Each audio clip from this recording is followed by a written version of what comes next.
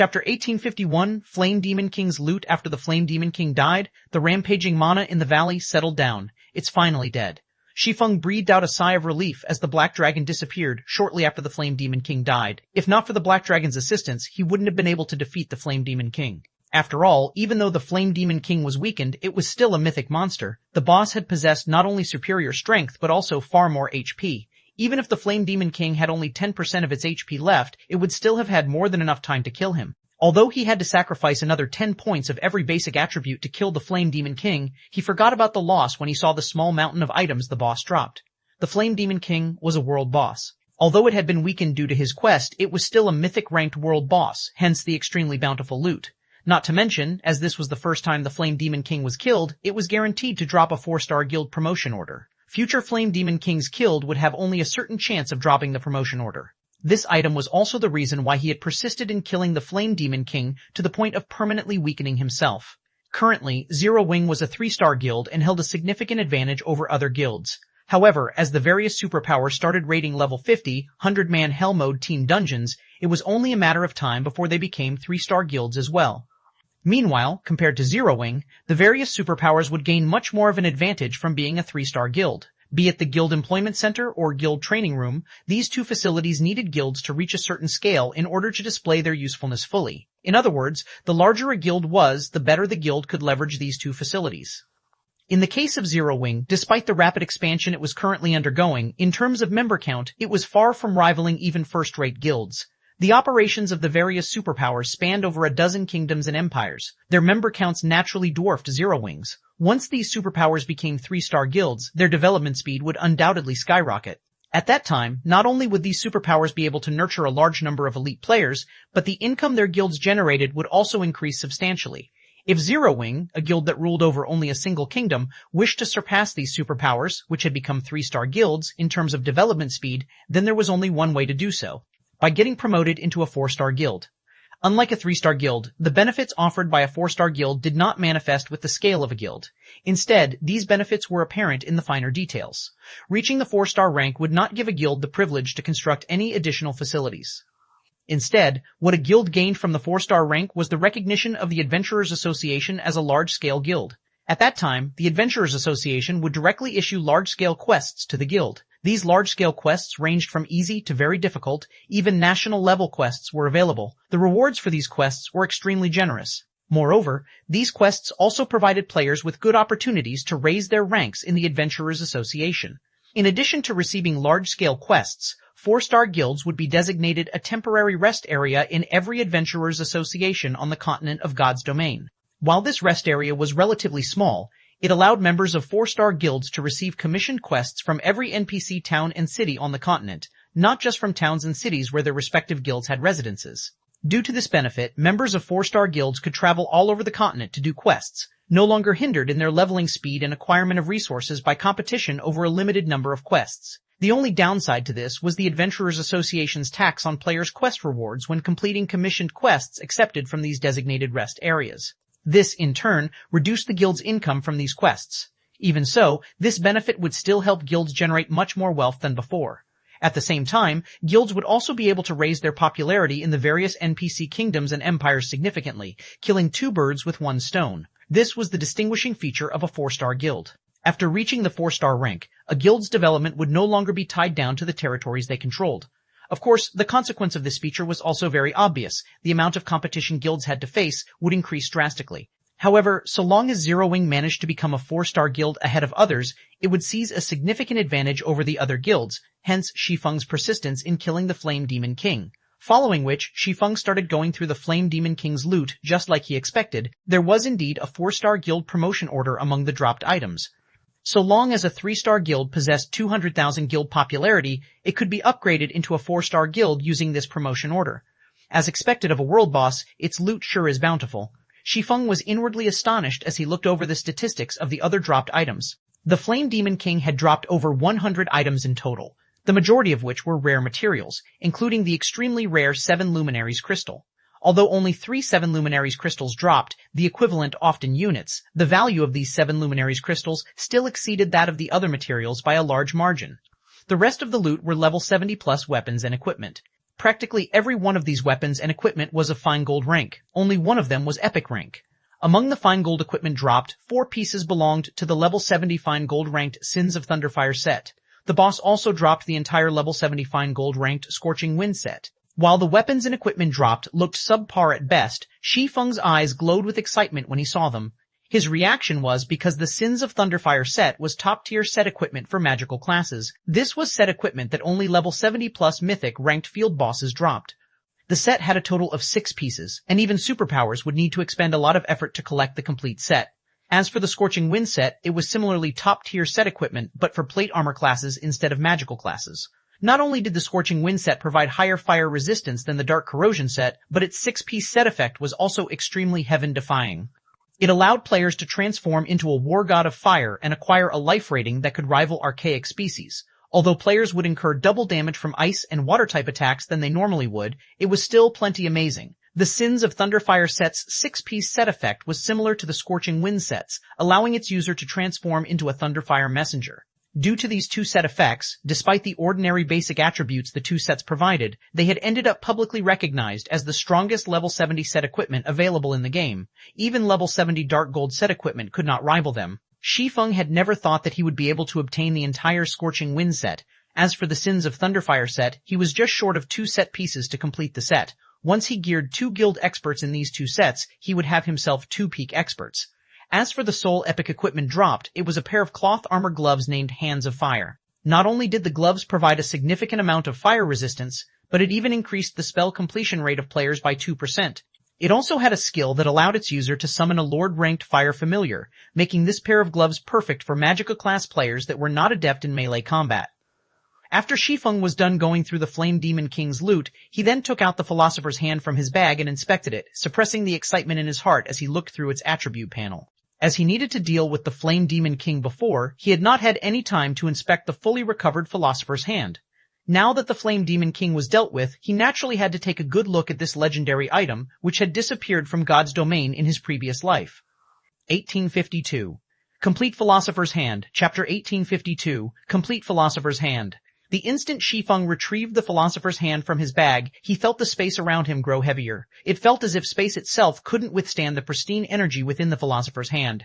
Now that Shi Feng had the chance to get a better feel for the Philosopher's Hand, he felt a powerful inspiration well within him. His mind felt sharp and focused like never before. It was as if the world had faded away, leaving him alone with his thoughts. So, this is the true Philosopher's Hand? Shi Feng could not help his excitement as he gazed at the crimson bead in his hand. Philosopher's Hand. Legendary rank item. A special gemstone crafted by the philosopher Erhardt, containing incredible power that is capable of manipulating the soul. Additional passive effect, the wielder of the Philosopher's Hand will have all of their subclasses temporarily raised by 1 rank. Additional active skill 1, Philosopher's Soul, offers players guidance for 10 hours when crafting items. Cooldown, 12 hours. Additional active skill 2, Soul Fantasy, allows players to enter an imaginary world for 8 hours. During this time, players may use the materials that they know of to produce items without limit. Cooldown, 15 hours. Although the Philosopher's Hand only possessed 3 skills, these skills were heaven-defying. Based on Shi Feng's knowledge, only the epic-ranked Icarus's Heart could temporarily raise a lifestyle player to master rank. In Shi Feng's opinion, Icarus's Heart's ability to do so was already heaven-defying, but compared to the Philosopher's Hand, Icarus's Heart was a cheap knockoff. However, compared to the Philosopher's Hand, Icarus's Heart couldn't even be considered a cheap knockoff. The fact that the Philosopher's Hand could unconditionally raise a player's subclass by 1 rank meant that it could transform a basic master into an intermediate master, or an intermediate master into an advanced master. The Philosopher's Soul also offered the system's guidance, which would be a great help to players when they produced items. Originally, the skill had been limited to a 1-hour duration. Unfortunately, it was almost impossible to accomplish anything useful in that time. Crafting items was a time-consuming process after all, especially complex items. How many items could players possibly make within 1 hour? Now that the skill's duration had increased to 10 hours, players could attempt to craft far more complex items with the system's guidance.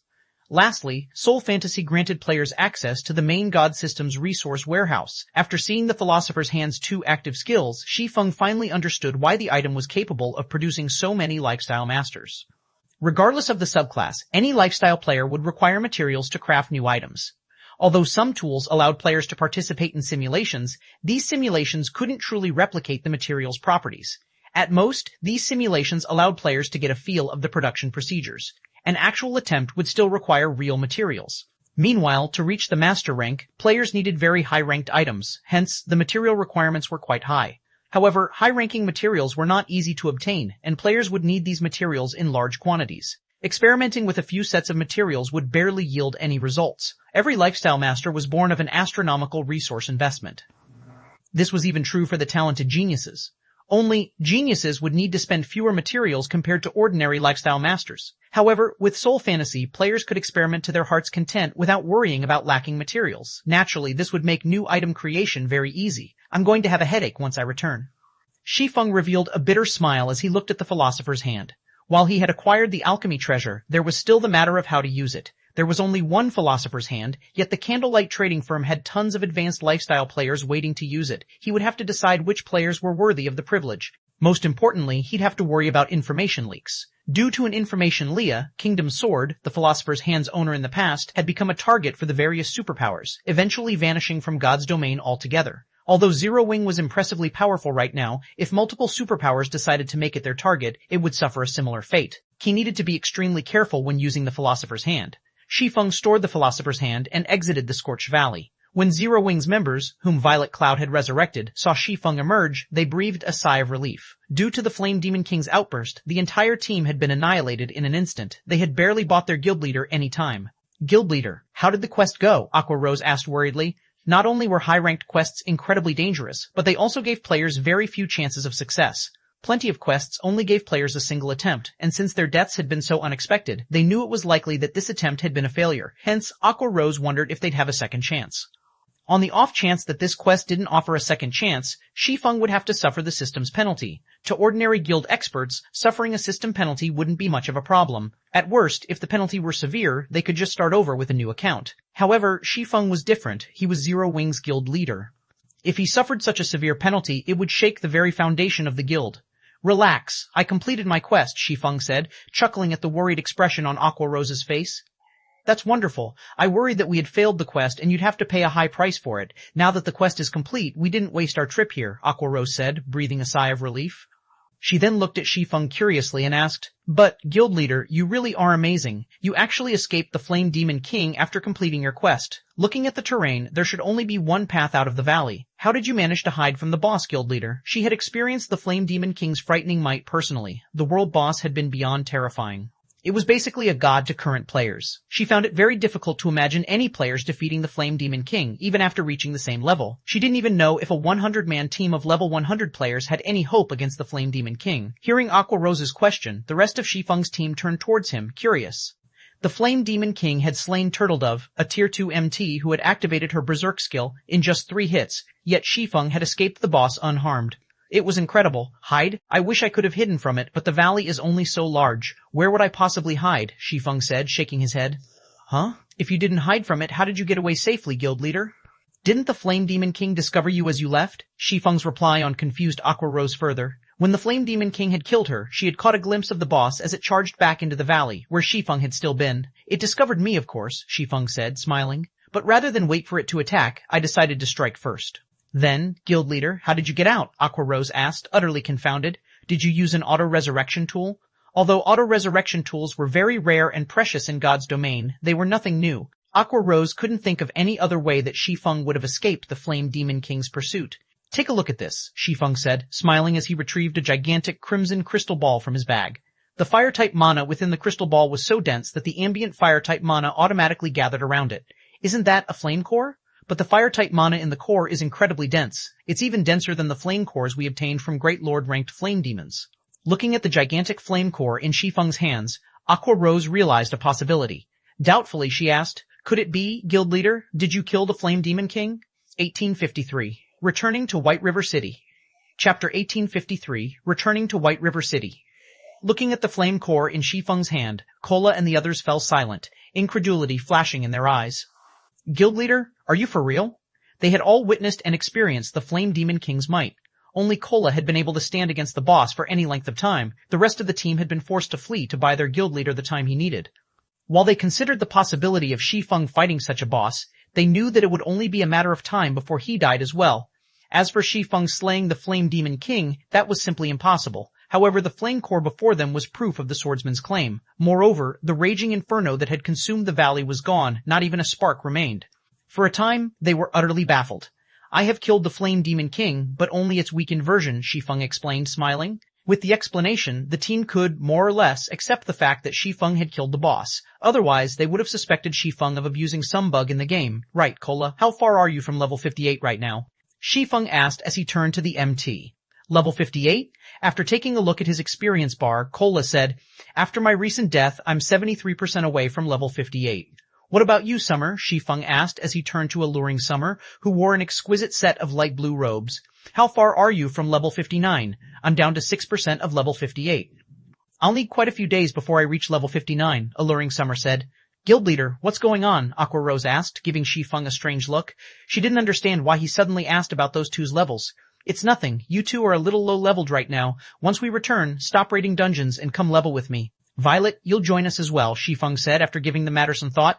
Now that he had the Scorching Wind set and Sins of Thunderfire set, it would be a waste to let them collect dust. Although the level 70 equipment requirement was quite high, it wasn't a problem without its solutions.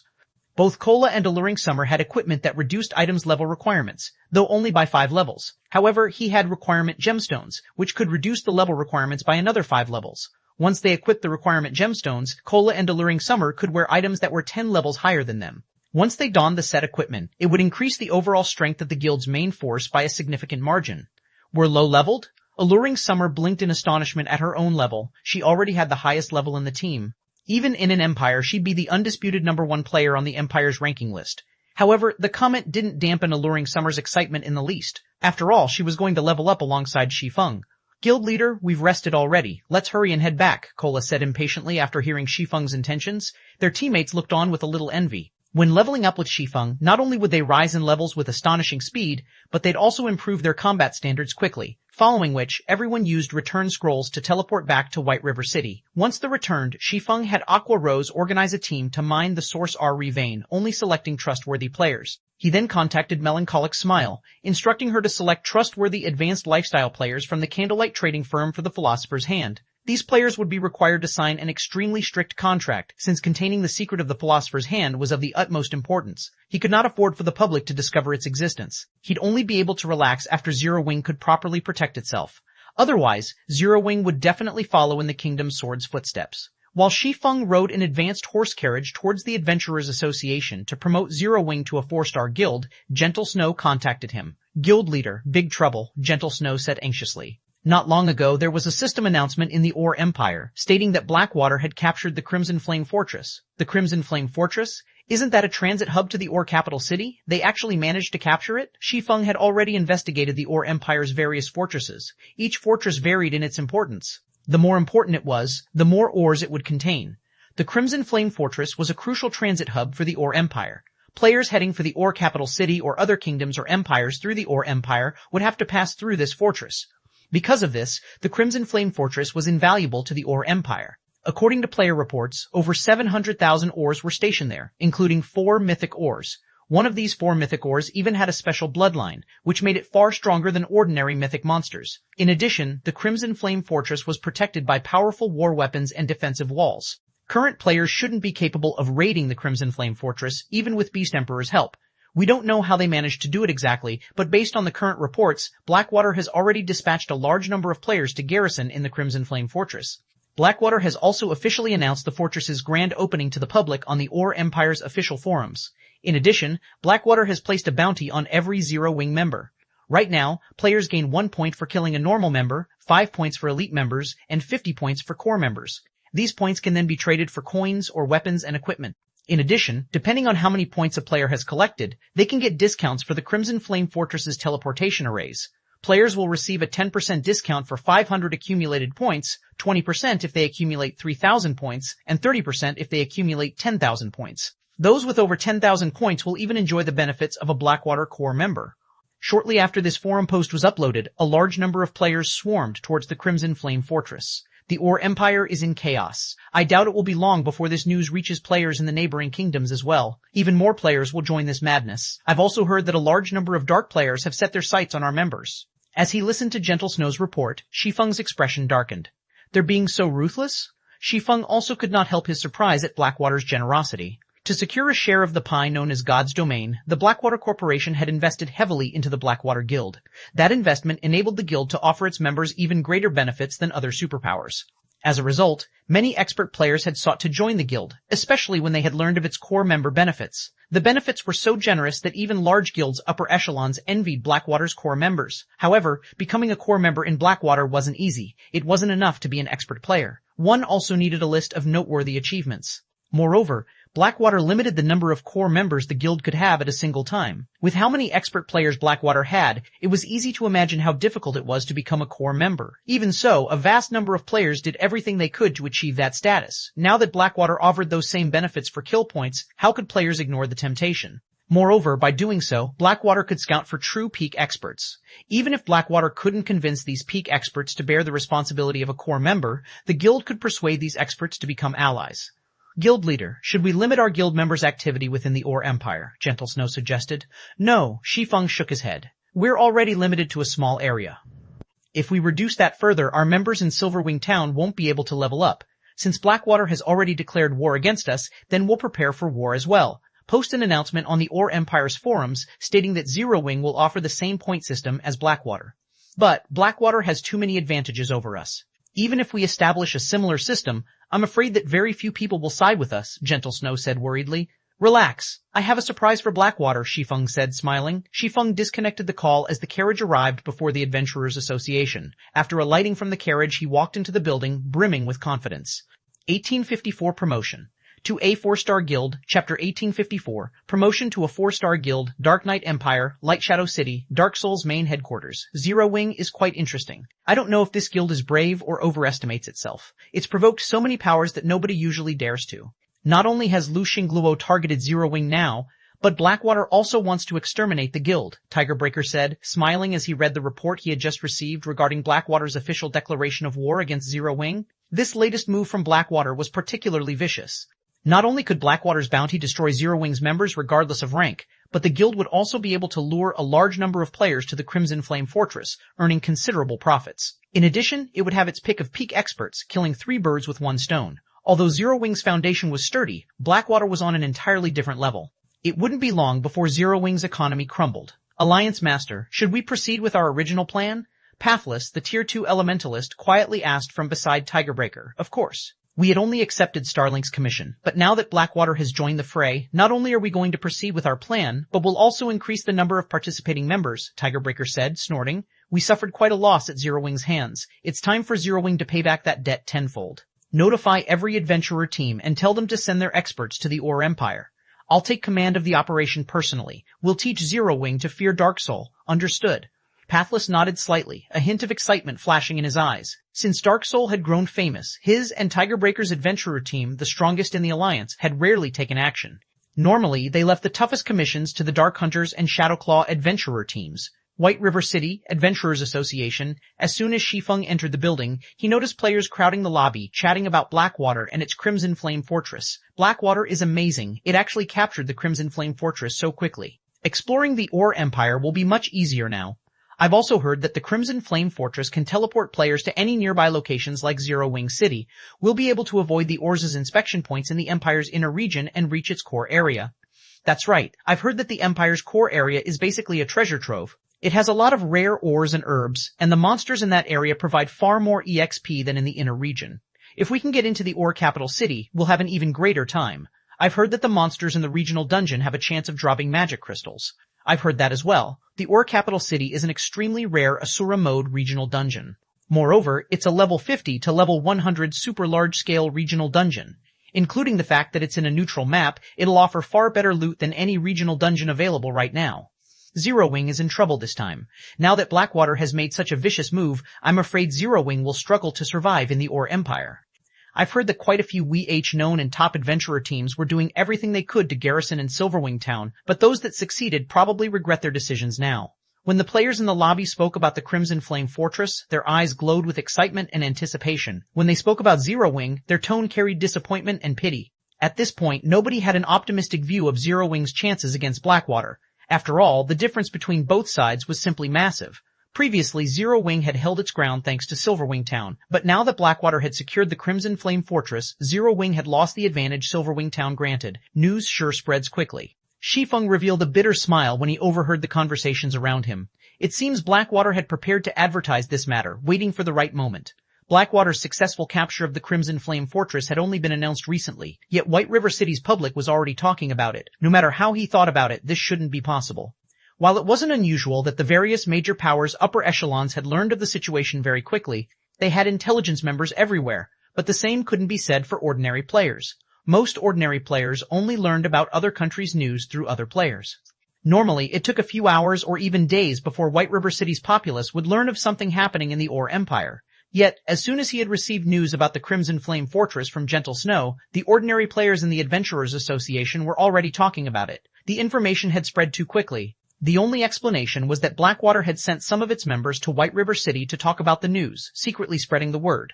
However, Shi Feng did not particularly mind as he headed toward the association's second-floor hall. As Shi Feng arrived before the VIP counter on the second-floor hall, he received a call. The caller was none other than Phoenix Rain. Guild Leader Black Flame, I've just heard about Blackwater's declaration of war on Zero Wing. As an ally, how can I be of help? Phoenix Rain asked. Zero Wing's development had progressed well lately. Moreover, Zero Wing's naval force continued to grow stronger, assisting her on Thunder Island. This help gave her more leeway. Now that Zero Wing was in such a predicament, she had to pay back the debt she owed. Since Phoenix Pavilion Master has offered, I won't shy away. I've been informed that Blackwater has been quite close with Nine Dragons Emperor recently. I'm guessing that Nine Dragons Emperor helped the guild capture the Crimson Flame Fortress. I hope that you can help me hinder Nine Dragons Emperor as much as possible, Shi Feng said, his gratitude obvious in his voice. That won't be a problem. I'll send some people to cause him some trouble. We'll make sure that Nine Dragons Emperor has no time to assist in the Ore Empire, Phoenix Rain said, nodding. However, Blackwater and Beast Emperor are still allies. Their combined forces should not be underestimated. I can have Blue Phoenix lead a team of experts to assist you. Although they wouldn't be enough to contend with Blackwater and Beast Emperor's forces, they can deter dark players from participating. That won't be necessary. Blue Phoenix is your capable and trusted aide. She must have a lot to do as well, Shi Feng said, chuckling. As for Blackwater, Beast Emperor, and the dark players, I have a plan to deal with them. They'll soon learn that Zero Wing shouldn't be trifled with. He knew that Phoenix Rain had her own issues right now. The struggle on Thunder Island was far more troublesome than the struggle in the Ore Empire. Every competitor on Thunder Island was a superpower with an extraordinary foundation, and a single misstep could eliminate one from the competition. If Phoenix Rain could prevent Nine Dragons Emperor from joining the fight in the Ore Empire, that would be enough. Alright, if you need extra funds, you can contact me for help at any time. Phoenix Rain was a little surprised that Shi Feng had rejected her goodwill, but it wouldn't be right to insist on sending him reinforcements. After discussing the Dark Corrosion set, Phoenix Rain disconnected the call. Big Sis Rain, how did things go with Zero Wing? Should I lead some of my men over? Blue Phoenix asked curiously. Not at the moment. It seems that Zero Wing has already prepared for this. However, since Blackwater has decided to go all out, I doubt those preparations will last very long. It's best if you are ready to head out at a moment's notice, Phoenix Rain said. I understand. Blue Phoenix nodded. She felt as if Zero Wing was being too stubborn this time. Blackwater had occupied the Iron Empire, and its development speed was ridiculously fast. Even the Great Pavilion Master was awed by Blackwater's success. Blackwater even had more experts than the Dragon Phoenix Pavilion right now. The guild only lacked Domain Realm experts. However, while Blackwater didn't have Domain Realm experts, it had countermeasures for such monstrous players. Otherwise, it wouldn't have been able to remove the super first-rate guilds that had occupied the Empire. Meanwhile, inside a VIP room of White River City's Adventurers Association, Lord Protector, how may I be of service today? An NPC senior administrator asked Shi Feng respectfully. I wish to promote Zero Wing to a 4-star guild. Here is the promotion order, Shi Feng said. He then retrieved the 4-star guild promotion order and placed it on the table for the senior administrator to inspect.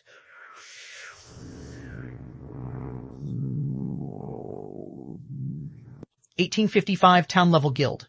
Chapter 1855 Town Level Guild Promotion to a 4-star Guild? That won't be a problem," the NPC senior administrator said as he turned his eyes towards the purple golden token on the table. Once he saw the token, however, a look of surprise flashed across his face as he asked, Lord Protector, do you really intend to use this advanced 4-star guild promotion order? Is something wrong with it? Shi Feng asked. Although he had noticed that the 4-star guild promotion order he had acquired was a different color than those he had seen in his previous life, it was a 4-star guild promotion order. He hadn't paid it much attention, assuming that the promotion order was slightly different since it had dropped from a world boss. Lord Protector, advanced 4-star guild promotion orders were produced when the Adventurers Association had first established. There are only 22 of these advanced promotion orders in existence scattered across God's Domain's continent.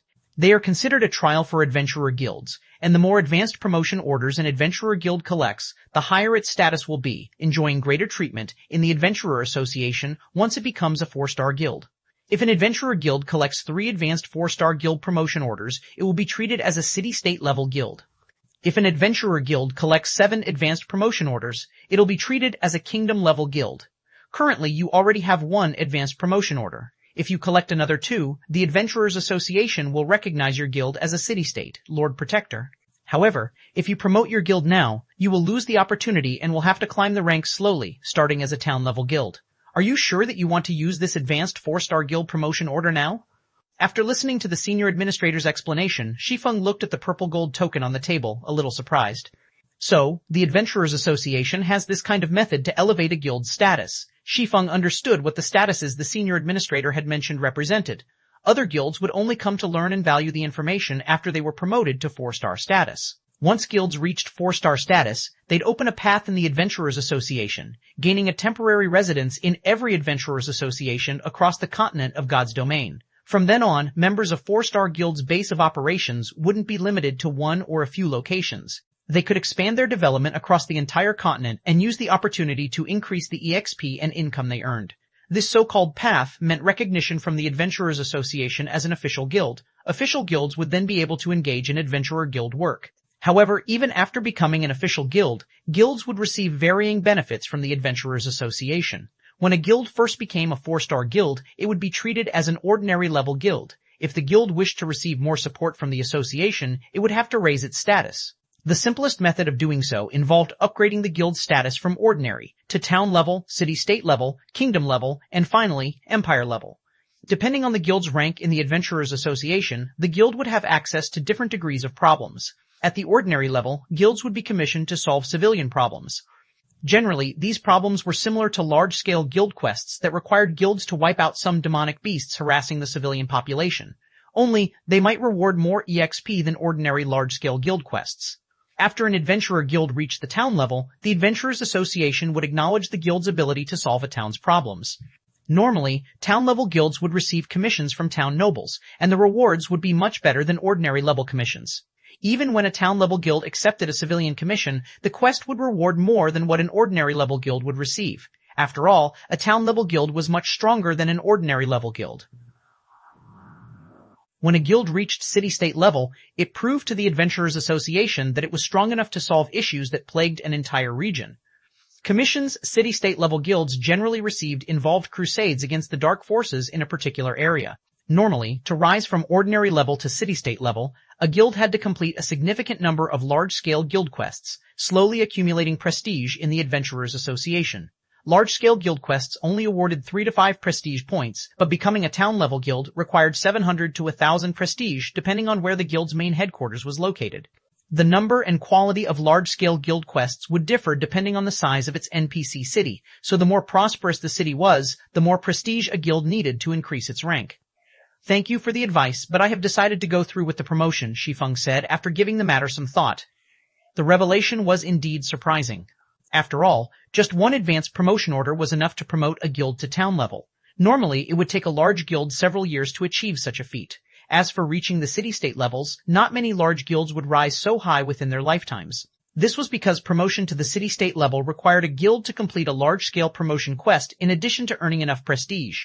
This promotion quest was despairingly difficult. In the past, only a small number of second-rate guilds had completed the quest, yet a guild only needed 3 advanced promotion orders to become a city-state level guild. As for kingdom level, only a small number of first-rate guilds had reached that rank in the past. However, Shi Feng didn't have the time to search for more advanced 4-star guild promotion orders. Most importantly, he didn't have a clear idea of where to obtain them. Even if he knew that world bosses dropped them, he wasn't strong enough to hunt those bosses yet. He had only slain the Flame Demon King thanks to his quest. If he tried to raid a mythic-ranked world boss, he'd only be asking for a beating. Since Lord Protector has decided, the processing fees and guild residence reconstruction fees come to a total of 60,000 gold. However, due to your status, we can offer you a discount of 10,000 gold, dropping your total to 50,000 gold, the senior administrator said after making some calculations. 50,000? Doesn't a normal promotion to 4-star status only cost 12,000 gold? Shi Feng had already begun to retrieve the money from his bag, but after hearing the total cost, he froze with shock. As you are using the advanced 4-star guild promotion order, the promotion will require more work than usual. We also have to notify the various cities' nobles and announce the officialization of the Zero Wing Guild. Hence, the procedural fees are slightly higher, the senior administrator said. How fraudulent. The senior administrator's statement rendered Shi Feng speechless. However, when he thought about how Zero Wing would instantly become a town-level guild, he considered the cost relatively low. This was basically spending money to save time, following which he obediently took out 50,000 gold and handed it to the NPC. While he had seen to his quest, Phoenix Rain and Unyielding Heart had paid off the materials they had purchased, earning him another 120,000 gold. Otherwise, he wouldn't have been able to afford the promotion fees. Once the NPC confirmed Shi Feng's payment, a series of system notifications reached Shi Feng's ears. 1856. Shock. Chapter 1856. Shock Star Moon Kingdom Region System Announcement. Congratulations to Zero Wing for becoming Star Moon Kingdom's first 4-star guild. Rewarding 1 set of intermediate guild defensive magic arrays, 3,000 gold in guild funds, and 50,000 guild popularity. Guild emblem upgraded to Mysterious Iron rank. Star Moon Kingdom Region System Announcement. Congratulations to Zero Wing for becoming the first guild to own a 4-star guild residence. Rewarding 100 Adventurers Association prestige and 20,000 guild popularity. Guild battle flag upgraded to Bronze rank. Upon hearing the system announcements, Star Moon Kingdom's players couldn't help but gasp. I'm not hearing things, am I? Zero Wing actually became a 4-star guild? Zero Wing is amazing. I haven't even heard of a 3-star super guild, yet Zero Wing has already been promoted to a 4-star guild. Zero Wing's members are so lucky. I've heard that joining a 3-star guild will help new players quickly become elites. The Bronze Guild emblem even increases the buffs when you're in a party with other guild members. A 3-star guild receives more high-ranked quests than a 2-star guild too.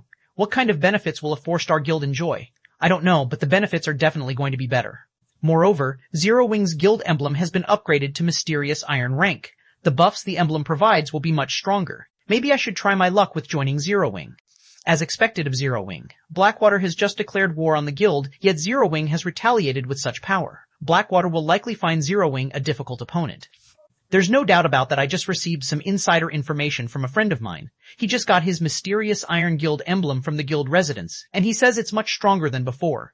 The Bronze emblem only provides 3% more HP and 1% more attack power, but the Mysterious Iron version provides up to 2% to all basic attributes, attack power, defense, and EXP gain.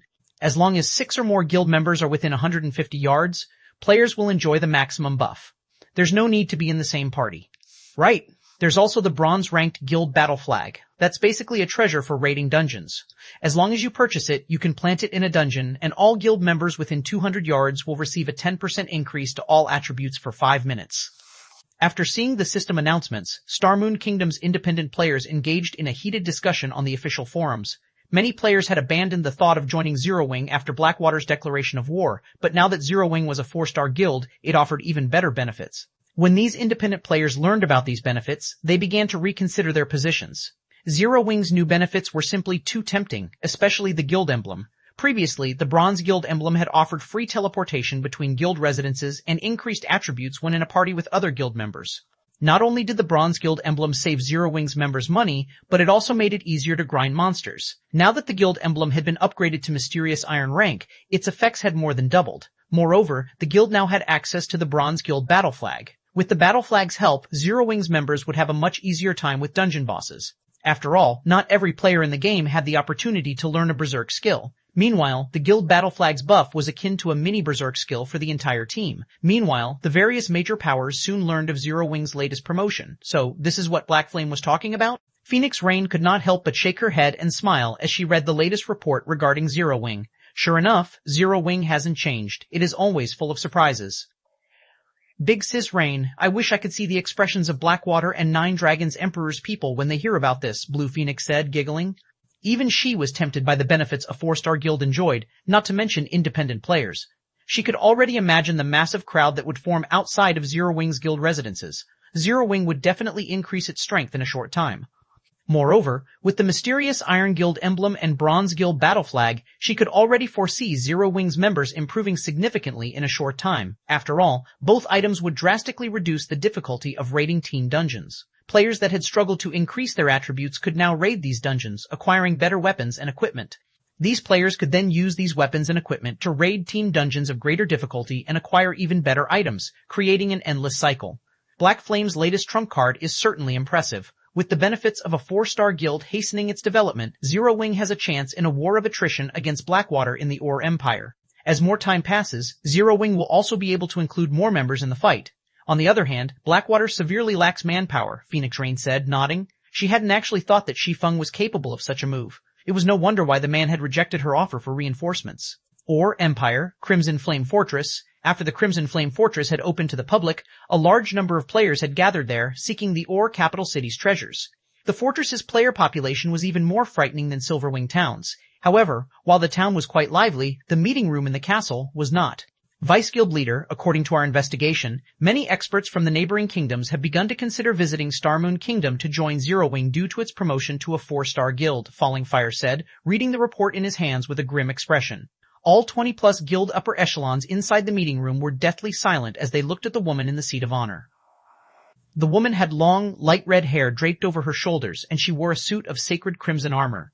The woman looked to be around 25 or 26 and radiated a majestic charm. However, when everyone present looked at this charming beauty, fear and cowardice overwhelmed them, clear on their faces. Even Falling Fire, who was responsible for Blackwater's forces in the Ore Empire, only engaged this woman with trepidation. Their reaction was not because she was a level 57 Tier 2 shield warrior, rather it was due to her identity as one of Blackwater's Vice Guild leaders and her title as the Iron Valkyrie, granted by the Secret Pavilion. Xuanwu Qixia. Despite her age, Xuanwu Qixia had become a master-level expert in the Blackwater Corporation's dojo. She was also one of the corporation's heirs. After joining God's Domain, she had displayed monstrous talent. First, she had defeated over 50 experts on the God's Domain experts list.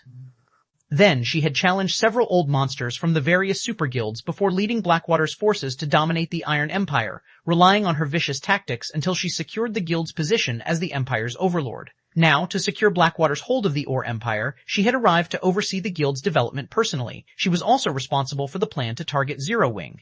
Good. Then, can anyone here tell me why we only learned about Zero Wing's promotion after the fact? Xuanwu Qixia asked softly as she swept her gaze over the people before her.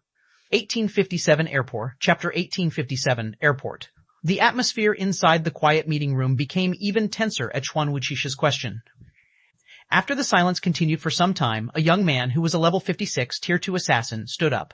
Vice Guild leader, my subordinates did not do their job properly and failed to notice Zero Wing's actions in time. Afterward, I'll have them transferred. No, I'll send them packing right away, the assassin youth said nervously. Blackwater has no need for incompetent people. When everyone present heard the intelligence team leader's decision, they did not express any opinions about it, neither did they feel surprised by it. After all, the Vice Guild leader before them was extremely vicious in her actions. Moreover, her viciousness wasn't limited to her enemies but extended to her allies as well. Xuanwu Qixia did not tolerate mistakes from her subordinates.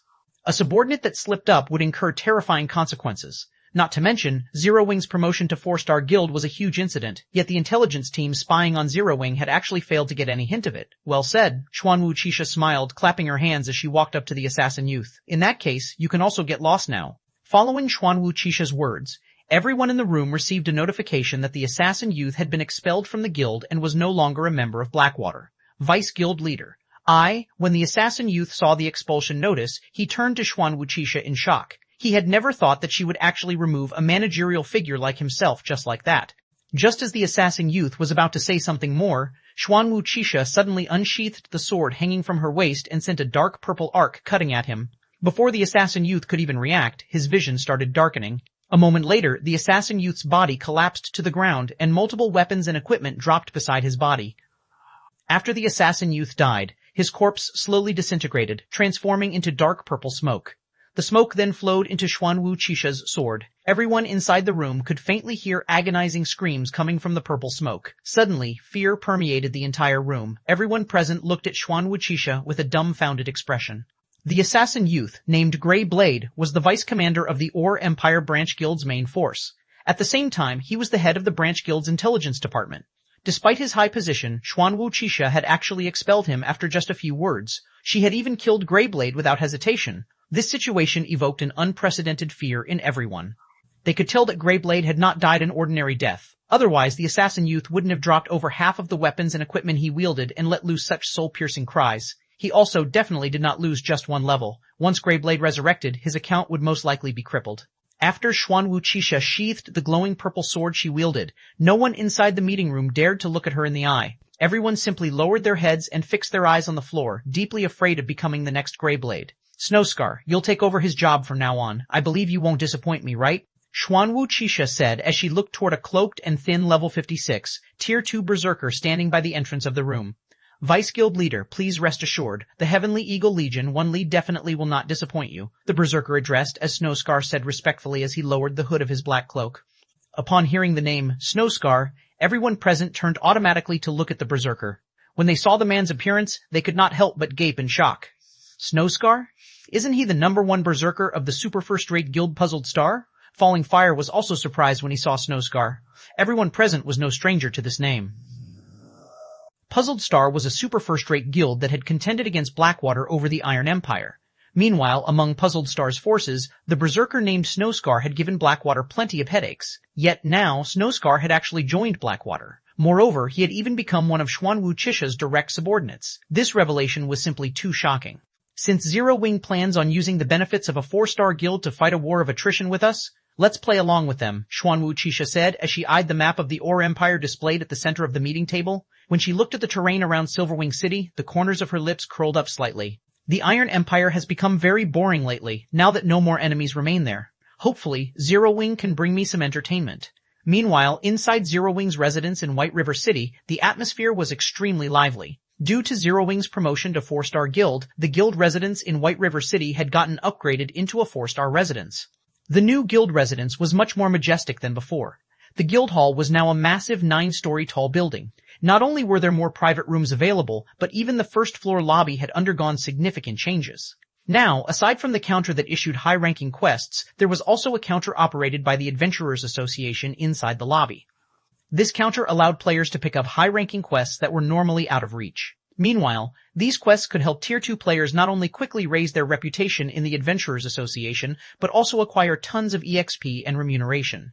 Guild Leader, thus far, the number of applicants for the guild test has increased by 50%. Many of our guild's experts have also started forming teams with elite members to raid level 50 team dungeons.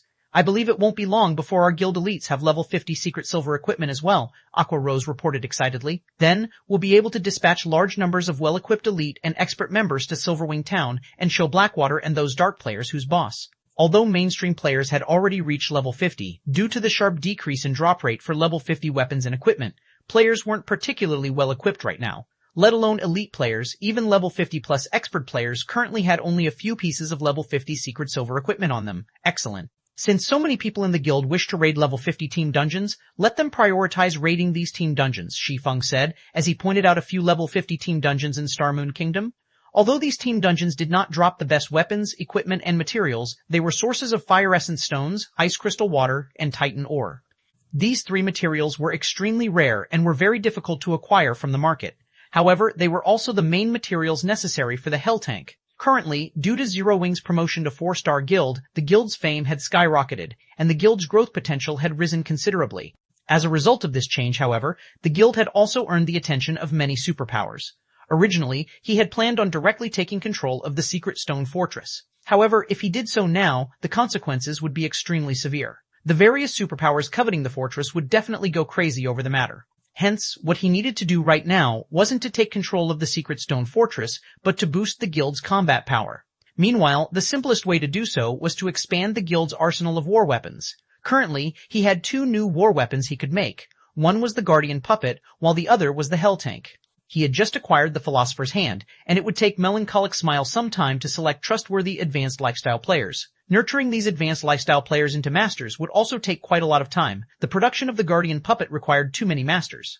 It simply wasn't feasible to nurture the necessary masters within the amount of time remaining to take control of the Secret Stone Fortress. Hence, the only option he had left was the Hell Tank. With sufficient Hell Tanks, although these wouldn't allow Zero Wing's members to roam the Ore Empire uncontested, defending the Secret Stone Fortress should not be a problem. I understand. I'll have our guild members focus on raiding these dungeons, Aqua Rose said, nodding. She then started making the necessary arrangements. Meanwhile, after Shi Feng was done assigning tasks, he went to White River City's teleportation hall and teleported to Star Moon City, then headed to the capital's City Hall. Lord Protector, how may I be of service to you today? An NPC senior administrator greeted Shi Feng as soon as he entered the building.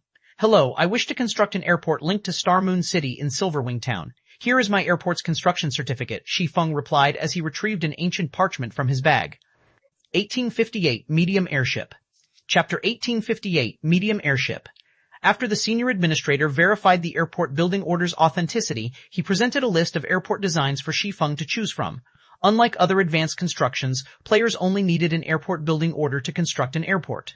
The airport's size would depend on the player's budget. Players had 3 sizes to choose from: small, medium, and large. The larger an airport was, the more airship docks it would have. Moreover, the system would allocate higher quality airships. How expensive? As Shi Feng examined the various airports' prices, he felt like a poor bastard.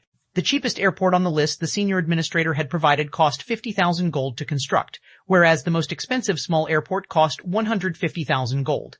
Needless to say, the medium and large airports cost even more. Although he had known the minimum price for constructing a small airport, he hadn't expected such a large price disparity between the cheapest and most expensive small airports available.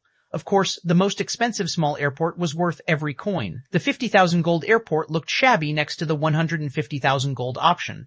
The 50,000 gold airport only had 4 small docks, which were only available to ordinary small airships. The 150,000 gold option had 6 small docks, and all 6 housed small bronze airships. Not only were small bronze airships 30% faster than ordinary small airships, but their load capacity was also 50% higher. The profits a small bronze airship could generate was more than double that of an ordinary small airship. However, after deducting the promotion fees he had paid earlier, he only had a little over 90,000 gold on hand. It was obviously not possible to construct the best small airport available right now. Moreover, if he wished to become the Secret Stone Fortress's advanced manager, he needed to fork over another 60,000 gold. He still had 2 days left before he had to pay the 60,000 gold for the Secret Stone Fortress. Although he could earn a lot of money through the guild's territories and selling the rare materials from the Ice Crystal world, he should have barely enough money for the cheapest airport and the required fees for the Secret Stone Fortress with the total profits. It seems I have no choice but to go with the cheapest option for now and rebuild a better one once I have the money to do so. Shi Feng could not help his sigh as he read the list. As long as players qualified to build an airport in a town, they could build whatever kind of airport they wished. However, once an airport had been constructed, it couldn't be upgraded. If players weren't satisfied with their small airport and wanted to construct a medium airport, they'd have to remove the current construction and build the desired airport from scratch. In other words, players would have to pay the full price for a medium airport rather than the price difference. This was why even super guilds didn't dare to expand their airports casually. Lord Protector, as you are the first heaven-blessed individual in Starmoon Kingdom to construct an airport, we have 2 additional small airport models and 1 medium airport model we can offer. May I know if you are interested in seeing them? The senior administrator asked, smiling at Shi Feng, who was deep in thought. Let me take a look. Shi Feng's eyes glowed with interest when he heard the NPC's offer. This additional recommendation was the equivalent of a bonus reward. Naturally, he wouldn't ignore the potential opportunity. The senior administrator then retrieved a second list, handing it to Shi Feng. Although the list only had 1 page, listing only 3 airport variations, descriptions covered the page. Only a fraction of the descriptions included simple introductions, while rules and regulations took up the majority of the page. Model 024, small airport price, 150,000 gold, has 5 small docks, each equipped with a small bronze airship. Has 1 medium dock, equipped with a medium bronze airship. Installment plan, down payment of 60,000 gold, and pay an additional 200,000 gold within 1 month. If payment is not completed within that time, the airport will be repossessed. Model 039, small airport price, 180,000 gold, has 6 small docks, each equipped with a small bronze airship. Has 1 medium dock, equipped with a medium bronze airship. Installment plan, down payment of 80,000 gold and pay an additional 240,000 gold within 1 month. If payment is not completed within that time, the airport will be repossessed. Shi Feng couldn't ignore the temptation of these 2 models. Not only could he pay in installments, but the small airports even had a medium dock and a medium bronze airship. Normally, this benefit was only included with medium airports. A medium airship wasn't just larger than a small airship. It also allowed NPC merchants to transport large and special cargo that small airships couldn't handle. As for the medium airport the NPC recommended, Shi Feng had instinctively ignored it. 500,000 gold was more than enough of a reason to pass the option by. Lord Protector, are you satisfied with the airports listed? The senior administrator asked.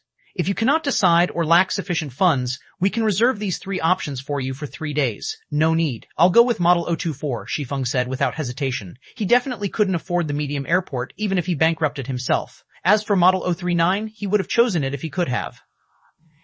After all, it only cost an additional 30,000 gold, or a total of 60,000 if he chose the installment plan, for an additional small dock and small bronze airship. However, if he paid the 80,000 down payment, he would have a very difficult time collecting the 60,000 gold required to claim the Secret Stone Fortress. Hence, he had chosen Model 024. Although playing the remaining 200,000 gold within 1 month would be a little troublesome, with Zero Wing's current development rate, it wasn't entirely impossible. Moreover, with an additional medium dock and medium bronze airship, his airport would likely generate enough income to cover a significant portion of his debt. Furthermore, the airport's construction would increase the income from Silverwing Town's other facilities. Lord Protector, the Model 024 you have chosen, comes to 150,000 gold. Would you like to issue a one-time payment or pay in installments? The senior administrator asked respectfully. I'll pay in installments, Shi Feng said. He then retrieved 60,000 gold from his bag, leaving him with just a little over 30,000 gold. All right. Once the senior administrator confirmed the payment, he explained, I have received the 60,000 gold. I will soon send people to Silverwing Town to start the construction. The airport will take 2 natural days to complete. If you wish it, you can reduce the construction time to 1 natural day by paying an additional 6,000 gold. Just build it normally, Shi Feng replied. Building an airport required a lot of time, which he knew. That was also why he had chosen to construct the airport now. If he completed the airport a day before schedule, it would do more harm than good.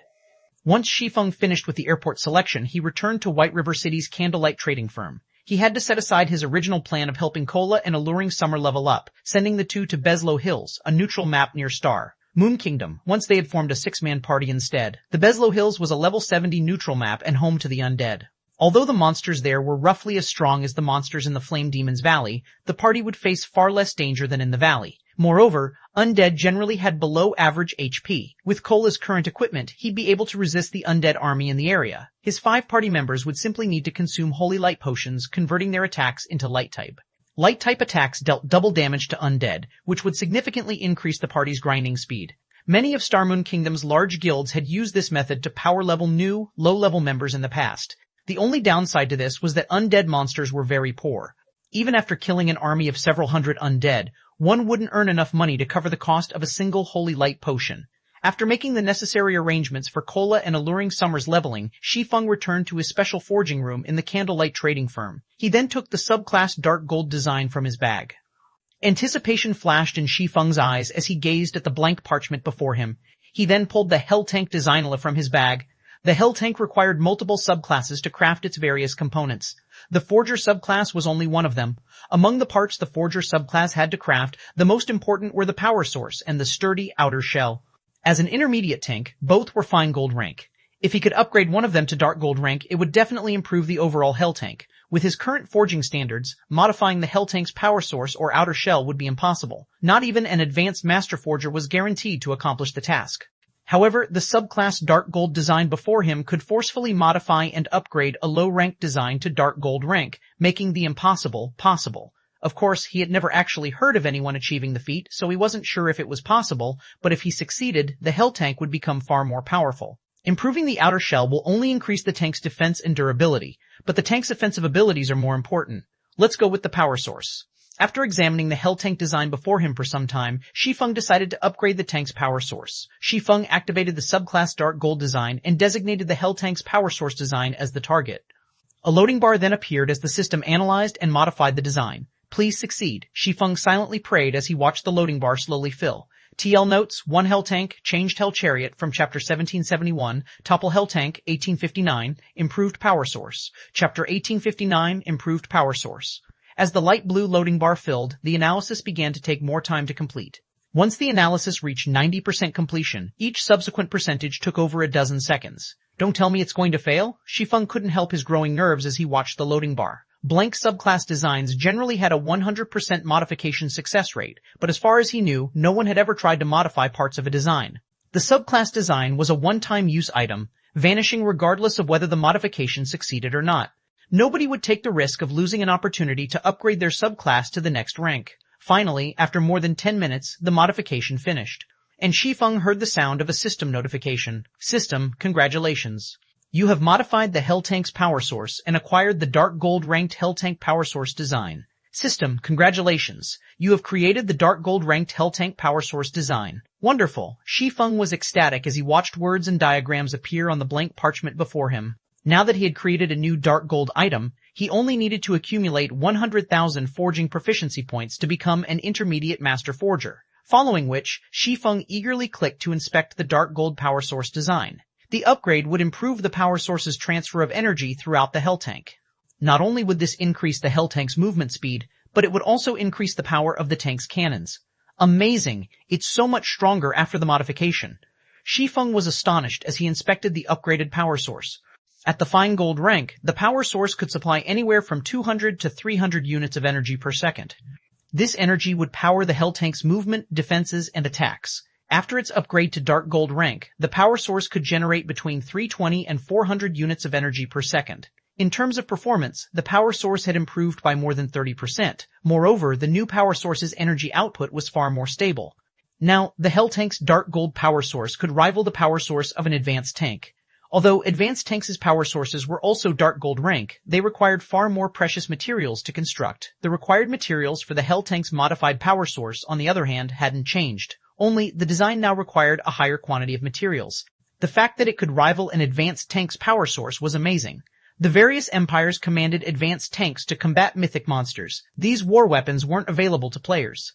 Guild leader, I've already collected all the materials you've requested in Blackwing City. Abyss and the others have also returned from Ocean Viewing Town. Melancholic Smile reported joyfully as she entered Shi Feng's forging room. Should I bring them to you? Send them here, Shi Feng said, nodding. Now that he had completed the modifications, he could start the Hell Tank's production. With Titan City and Burning Abyss's tutelage, the Candlelight Trading Firm had gained 2 more master engineers, bringing the total to 3, the minimum required to craft the Hell Tank. Although Shi Feng wasn't an intermediate master forger yet, with the Philosopher's Hand, he could perform like one. In addition, he had a much higher success rate when forging the power source than ordinary intermediate master forgers since he had created the upgraded power source. A short moment later, Burning Abyss and the 2 other master engineers stepped into Shi Feng's special forging room. Despite these 3 players' status as master engineers, they still looked at Shi Feng with nervous and excited energy.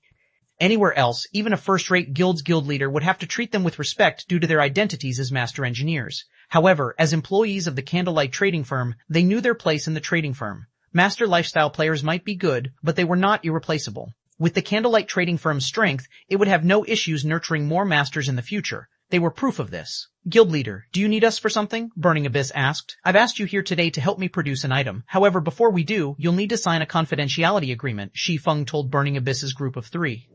If any of you don't wish to do so, I won't force you. I'll just find someone else to replace you later. If there are no problems, the contracts are on the table. Burning Abyss and his companions revealed confused expressions. Before they had become master engineers, they had signed Candlelight's core member contract, which was already quite strict. Logically, there should be no need to sign an additional confidentiality agreement. Although these 3 were curious, they didn't hesitate to sign the new contract Shi Feng had presented. Good, since you signed the contract, take a look at this, Shi Feng said as he revealed the Hell Chariot design to the 3 master engineers. If you don't have any issues with it, you may begin production right away. When the 3 master engineers saw the design, they were dazed. Amazing, this is an intermediate tank. Burning Abyss's eyes glowed with excitement as Head read the Hell Tank's introduction. The other 2 master engineers couldn't tear themselves away from the design after seeing it, and they wanted nothing more than to test their skills on the Hell Tank's production. Although they had learned a lot while producing speedboats, the knowledge they had gained was a drop in the ocean compared to what they would learn as they crafted this intermediate tank. If they grasped the Hell Tank's production method, it could even help promote them to intermediate masters. Guild leader, we don't have any problems with the engineering aspects of this design, but some of its components will require an intermediate master forger, Burning Abyss said awkwardly. Don't worry about that. I'll send the components to you soon, Shi Feng said. Shi Feng's decisive, confident reply stunned the 3 engineers. Has the guild leader already been promoted to intermediate master forger? This thought popped into the master engineers' minds. They couldn't think of any other explanation for how Shi Feng would acquire the required components. An intermediate master. They had only become basic masters after a long struggle, and even now, they had no idea how to become intermediate masters. They didn't even know if they could reach the intermediate master rank, yet Shi Feng had just hinted that he had already become one. Alright, you guys should get to work on the basic components. I'll have the forging components sent over soon. Naturally, Shi Feng knew what these 3 were thinking, but he didn't bother to refute their assumptions. Although he wasn't an official intermediate master, he wasn't far from becoming one. After all, he only lacked sufficient proficiency points. He could easily deal with that by investing time into forging items. Following which, Burning Abyss and the others went to another special workshop and started to craft the necessary basic components. As for Shi Feng, he activated the Philosopher's Hands, Philosopher's Soul. He then began to refine the Titan ore and the various other materials Melancholic Smile had delivered. After 8 straight hours of work, Shi Feng had finally crafted all of the Hell Tank's forged components. Although he had failed multiple times and wasted a lot of materials, the losses were within his expectations. Burning Abyss and his engineers had long since completed their part, and once they received the forged components, the trio carefully began to piece it all together. As Shi Feng watched the 3 master engineers combine the individual components and transform them into a full-fledged tank, he could not help his growing excitement. The Hell Tank was crimson and 4 times the size of a tank in the real world. The Hell Tank took up nearly half of the special forming room like some gigantic slumbering beast. Guild leader, it's a success. We combined all of the components successfully. Burning Abyss shouted in elation as he inserted the final piece and received a notification from the system. 1860 New Hell Tank. Chapter 860 New Hell Tank. Burning Abyss's joyful voice echoed inside the spacious and messy special workshop. When the other 2 master engineers saw the cold, pitch-black Hell Tank before them, they too could not help but become excited. As the makers of the Hell Tank, they knew very clearly just how amazing it was. The Hell Tank's armor was made from Titan ore, an incomparably tough material that was basically indestructible to current players. If players couldn't damage the Hell Tank's armor, then they wouldn't be able to reduce its durability either. With the frightening mana output of the Hell Tank's power source, the tank would be capable of rolling over any Tier 3 monsters in its path. As for Tier 2 players, they were no different from powerless children before the Hell Tank. The destructive power of the Hell Tank's body itself was already plenty troublesome to players, what more the firepower the Hell Tank possessed. When they thought about fielding the Hell Tank in combat in the future, they could easily imagine the Hell Tank's destructive power instilling fear into their enemies. They really wished they could put the Hell Tank to use right away. Excellent. Shi Feng also could not help a little excitement as he looked at the completed Hell Tank. Burning Abyss and the other 2 only understood that the Hell Tank was a very powerful weapon. However, they failed to appreciate what an intermediate tank represented, never having witnessed how frightening an existence an intermediate tank was when used against players out in the fields. Even a 100-man Tier 2 expert team would be helpless against a fully armed intermediate tank. There would only be one outcome: death. The powerful armor of an intermediate tank was not something that Tier 2 skills and spells could destroy. Only Tier 3 attacks stood a chance of damaging an intermediate tank slightly. Hence, for Tier 2 players, going up against an intermediate tank would be akin to raiding an invincible monster. However, the immunity to Tier 2 attacks and below still wasn't the most amazing aspect of an intermediate tank. The crucial detail about an intermediate tank was its speed and power. If one had an intermediate tank, one could basically move unhindered, so long as one did not come across Tier 3 or above players and monsters, or players that wielded war weapons. After verifying that the production was a success, Shi Feng arrived before the Hell Tank and stored it inside his epic-ranked spatial bag. This scene stupefied Burning Abyss and his fellow master engineers. The Hell Tank wasn't an item that could be stored whole in a player's bag space. If players wished to store it there, they would have to disassemble it first into smaller parts because not only did the Hell Tank occupy too many bag space slots, but its weight was also extraordinary. Normally, several players would be required to lug it around. Currently, even the most expensive 1,000-slot bag sold on the market could hold only 1/10 of the Hell Tank. If one wanted to store the entire Hell Tank in a single bag, said bag would need a capacity of 10,000 slots. However, this was still not the most crucial point. The deciding factor was the weight. Carrying a Hell Tank required at least 5 strength-focused Tier 2 players. Nevertheless, Shi Feng had actually stored the entire Hell Tank all by himself. What Burning Abyss and the other 2 did not know was that epic-ranked spatial bags existed in God's domain. Take Shi Feng's spatial bag, for example. Not only could it store 12,000 slots worth of items, but it also had a built-in warehouse that allowed the storage of non-bag space items. In addition, items stored inside the spatial bag wouldn't add to the load of players. Hence, Shi Feng was able to store the Hell Tank without problems. After collecting the Hell Tank, Shi Feng had to inspect its attributes. As the Hell Tank was a war weapon, its attribute panel could not be inspected while it was present in the outside world. At most, one would see only its name when inspecting it.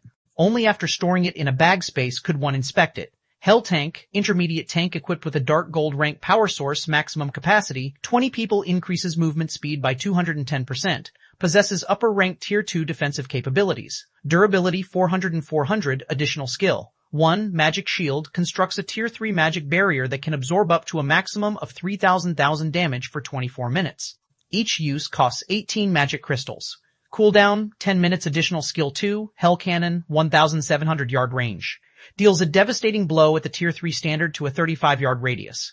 Each use costs 90 magic crystals. Cooldown, 14 seconds. Additional skill 3, Flame Spears, creates 14 flame spears. Each flame spear carries power at the peak of Tier 2 and has a 150-yard attack range. Cooldown 2.7 seconds. It's improved by so much? Shi Feng hid his astonishment as he looked at the attributes of the Hell Tank. The original Hell Tank was already top tier among intermediate tanks. However, upgrading its power source to Dark Gold rank had improved it significantly in every aspect. Not only did the higher mana output bring a 30% increase to its movement speed, but it also amplified the magic runes carved on the Hell Tank's armor, boosting the Hell Tank's defensive capabilities from Tier 2 to upper rank Tier 2. With this, even Tier 3 attacks would barely damage the Hell Tank. Aside from that, the upgraded power source had also strengthened the Hell Tank's firepower slightly and reduced its energy consumption somewhat overall. The Hell Tank's combat power had improved by at least 40%. Although it still wasn't comparable to an advanced tank, it also far superior to an ordinary intermediate tank. Guild leader, now that we've completed the first Hell Tank, may we start production on the second one? Burning Abyss asked carefully as he looked at the silent Shi Feng. He was already captivated with the Hell Tank at this point. The engineering techniques involved in the Hell Tank's production were superior to the production techniques for the ships he had made thus far. One could say that tanks were his current romance. Right now, all he wanted to do was mass-produce the Hell Tank and research the theories behind its production so that he could create his own tank in the future. However, the materials required to produce the Hell Tank were simply too staggering. Just the engineering materials needed were already extremely difficult to acquire, not to mention the forging materials. Without permission from the guild, the Hell Tank was not something he could produce as he wished, of course. Currently, what you all need to do is produce the Hell Tank's engineering components from the materials on hand. If you run out, you can ask Melancholic for some more. I'll also try to have the forging components delivered to you as soon as possible, Shi Feng replied, nodding. After seeing the Hell Tank's strength, he was even more certain of its necessity. Although Melancholic Smile had collected barely enough materials for 3 or 4 Hell Tanks, which would be hardly sufficient to accomplish anything major, he had already mobilized the entire guild's power to collect the necessary main materials. It wouldn't be long before they acquired more Titan ore. Upon hearing Shi Feng's command, the 3 master engineers grew even more excited. Without hesitation, they rushed back to their respective workstations and resumed producing the engineering components. As for Shi Feng, he returned to his special forging room and crafted the forging components. He wanted to fabricate as many Hell Tanks as possible before the airport's completion. Like so, 2 days passed by in the blink of an eye. During this time, Zero Wing's members were continuously raiding the dungeons Shi Feng specified and collected a large amount of Titan ore. Including the other rare materials Melancholic Smile sourced from other kingdoms and empires, which were integral to the Hell Tank's production, Shi Feng and the others had managed to build 5 more Hell Tanks. Now, a total of 6 Hell Tanks were sitting inside the Candlelight Trading Firm's underground warehouse. Looking at the 6 Hell Tanks, Shi Feng found them to be a spectacle to behold. Shi Feng's forging proficiency had also increased rapidly during this period. Including the proficiency points the system awarded him before, he had over 70,000 forging proficiency points accumulated. He now needed just a little over 20,000 points to officially reach the intermediate master rank. As Shi Feng was considering producing the components for the 7th Hell Tank, he suddenly received a system notification. System, the construction of Silverwing Town's airport is completed. Please check and ratify the construction work. 1861 Airport. Opening Chapter 1861. Airport opening time's up already. After reading the system notification, Shi Feng promptly stopped his work, contacted Cream Cocoa, and instructed her to take his place. He had worked constantly over the past 2 days to produce the Hell Tank. He had also used the Philosopher's Hand to help Cream Cocoa and Melancholic Smile forge the Hell Tank's components. After all, he was Zero Wing's guild leader. He didn't have a lot of spare time to commit to the Hell Tank. Now that the 2 women had become basic master forgers, the Philosopher's Hand could help them perform as intermediate master forgers as well. As the 2 women forged more components, their forging standards improved. Likewise, their production success rate increased. Although they weren't nearly as skilled as Shi Feng when crafting the Hell Tank's upgraded power source, their success range was tolerable. With this, Melancholic Smile and Cream Cocoa could work on the Hell Tank's forged components as long as they had materials even if he wasn't around. When Hell Tanks were used on a battlefield, they weren't very effective unless an army had a certain number of them. However, once they had a sufficient force, players wouldn't be able to compare to their destructive power. Hence, production of the Hell Tanks must continue without pause. Moreover, once she used and familiarized herself with the Philosopher's Hand, Melancholic Smile could use the alchemy treasure effectively to nurture Candlelight's advanced lifestyle players. With it, she could gauge which players would quickly reach master rank. This, in turn, would increase Candlelight's strength far more quickly. After passing his work off to Cream Cocoa, Shi Feng used a guild transfer scroll to teleport to Silverwing Town. Or Empire, Silverwing Town. As Shi Feng walked through the streets, he could see that the town's player population had significantly decreased. The previously crowded main street alone had lost over half of its players. A strange depression had descended on the town. It was nowhere near as lively as it had been. Sure enough, the Crimson Flame Fortress's allure to elite and expert players is quite strong. With a glance at the streets, Shi Feng noticed that the majority of these players were ordinary players. Very few were elites or experts. The Crimson Flame Fortress definitely couldn't compete with Silverwing Town in terms of facilities, but it could teleport players to various locations near the Ore capital city while evading the Ore army's strict patrol. It was a fatal attraction for elite and expert players since this allowed them to reach the Asura Mode regional dungeon with far more ease. In contrast, although Silverwing Town was very close to the primordial divine ruin, a limited number of players were allowed to enter the ruin at any one time. Meanwhile, the various large guilds and superpowers monopolized the entry slots. Independent players had no chance of entering the ruin. It was natural that these players wanted to head towards the Ore capital city in search of treasure and EXP. After all, every player wanted to grow stronger and get rich overnight.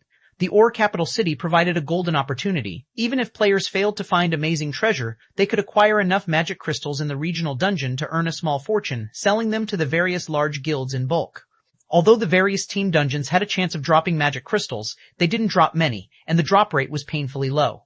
In contrast, even the Ore capital city's level 50+ Lord-ranked monsters had a considerably high drop rate, and these Lord-ranked monsters were common in the regional dungeon. Damn the Blackwater Guild, they've gone too far, we're not even Zero Wing members. We are just here for a few Silverwing Town transportation quests, yet they treat us like Zero Wing members, annihilating our team without a second thought. That's just the tip of the iceberg. Blackwater's members and the Dark players have stated that from tomorrow on, any player that wants to complete a transportation quest in Silverwing Town will have to pay a protection fee. Otherwise, they won't guarantee our safety during our quest. Surviving in Silverwing Town had become too difficult. I'm thinking of heading to the Ore capital city and be done with it. This is Zero Wing's territory. Isn't the guild going to do anything about this? Does Zero Wing even have the leeway to? Right now, Zero Wing's teams are constantly fighting Blackwater's members and the Dark players. There have already been several hundred skirmishes within Silverwing Town's vicinity. However, Blackwater is simply too ruthless. It used its point system to attract large numbers of elite and expert players to fight for it. Now, Blackwater's forces outnumber Zero Wing by many times. Zero Wing just doesn't have enough manpower to protect every corner of its territory. I've heard that Zero Wing has suffered more than 20,000 casualties already. Where would Zero Wing find the time and manpower to deal with the highway robberies? I've also heard that Aqua Rose personally led an expert legion to stop Blackwater's members in order to protect its territory. In the end, nearly half of Zero Wing's main force members and more than 2,000 Zero Wing experts died in that battle. Meanwhile, Blackwater lost a little over 2,000 experts and 3,000 elites. In the end, as Blackwater had too many people, and since bounty hunters had begun to join the fight, Aqua Rose's legion was forced to retreat. Now, Zero Wing has limited its movement around the town. It seems Silverwing Town isn't hospitable anymore. Let's just try our luck in the Ore capital city. Hearing the players leisurely chat on the street, some of the nearby independent players couldn't help their deep sigh. Silverwing Town wasn't declining because its facilities had fallen behind the times, but because of Blackwater's ruthlessness. The guild gave independent players no hope of making a living in Silverwing Town. They're targeting the town's independent players now? Shi Feng was surprised as he overheard the conversations. Has Blackwater's leader in the Ore Empire been replaced? Guilds rarely involved independent players when they fought each other in God's domain. Not only was the act morally bankrupt, but it would also leave a bad impression of the guild. Most importantly, it would turn independent players against the guild. Yet, Blackwater ignored these consequences and attacked independent players. It had even gone as far as to charge protection fees. The vicious methods the guild employed wasn't typical of Blackwater's previous pattern. Previously, Blackwater had operated arrogantly. Although it had tried to use overwhelming power to force its opponents to submit, the guild had only pointed its blade at its enemies. The guild hadn't involved bystanders. However, Shi Feng didn't give the matter much thought as he made his way towards the new airport. Regardless of what Blackwater actions, there was one thing he could be sure of: the guild was his enemy. Although Blackwater's new tactics were unexpected, now that the airport was complete, he could begin to take action. Very quickly, Shi Feng arrived in the town's eastern outer area. Since this area didn't have any particularly important buildings, very few players normally visited this side of town. Since Silverwing Town had deteriorated, even fewer people wandered this way. However, the gigantic magic barrier that enveloped the airport was extremely eye-catching, so a few passing players had stopped to examine the massive barrier. Recently, over a dozen level 100 NPC guards had gathered at the mountain-like barrier's entrance, attracting even more attention. Lord Protector, I am the guard team's Knight Captain Fleece. I will be responsible for guiding you once we're inside. Fleece, a Tier 3 Knight Captain, respectfully introduced himself as Shi Feng arrived. I'll have to trouble you then, Shi Feng said, nodding, as he followed Fleece into the magic barrier. The moment he entered the magic barrier, a luxurious, spacious airport appeared before his eyes. Icy cold metallic airships, radiating a manufactured aura, filled the airport, which could practically rival the medium airports he remembered from his previous life. The only difference was the airport's size. It was just a little smaller. Lord Protector, this is a special model small airport. It has a total of 5 small docks and 1 medium dock. Each dock comes with its own airship. The airport's operation will require 150 people and 50 people to guard it. The 5 small airships will require 25 intermediate machinists to fly, and the medium airship will require 8 advanced machinists. Once the personnel has been assigned, the airport can open to the public, Fleece explained as he guided Shi Feng through the airport. As you are a city protector, we can help recruit these people for you. However, you will have to pay a monthly employment fee of 4,000 gold. Alright, let's go with that. Shi Feng had, more or less, learned about airport's personnel requirements during his previous life. Finding the required staff to operate the airport was relatively easy, but finding the appropriate machinists wasn't. The machinist subclass was quite special and rare.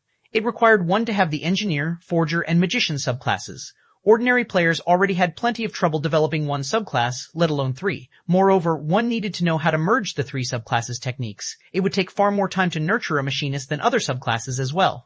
With how suddenly he had acquired the airport, he hadn't prepared for this aspect. Naturally, the fact that the system was willing to handle this issue was a welcome reprieve, following which, Shi Feng paid the 4,000 gold monthly employment fee. I have received the 4,000 gold. All staff members will arrive in 10 minutes. Once they do, we can open the airport to the public when you're ready. If there are no issues, I will take my leave, Fleece said before turning to exit the airport, following which Shi Feng toured the airport to pass the time. 10 minutes flew by in the blink of an eye. System, do you wish to open the airport to the public?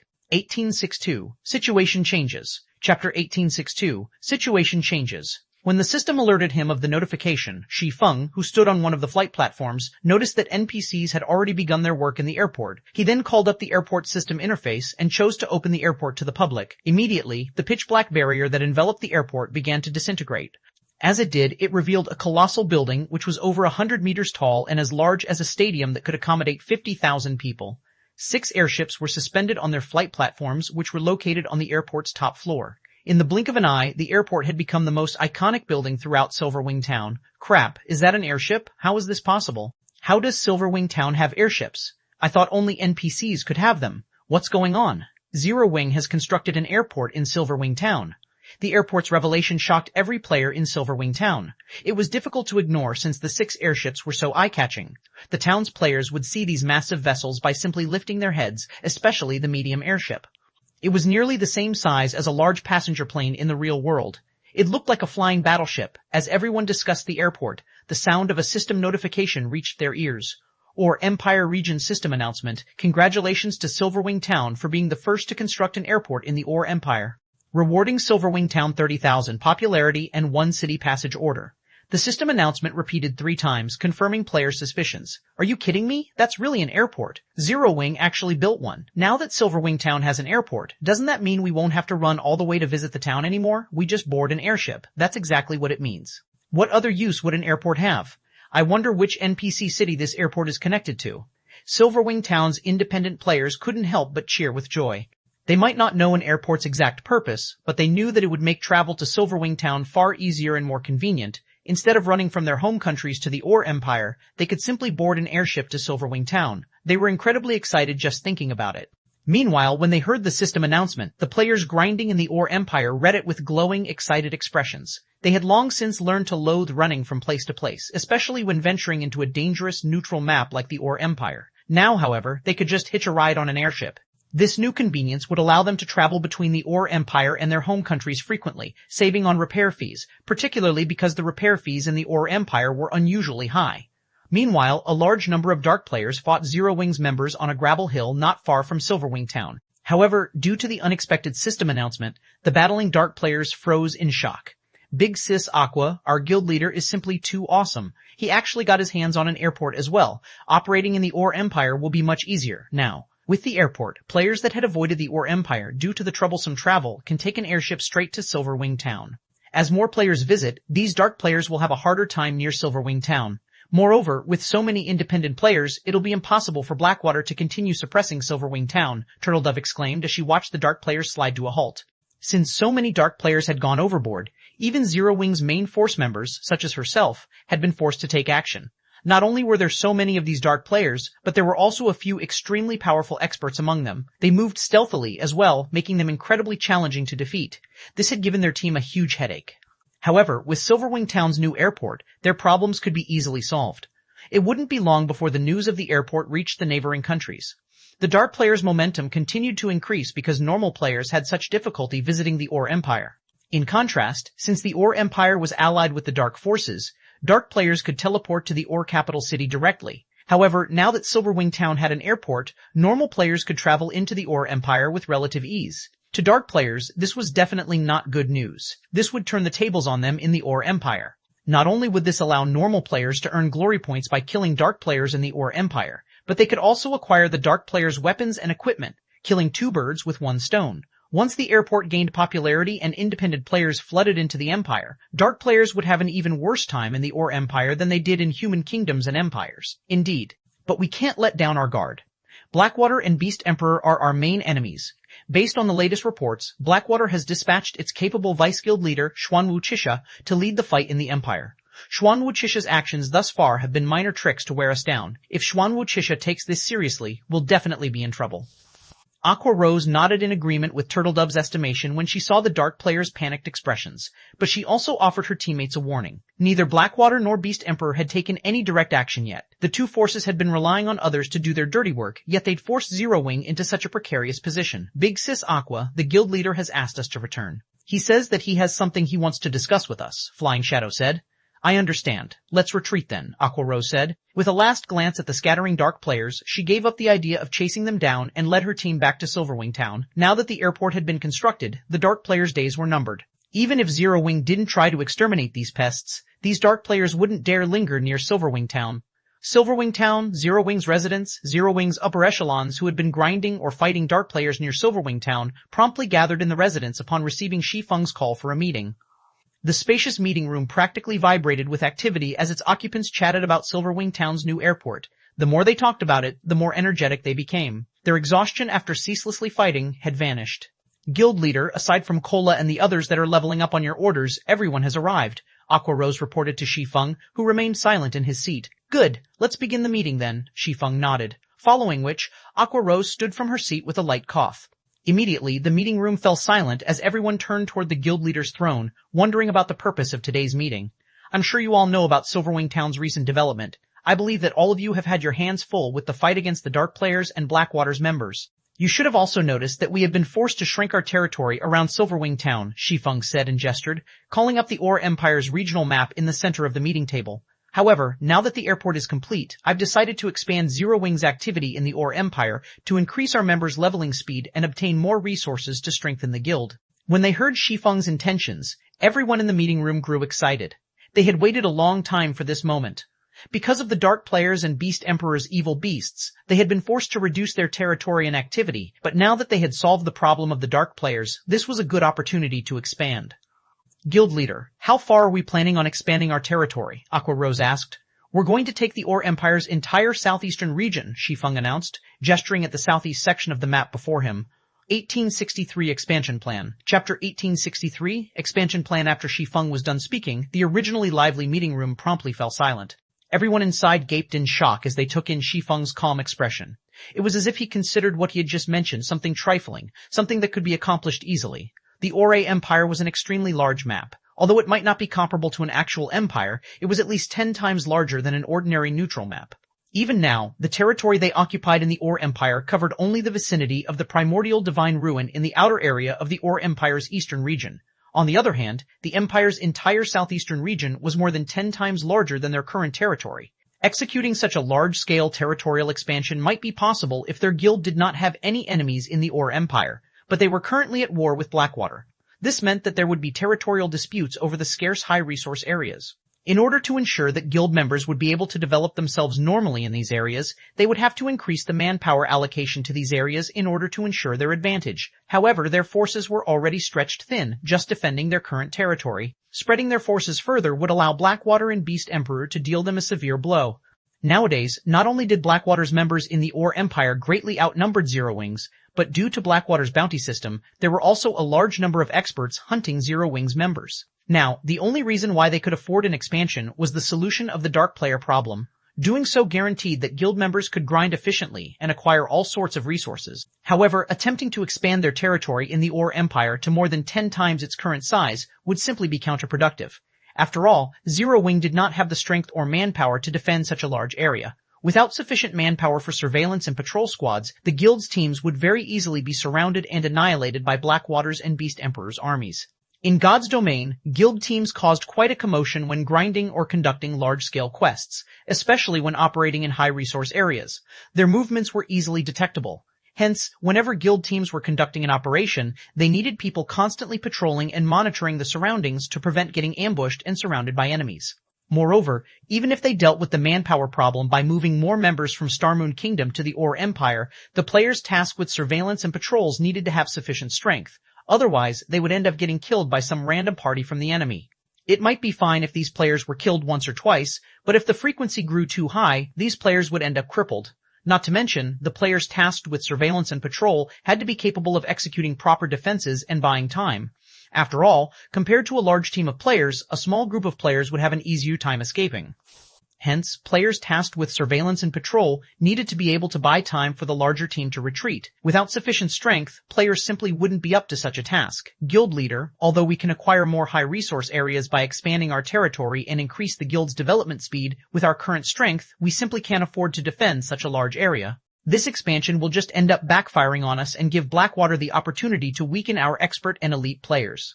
Aqua Rose then added, "My suggestion is to occupy 2 or 3 high-resource areas first. If it's just that much, we'll have enough manpower and strength to defend these areas. Once we stabilize our strength, we can then proceed with occupying more high-resource areas." The crowd inside the room expressed their agreement after hearing Aqua Rose's suggestion. While expanding Zero Wing's territory by more than 10 times would indeed increase the guild members' leveling speed significantly and rake in a lot of wealth, that was dependent on them being able to defend their territory. If their members were to get killed repeatedly by Blackwater's and Beast Emperor's forces, then the expansion would just do more harm than good to their guild. While it is indeed good to take things step by step, we simply do not have the time for that right now, Shi Feng said, shaking his head. If we go by the current number of members we have in Silverwing Town, your suggestion is indeed excellent. However, I plan to transfer at least 150,000 members from Starmoon Kingdom once we're done with the expansion. If we occupy just 3 high-resource areas, there simply wouldn't be enough resources to go around. 150,000? Aqua Rose could not help but be shocked by Shi Feng's words. Why are we suddenly transferring so many people over?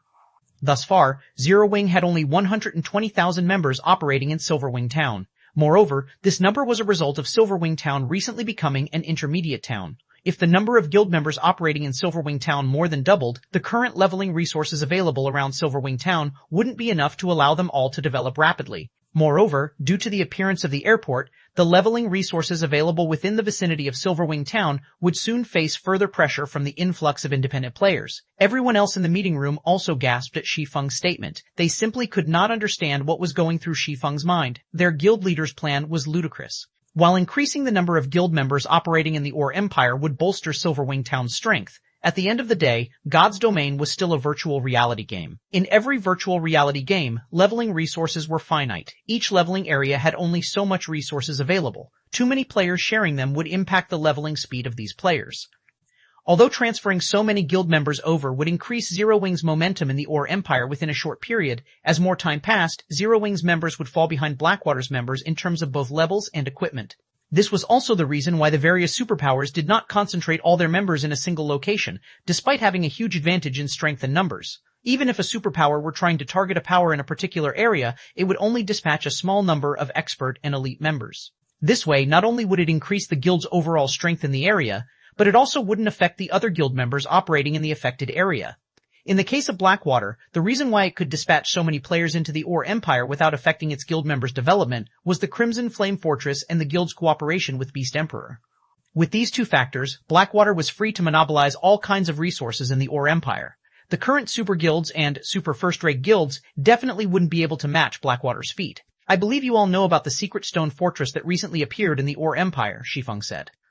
It's the only NPC fortress in the Ore Empire operated by the human race.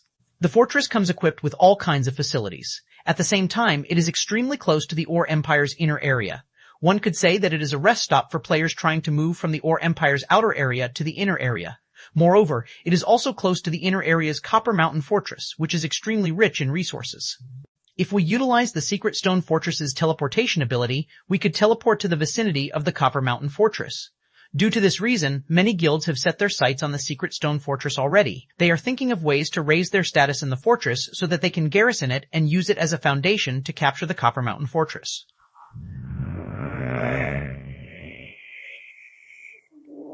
After hearing Shi Feng's sudden non sequitur, Aqua Rose gave a detailed introduction of the Secret Stone Fortress. At this point in time, the Secret Stone Fortress was already a competition ground for the various large guilds. Particularly, after witnessing the Crimson Flame Fortress's daily income, the various superpowers were extremely eager to control a fortress of their own. That's right. Originally, I wanted to keep this matter a secret. However, there is no longer a need to do so, Shi Feng said, nodding. He then swept a glance at everyone present and added, "Through completing a quest, I have already acquired the rights to garrison the Secret Stone Fortress. I believe you all should understand what this entails."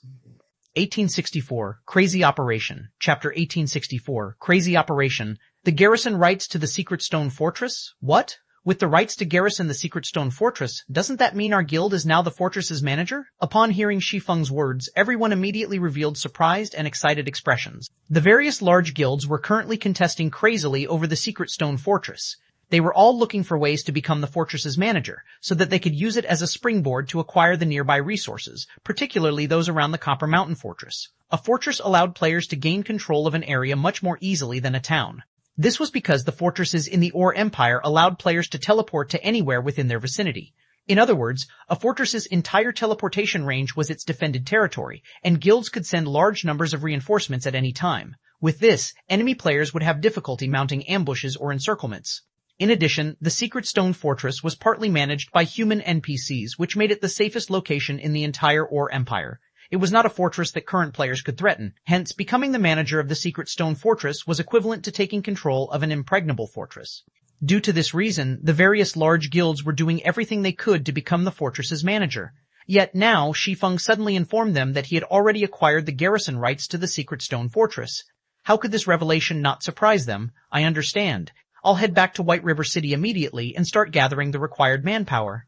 Aqua Rose's eyes glowed brightly when she heard Shi Feng's words. At this moment, she finally understood why Shi Feng wanted to transfer an additional 150,000 guild members over to the Ore Empire. The acquisition of the Secret Stone Fortress meant that Zero Wing's territory had grown to include all areas within the Secret Stone Fortress's teleportation range. The current number of guild members they had in the Ore Empire was naturally insufficient to fully take advantage of all that territory. Moreover, with the increase of so many guild members in the Ore Empire, Zero Wing's strength in the Empire would also skyrocket. Hold on for a second. Wait till you're done listening to my plan, Shi Feng said. He could not help but shake his head and laugh when he saw Aqua Rose's eagerness to occupy the Secret Stone Fortress now. Having a large number of guild members garrison the Secret Stone Fortress is only the first step. Our true goal is the Dark Witch's Tower, in the southeastern region of the Ore Empire. The Dark Witch's Tower was originally an abandoned tower. However, after the Dark Forces and the Ore Empire became allies, it became a temporary teleportation point for the Dark Forces. Due to the existence of this tower, Dark players have easy access to the Empire's southeastern region from the Ore capital city. Destroying this temporary teleportation point would not only hinder Dark players' operations in the Empire's southeastern region, but also prevent them from cooperating with the Blackwater Guild in targeting us. Although everyone in the room agreed with Shi Feng's sentiments, they still had to shake their heads in disapproval after giving the matter some thought. Guild leader, although the Dark Witch's Tower's defenses aren't comparable to a fortress's, it is still guarded by Dark NPCs. A large number of Dark players normally gather there as well. The various superpowers have also thought about destroying this gathering point before, but Beast Emperor simply isn't giving them any chances. He has dispatched a large number of evil beasts and evil demons to guard the place long term. Even if we double the forces we currently have in the Ore Empire, the likelihood of us succeeding in destroying that gathering point is very low. That's right. Moreover, if we execute such a large-scale operation, there's no way that Blackwater won't find out about it.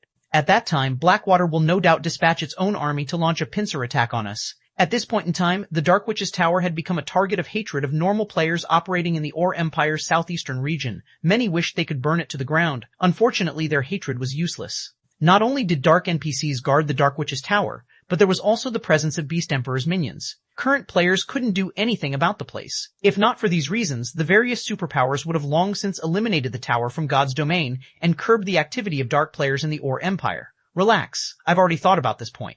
When the time comes, Aqua, you'll lead an army of 100,000 players and 200 miniature ballistas to assault Beast Emperor's ancient rock city. If we do that, Beast Emperor will definitely gather his minions to defend the fortress, drawing down his forces at the Dark Witch's tower.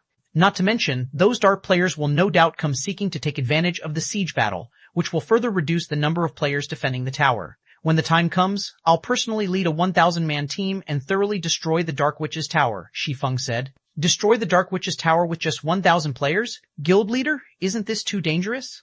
After all is said and done, that place is a gathering point for the dark forces. No matter how deserted it becomes, there should still be around 2,000 or 3,000 players inside the town. Not to mention, there are also several hundred dark NPCs there. Everyone in the room chimed in worriedly. A team of 1,000 is just right. Any more and our movements will be discovered very easily. Plus, even if our team of 1,000 is discovered, our enemies will just treat us as a team that's going out to grind or do a quest. They will never think that we are actually going to destroy the Dark Witch's tower, Shi Feng said, shaking his head. For the operation this time, the key point will be whether the main army will be able to lure away the evil beasts and evil demons. The more monsters lured away, the higher my side's chances of success. Guild leader, leave it to me. I'll definitely make our movements known. I'll let Beast Emperor and Blackwater think that we're going for a final stand. At that time, they'll surely spare no effort in trying to deal us a heavy blow, Aqua Rose said. Only, are you really fine with just 1,000 players? 1,000 is more than enough, Shi Feng replied, chuckling. If nobody has any problems, we'll start the operation right away. With this battle, Zero Wing will claim the entire southeastern section of the Ore Empire in one fell swoop. The 1,000-man team he planned on bringing with him to the Dark Witch's tower wasn't actually meant for battle. The team would be there only to serve as support and scouts. The main actors in this operation would be the 6 hell tanks he produced. Although 6 hell tanks were still far from enough to siege a city, destroying a small gathering point for dark players would not be a problem for them. Moreover, he also wished to take a good look at the power of the hell tanks. Understood. Everyone felt their blood boil with excitement at Shi Feng's words. Although they weren't sure whether Shi Feng was actually capable of destroying the Dark Witch's tower, they had been waiting a long time for such a large-scale war. The fights they fought before had been scuffles at best. They had also been suppressed by the dark players and Blackwater's members all this time, and had long since gotten fed up. Now that they had an opportunity to fight on a real battlefield, they more than welcomed it. Immediately, everyone took action according to Shi Feng's arrangements. As for Melancholic Smile, she hurried back to Star, Moon Kingdom and started gathering the guild's elite and normal members, readying them to head toward the secret stone fortress. For a time, the entire Zero Wing guild was a beehive of activity. This situation befuddled the spies the various large guilds planted in Zero Wing. They all wondered what Zero Wing was trying to do this time. After getting a thorough understanding of the situation, they all involuntarily fell into a daze. What's going on? Zero Wing is actually planning on making a last stand against Beast Emperor and attack Ancient Rock City? Is Zero Wing insane? It has just obtained an airport, and it is already trying to pick a fight with Beast Emperor? News of this situation quickly spread into the ears of the various major powers of Star Moon Kingdom, and sent the kingdom's players into an uproar. As for Shi Feng, he had arrived at the Secret Stone Fortress by himself. Currently, although the Secret Stone Fortress had yet to be fully open to the public, players belonging to the various major powers had already gathered here. These players easily numbered more than 100,000. Including the independent players that had come here to rest, the fortress's total player population already exceeded 500,000. After taking a look at the general situation inside the fortress, Shi Feng made his way to the fortress's administration building. Lord Claude, I have already collected the 60,000 gold according to our agreement. Once Shi Feng met up with Claude, he handed over 60,000 gold to the NPC. Excellent. This is indeed 60,000 gold. With this, we'll finally have enough funds to reconstruct the Secret Stone Fortress, Claude said, smiling as he looked at the bag of coins in his hand. He then took out a golden token and said, "Here is the Secret Stone Fortress's token. From now onward, you are the Secret Stone Fortress's advanced manager. I hope you can contribute more towards the fortress's development in the future."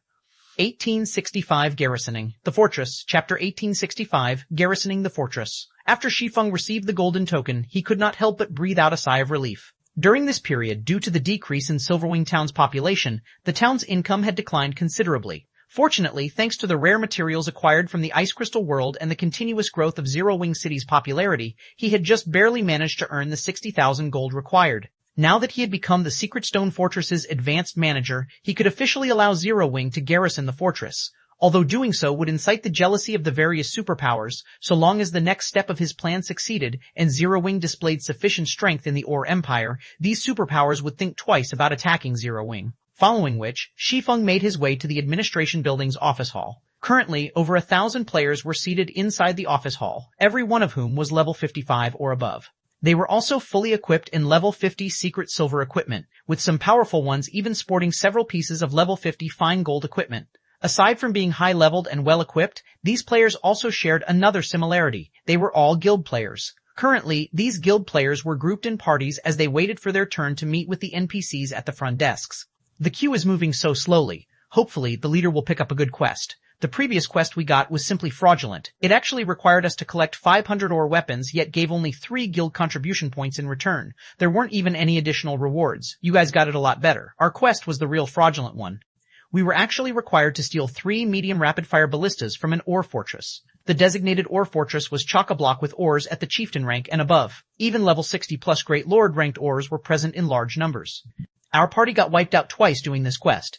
If not for our party's healer having the intermediate resurrection skill, which reduced the death penalty we suffered, every member in our party would have lost 2 levels already.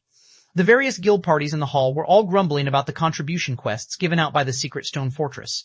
Not only was the difficulty of these quests extremely high, but the rewards given were not particularly good either. However, they also couldn't refuse to do the quests. Otherwise, their guilds wouldn't be able to gain the garrison rights to the secret stone fortress. Just as the various parties were conversing with each other, Shi Feng, who was wearing a black cloak, arrived at the exchange counter a short distance away from the quest counters. His presence soon attracted the attention of the players inside the hall. Crap, who is that person? Is he actually using his contribution points to exchange for items? Impossible. Just activating the exchange counter function requires an individual to have 200 CPs and be an honorary warrior of the secret stone fortress. After my party did a high-ranking quest, each member only got between 5 to 10 CPs, and that quest took my party over 5 hours to complete. Even if that guy doesn't sleep and does quests one after another, there's no way he would have 200 CPs right now. He should be asking about the available items for exchange. Currently, the Secret Stone Fortress had been open for only 4 days. Gaining access to the fortress's exchange function was simply impossible at the moment. Meanwhile, just as everyone was having such thoughts, the NPC beauty, who wore an indifferent and aloof expression on her face, suddenly smiled and bowed respectfully after seeing Shi Feng. "Lord Protector, how may I be of service to you today?" the NPC beauty asked respectfully. "I wish to accomplish the guild garrisoning procedures," Shi Feng replied, nodding. Upon hearing Shi Feng's request, the NPC beauty immediately took out a form and explained, "All right. Please fill up this form. Afterward, you will have to pay a 500 gold security deposit. Once that is done, your guild will be officially recognized by the Secret Stone Fortress." "Here is 500 gold, Shi Feng said, handing over the money before he started filling up the form before him. Meanwhile, the NPC beauty's actions immediately had the guild players inside the hall gaping in shock. Who is he? Why is the NPC being so respectful toward him? That guy is carrying out the guild garrisoning procedures. How is that possible? Didn't they say that the exchange function is only available after an individual has accumulated 200 CPs? How can he complete the guild garrisoning procedures already? For a time, the members of the various large guilds failed to react to what was going on. When Shi Feng was done filling up the form and the NPC beauty confirmed that Zero Wing had become a guild recognized by the Secret Stone Fortress, the sound of a system announcement suddenly entered everyone's ears. Or, Empire Region System Announcement, congratulations to Zero Wing for becoming the first guild to garrison the Secret Stone Fortress, rewarding 500 Secret Stone Fortress Guild contribution points and the rights to rent a large residence in the Secret Stone Fortress. The system announcement repeated 3 times. Only after the system's voice faded away did the various guild players inside the office hall snap out of their daze. Zero Wing? Damn it. How did Zero Wing acquire the garrison rights so quickly? There must be a secret to this. We need to report to our superiors immediately. At this moment, the eyes of the various guild players present had already turned bloodshot. The large guilds had long since made the Secret Stone Fortress a priority. In order to secure the garrison rights to the fortress, their guilds had invested a ridiculous amount of manpower. However, even now, their guilds still had little to show for their efforts. Nevertheless, Zero Wing acquired not only the garrison rights, but even a large residence. This benefit would provide significant help to a guild in competing for the Ore Empire's resources. Very quickly, news of this matter entered the ears of the various superpowers' upper echelons. Isn't Zero Wing just an up-and-coming guild? Now, it has not only an airport, but also the garrison rights to the Secret Stone Fortress. Not bad. If our guild can obtain these things, we'll be able to monopolize at least half of the Ore Empire's bountiful resources. Have someone contact Zero Wing and tell them that King's Return is willing to invest in Zero Wing and let it become a subordinate guild of King's Return. Good, very good. Zero Wing's development speed is truly surprising. It's no wonder Blackwater is constantly trying to devour it and has gone as far as to send that woman over. Immediately have someone contact Zero Wing and tell it that the Crimson Emperor is willing to deal with Blackwater together with it and help it protect the resources it has. In return, however, Zero Wing has to become Crimson Emperor's subordinate guild. Upon receiving this piece of news, the various superpowers all started taking action. Previously, they could ignore the existence of Zero Wing, as the guild still couldn't threaten their interests. However, the Secret Stone Fortress was a strategic location that involved a significant portion of the resources available in the entire Ore Empire. This was not a realm that Zero Wing should be allowed to touch. Shortly after the system announcement, Aqua Rose, who was currently in Star Moon Kingdom arranging for the transfer of members to the Ore Empire, received invitations for a meeting from various superpowers, as many as 7 at this point, which made her scalp tingle. Just dealing with Blackwater, a large guild with a powerful background, was already enough to put Zero Wing in a precarious situation. If Zero Wing were to provoke all these superpowers now, the consequences would be unimaginable. Finding herself at a loss as to what to do, Aqua Rose immediately contacted Shi Feng and asked, "Guild leader, more and more superpowers have sent representatives to meet with me. Do I accept their invitations?" Even if the representatives of the various superpowers did not state their intentions, she could already guess the purpose of these meetings. Back when Zero Wing was still operating solely in Star Moon Kingdom, it could afford to provoke these superpowers, as it had the home ground advantage. At worst, the superpowers would only feel slighted by Zero Wing's rejection.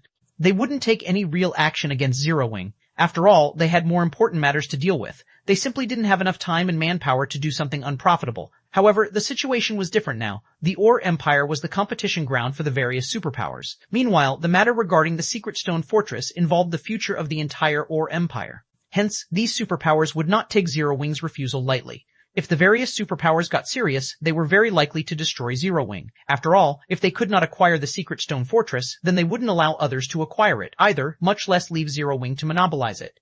1866.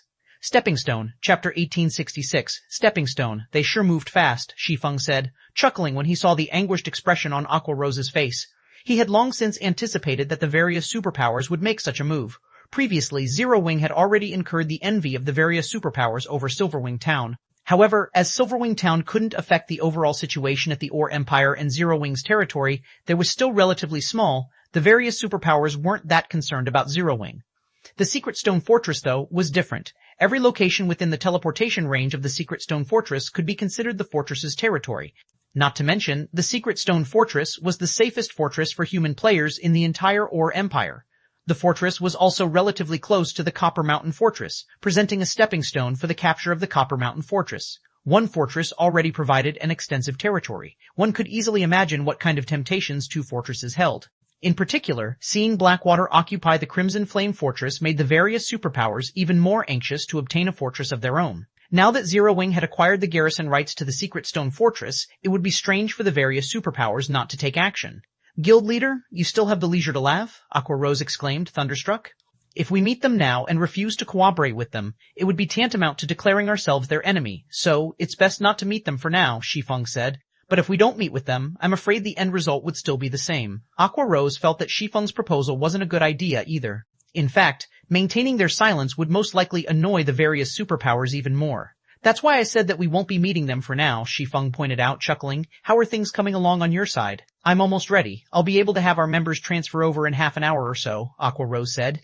After giving the matter some thought, Shi Feng said, "That's too long. For now, you should return to Silverwing Town and leave the transfer for Snow to handle. Once you're back, immediately gather an army and head for Ancient Rock City." "So soon?" Aqua Rose asked in surprise. "With the superpowers already getting antsy, we naturally need to hasten our movements," Shi Feng explained. "Moreover, if we drag things on for too long, Blackwater and Beast Emperor might alter their plans to deal with us. If that happens, our assault might not go so smoothly." "I understand. I'll gather the army right away," Aqua Rose said, nodding. She promptly dropped her current task and proceeded according to Shi Feng's demands. As for Shi Feng himself, he returned to White River City's Candlelight Trading Firm. The Hell Tanks were too large, and transporting them would not be an easy task. Moreover, Shi Feng didn't want too many people to know what he was up to. Hence, he decided to transfer the tanks one by one, all by himself. Fortunately, it would take Aqua Rose quite some time to gather an army of 100,000 players at such short notice. After Aqua Rose returned to Silverwing Town, the first thing she did was release a guild announcement stating that she was seeking to gather 100,000 members over at Silverwing Town to execute a siege against Ancient Rock City. Meanwhile, participating members had to be an elite member or above and at least level 50. Shortly after the announcement went public, it sent a commotion throughout Zero Wing. What's going on? Are we going to make a final stand against Beast Emperor? That's Ancient Rock City we're talking about. I recall there being over 1 million evil beasts inside the city. There are even tier 4 NPCs and a large number of mythic evil demons and evil beasts. We won't even be enough to serve as appetizers if we try to attack all those monsters. Didn't you read the announcement properly? We won't be just 100,000 players. We're also bringing 200 miniature ballistas. Those are war weapons. Even those evil beasts and evil demons won't survive against them for very long. Moreover, since the guild has decided to attack Ancient Rock City, it definitely has other trump cards in store. Ha ha ha, this is wonderful. During the last major war, I was only a normal member of the guild. Now, I'm finally qualified to participate in a war. Zero Wing's members had an intense debate over this sudden decision to attack Ancient Rock City. This was especially true for the guild members that frequently operated within the Ore Empire. Thus far, they have been constantly suppressed by Beast Emperor's evil beasts and evil demons. Now that a good opportunity to vent their pent-up frustration was before them, they were naturally eager to jump at the chance. Meanwhile, word of Zero Wing's large-scale operation naturally entered the ears of the various major powers almost as soon as it was announced. Interesting. Zero Wing has just acquired the garrison rights to the Secret Stone Fortress, and it is already planning to assault Beast Emperor's Ancient Rock City. How rich. Zero Wing is actually mobilizing 200 miniature ballistas in addition to an army of 100,000 elites. Is Zero Wing trying to use this as an opportunity to demonstrate its strength and solidify its position in the Ore Empire? Does Zero Wing want to prove itself to be qualified for the Secret Stone Fortress's garrison rights? The various major powers easily discerned Zero Wing's motives for besieging Ancient Rock City this time, especially the superpowers who were trying to recruit Zero Wing. Guild leader Zero Wing is showing our king's return no respect. Should we take action immediately? Hellfiend asked, a sneer on his face as he looked at the white-clad, middle-aged man on the screen before him. He never held any goodwill for Zero Wing. If not for his guild leader ordering him to come to negotiate personally with Zero Wing, he would have liked nothing better than to annihilate the upstart guild. Let's wait for a bit.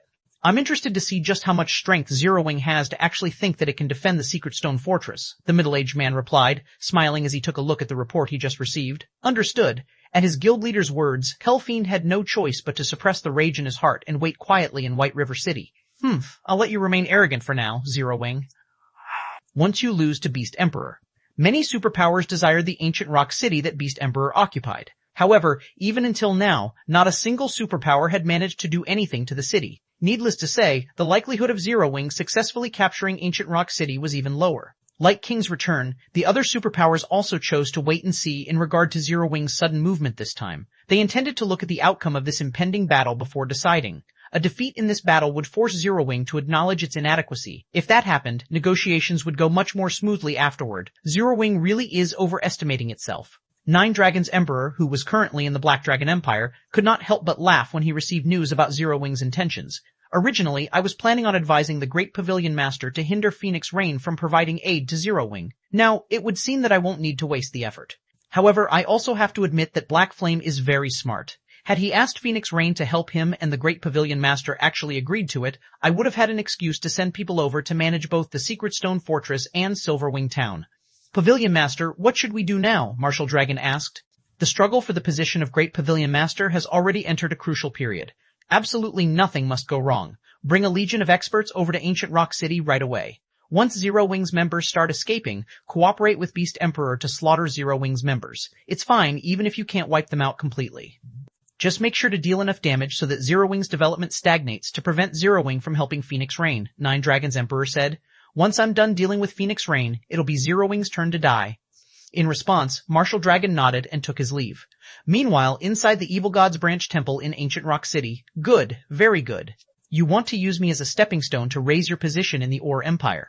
Beast Emperor flared up in rage after finding out about Zero Wing's actions. Since you were so eager to die, I'll fulfill your wish. Immediately notify all apostles and have them transfer their evil beasts and evil demons over. If Zero Wing's members dare come to Ancient Rock City, I'll make sure none of them leave this place alive. At this moment, even a fool could tell what Zero Wing's goal was. Just as Beast Emperor and his allies were making their move, Aqua Rose finally finished organizing an army of 100,000 players.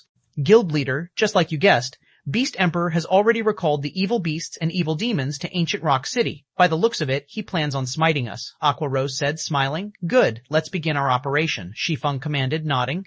1867 Battle at Ancient Rock City. Chapter 1867, Battle at Ancient Rock City on Shi Feng's command, Aqua Rose gathered the army of 100,000 elite and expert players in Silverwing Town, boldly advancing on Ancient Rock City. A total of 100,000 Zero-Wing members atop majestic Thunderwolves exited Silverwing Town. Some of these Thunderwolves had even been promoted to bronze rank, and not only were they much larger than their ordinary counterparts, but faint arcs of blue electricity also danced along their bodies. In comparison, ordinary Thunderwolves only gave off electricity from their paws. There were over 5,000 of these bronze-ranked Thunderwolves, which were also players' companions in battle, wielding skills that could assist their masters. Seeing these Thunderwolves greatly shocked the players in Silverwing Town. Amazing, why do these mounts feel even stronger than ordinary players? Crap.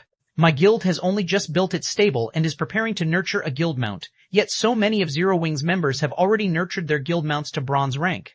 Although I have heard that Zero Wing's members are well equipped, isn't this a little much?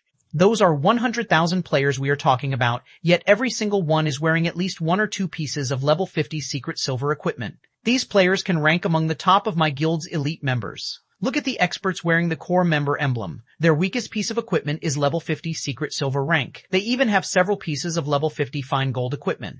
Although my guild has a lot of experts, those experts have only managed to collect 4 or 5 pieces of level 50 secret silver equipment so far. Zero Wing is cheating. The players in Silverwing Town in particular knew that Zero Wing could nearly rival first-rate guilds and had a very large number of experts. However, when they saw Zero Wing's organized and powerful army, they re-evaluated their opinions of the guild. No first-rate guild could hope to amass such an army. As they watched Zero Wing's players march by, many of the guild experts in the town even considered leaving their guilds to join Zero Wing. They had worked arduously in their respective guilds, raiding dungeons and questing every day, but they had only gotten their hands on a few pieces of level 50 secret silver equipment. In contrast, even Zero Wing's elite members possessed 1 or 2 pieces of level 50 secret silver equipment, with the more powerful elite members wearing 5 or 6 pieces. However, the most enviable part about Zero Wing's members had to be the Thunderwolf. Previously, when the various large guilds had yet to acquire a stable of their own, they hadn't understood how valuable the Thunderwolf was. However, now that some large guilds had their own stable and had begun to nurture their own guild mounts, they finally understood. The majority of the large guilds that acquired a stable were fortunate if they acquired a 3-star mount. However, a 3-star mount had less than a 30% chance of becoming. As for a 4-star mount, encountering one was simply too difficult. Moreover, even if they managed to find one, they wouldn't be able to capture it. Meanwhile, as the Thunderwolf was a 5-star mount, it had the potential of becoming a mysterious iron mount in the future. There was even a small chance that it could grow into a secret silver mount if nurtured properly. As Zero Wing's army depart for Ancient Rock City, many players curiously followed. Not many players had witnessed a battle of tens of thousands of players, let alone a siege war of this scale. They would definitely regret missing out on this rare opportunity. Because of this, many players from neighboring kingdoms who had learned about the upcoming battle and were confident of their strength decided to trail after Zero Wing's army. In the face of Zero Wing's army, the various ores and monsters on the path to Ancient Rock City were little more than momentary distractions. Even when level 65 Grand Lords appeared, the fierce attacks of several dozen miniature ballistas easily shot them down. When the Dark players who had intended to take advantage of the situation and assault Zero Wing's members saw this, their mouths twitched. They then abandoned any thought of ambushing Zero Wing's army. Such power could easily annihilate an army of 10,000 players. Not even expert players would escape 200 miniature ballistas. After all, while a tier 2 expert might be able to dodge one miniature ballista's attack, dodging 200 simultaneous AoEs would be utterly impossible. Even a tier 3 expert would most likely fall in the face of such a large-scale attack. As Zero Wing's army arrived at the foot of Ancient Rock City, the tension among the spectating players reached its peak. Some spectating players had even started to tremble. The scene before them was simply too spectacular. Zero Wing's 100,000 mounted players had stopped a short distance away from Ancient Rock City, and the 200 miniature ballistas the army had brought were sparsely lined up in 2 neat rows surrounding Ancient Rock City's small hill. However, Ancient Rock City wouldn't just lie down before this force, with its troops' disposition even stronger than Zero Wing's. At a glance, one could easily spot over 300,000 evil beasts and evil demons waiting outside the city walls, ready for battle. Even the weakest among these monsters was a level 60 special elite, and 5 50-meter-tall level 80 mythic evil beasts stood at the forefront. To current players, this army was invincible. Upon seeing this army of monsters, the players observing the battlefield from several thousand yards away with magic mirrors could not help but shudder. Wiping out a guild town would be child's play for this frightening army. If Beast Emperor wanted to, he could easily drag them into this fight. Zero Wing, do you think that just because I exhausted a large portion of my forces at Crimson Flame Fortress, you will have an opportunity to strike? Beast Emperor sneered at the distant Zero-Wing army from atop the city walls. Unfortunately, 100,000 players aren't even enough to serve as a warm-up. Previously, to assist Blackwater, he had exhausted a lot of his forces. During the battle to acquire the Crimson Flame Fortress, he had lost a total of 6 mythic evil beasts and mythic evil demons. The number of Grand Lords and Great Lords he lost was also massive. Even so, he still had 7 mythic monsters under his control, 5 of which were evil beasts and 2 were evil demons. For this upcoming battle, he intended to use the 5 mythic evil beasts as the main force, while reserving the 2 mythic evil demons as a trump card. Although his current army was far from ideal, it was more than enough to stop Zero-Wing's army. In reality, he wished that he could avoid pitting his army against Zero-Wing's, utilizing his defender's advantage to whittle the enemy forces down. However, as he was responsible for summoning the Evil Gods Branch Temple in Ancient Rock City, he was responsible for protecting Ancient Rock City. He could not allow any damage to come to the city. If the city were damaged, not only would he have to spend his own money to repair it, but he would also lose Evil God's Temple contribution points. Boss, Blackwater's members are in position.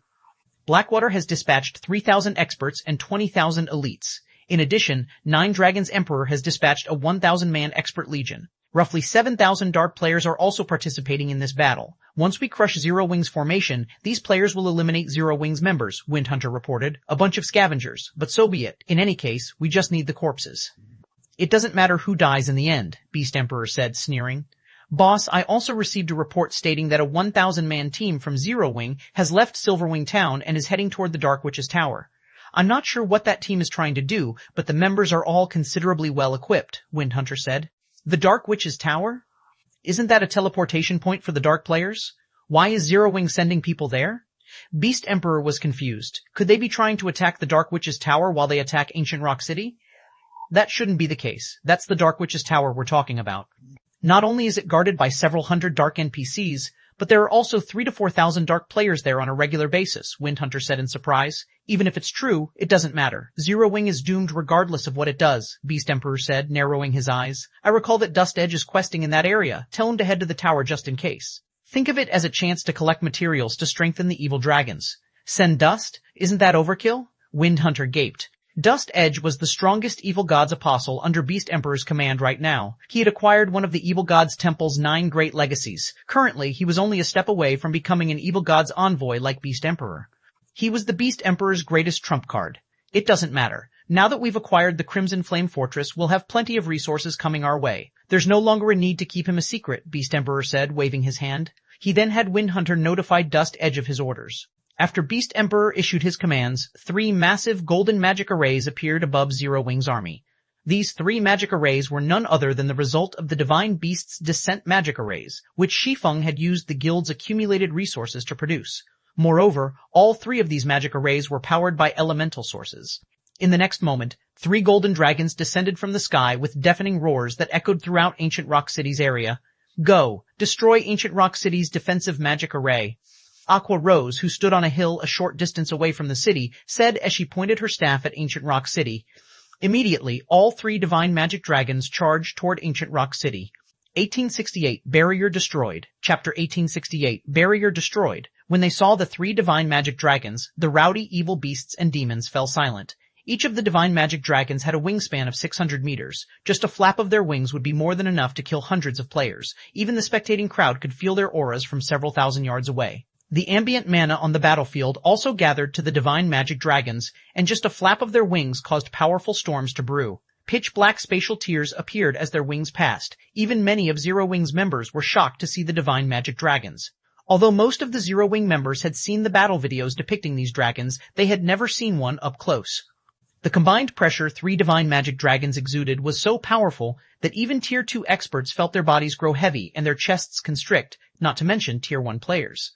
The divine magic dragons are so powerful. Is this the power of a dragon? I knew our guild must have had a trump card. 1 divine magic dragon was already enough to suppress 3 mythic evil beasts. Now that we have 3 divine magic dragons, I can't wait to see how Beast Emperor and his minions stand against us. Many of Zero-Wing's members had still been afraid of the evil beast and demon army before them. After all, there were 5 level 80 mythic evil beasts standing between their army and Ancient Rock City.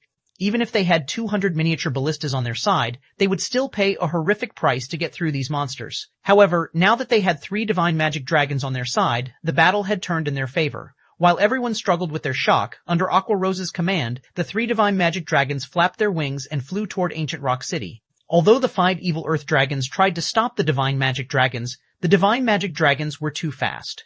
Under Shadow Sword, Flying Shadow, and Minor Wind's control, the 3 divine magic dragons easily avoided the mythic evil beast's attacks and sent their glowing dark purple claws smashing into Ancient Rock City's defensive magic array.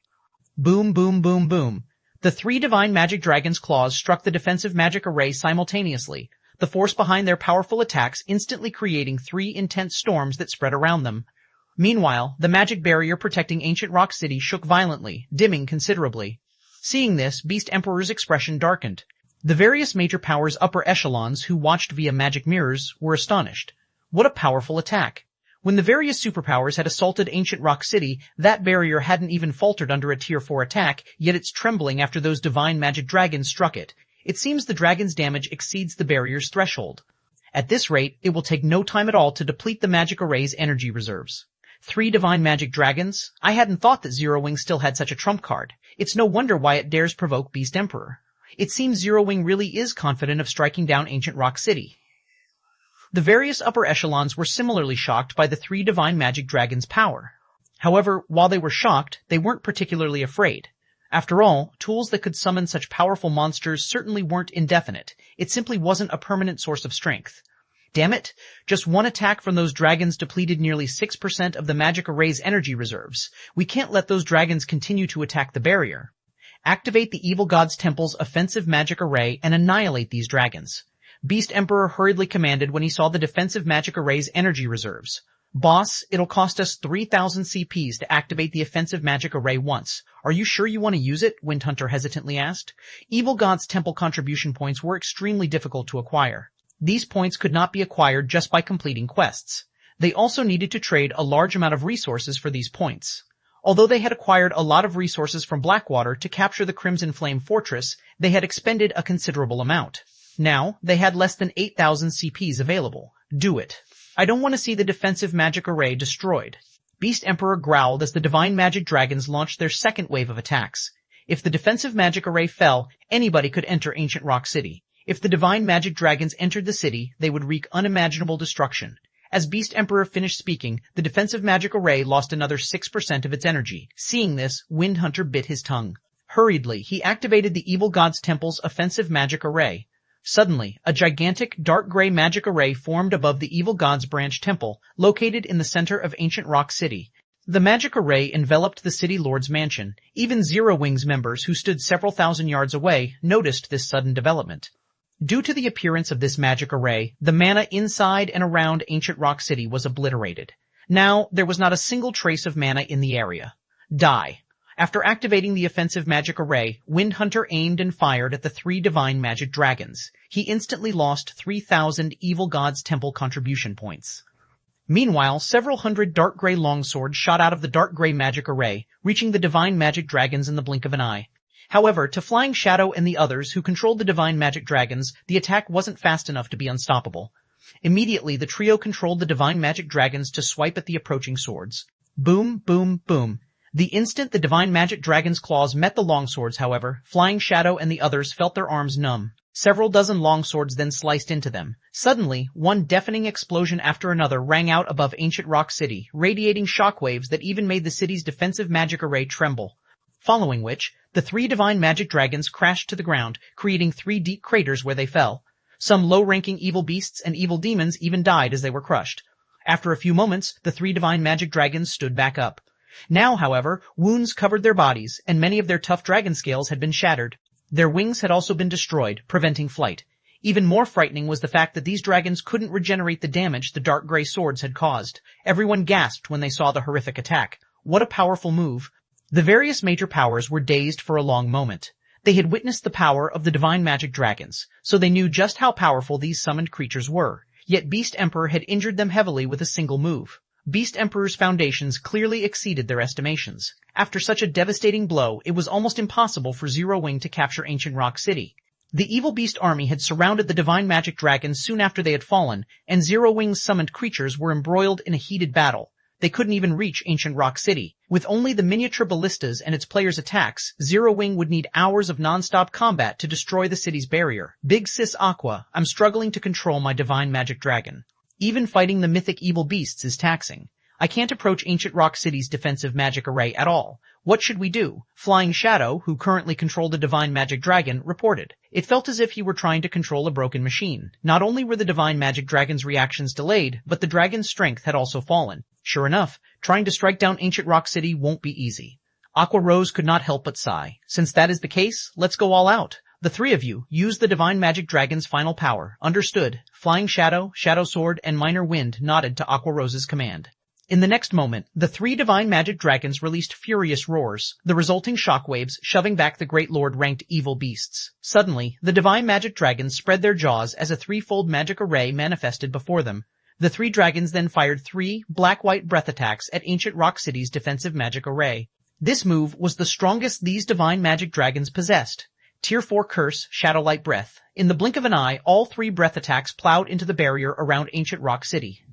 After persisting for 2 seconds, the indestructible magic barrier shattered, transforming into countless particles of light before it disappeared. 1869, Dark Witch's Tower. Chapter 1869, Dark Witch's Tower. As the magic barrier protecting Ancient Rock City disappeared, the distant spectating players' mouths fell wide open.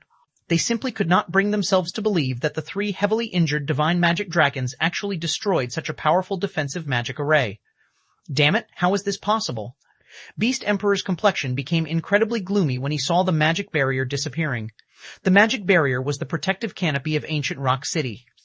Without it, anybody could enter and leave the city freely, as well as rain destruction upon the city. Before Beast Emperor could react, Aqua Rose raised her staff and commanded, Miniature ballistas, advance, attack Ancient Rock City with everything you've got. In the next moment, all 200 miniature ballistas started closing in on Ancient Rock City. When Heaven's Burial took control of Ancient Rock City, the guild had repaired and constructed defensive structures around the city.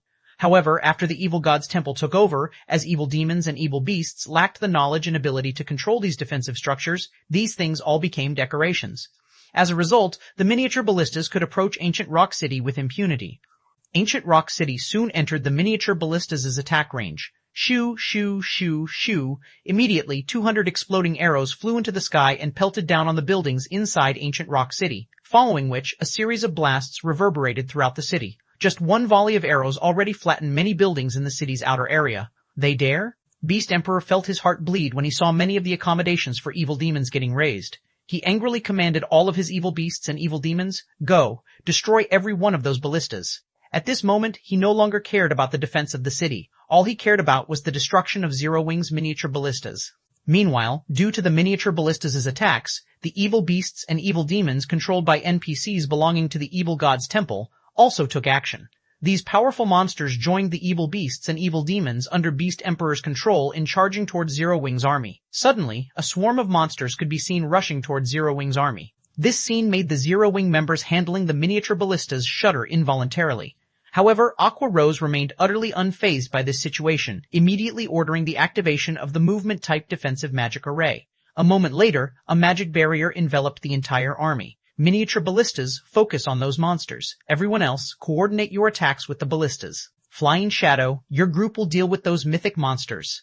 Everyone in Zero Wing's army responded quickly and started executing Aqua Rose's commands. Although the monsters were numerous and high-leveled, their side also possessed a defensive magic array. As long as the defensive magic array held, these evil demons and evil beasts could not hurt them. Not to mention, their side also had the firepower of 200 miniature ballistas. For a time, the miniature ballistas could be seen continuously firing exploding arrows at the approaching evil demons and evil beasts, the resulting blasts even sending the Great Lords stumbling backward. The lords that got struck were immediately placed in a heavily injured state.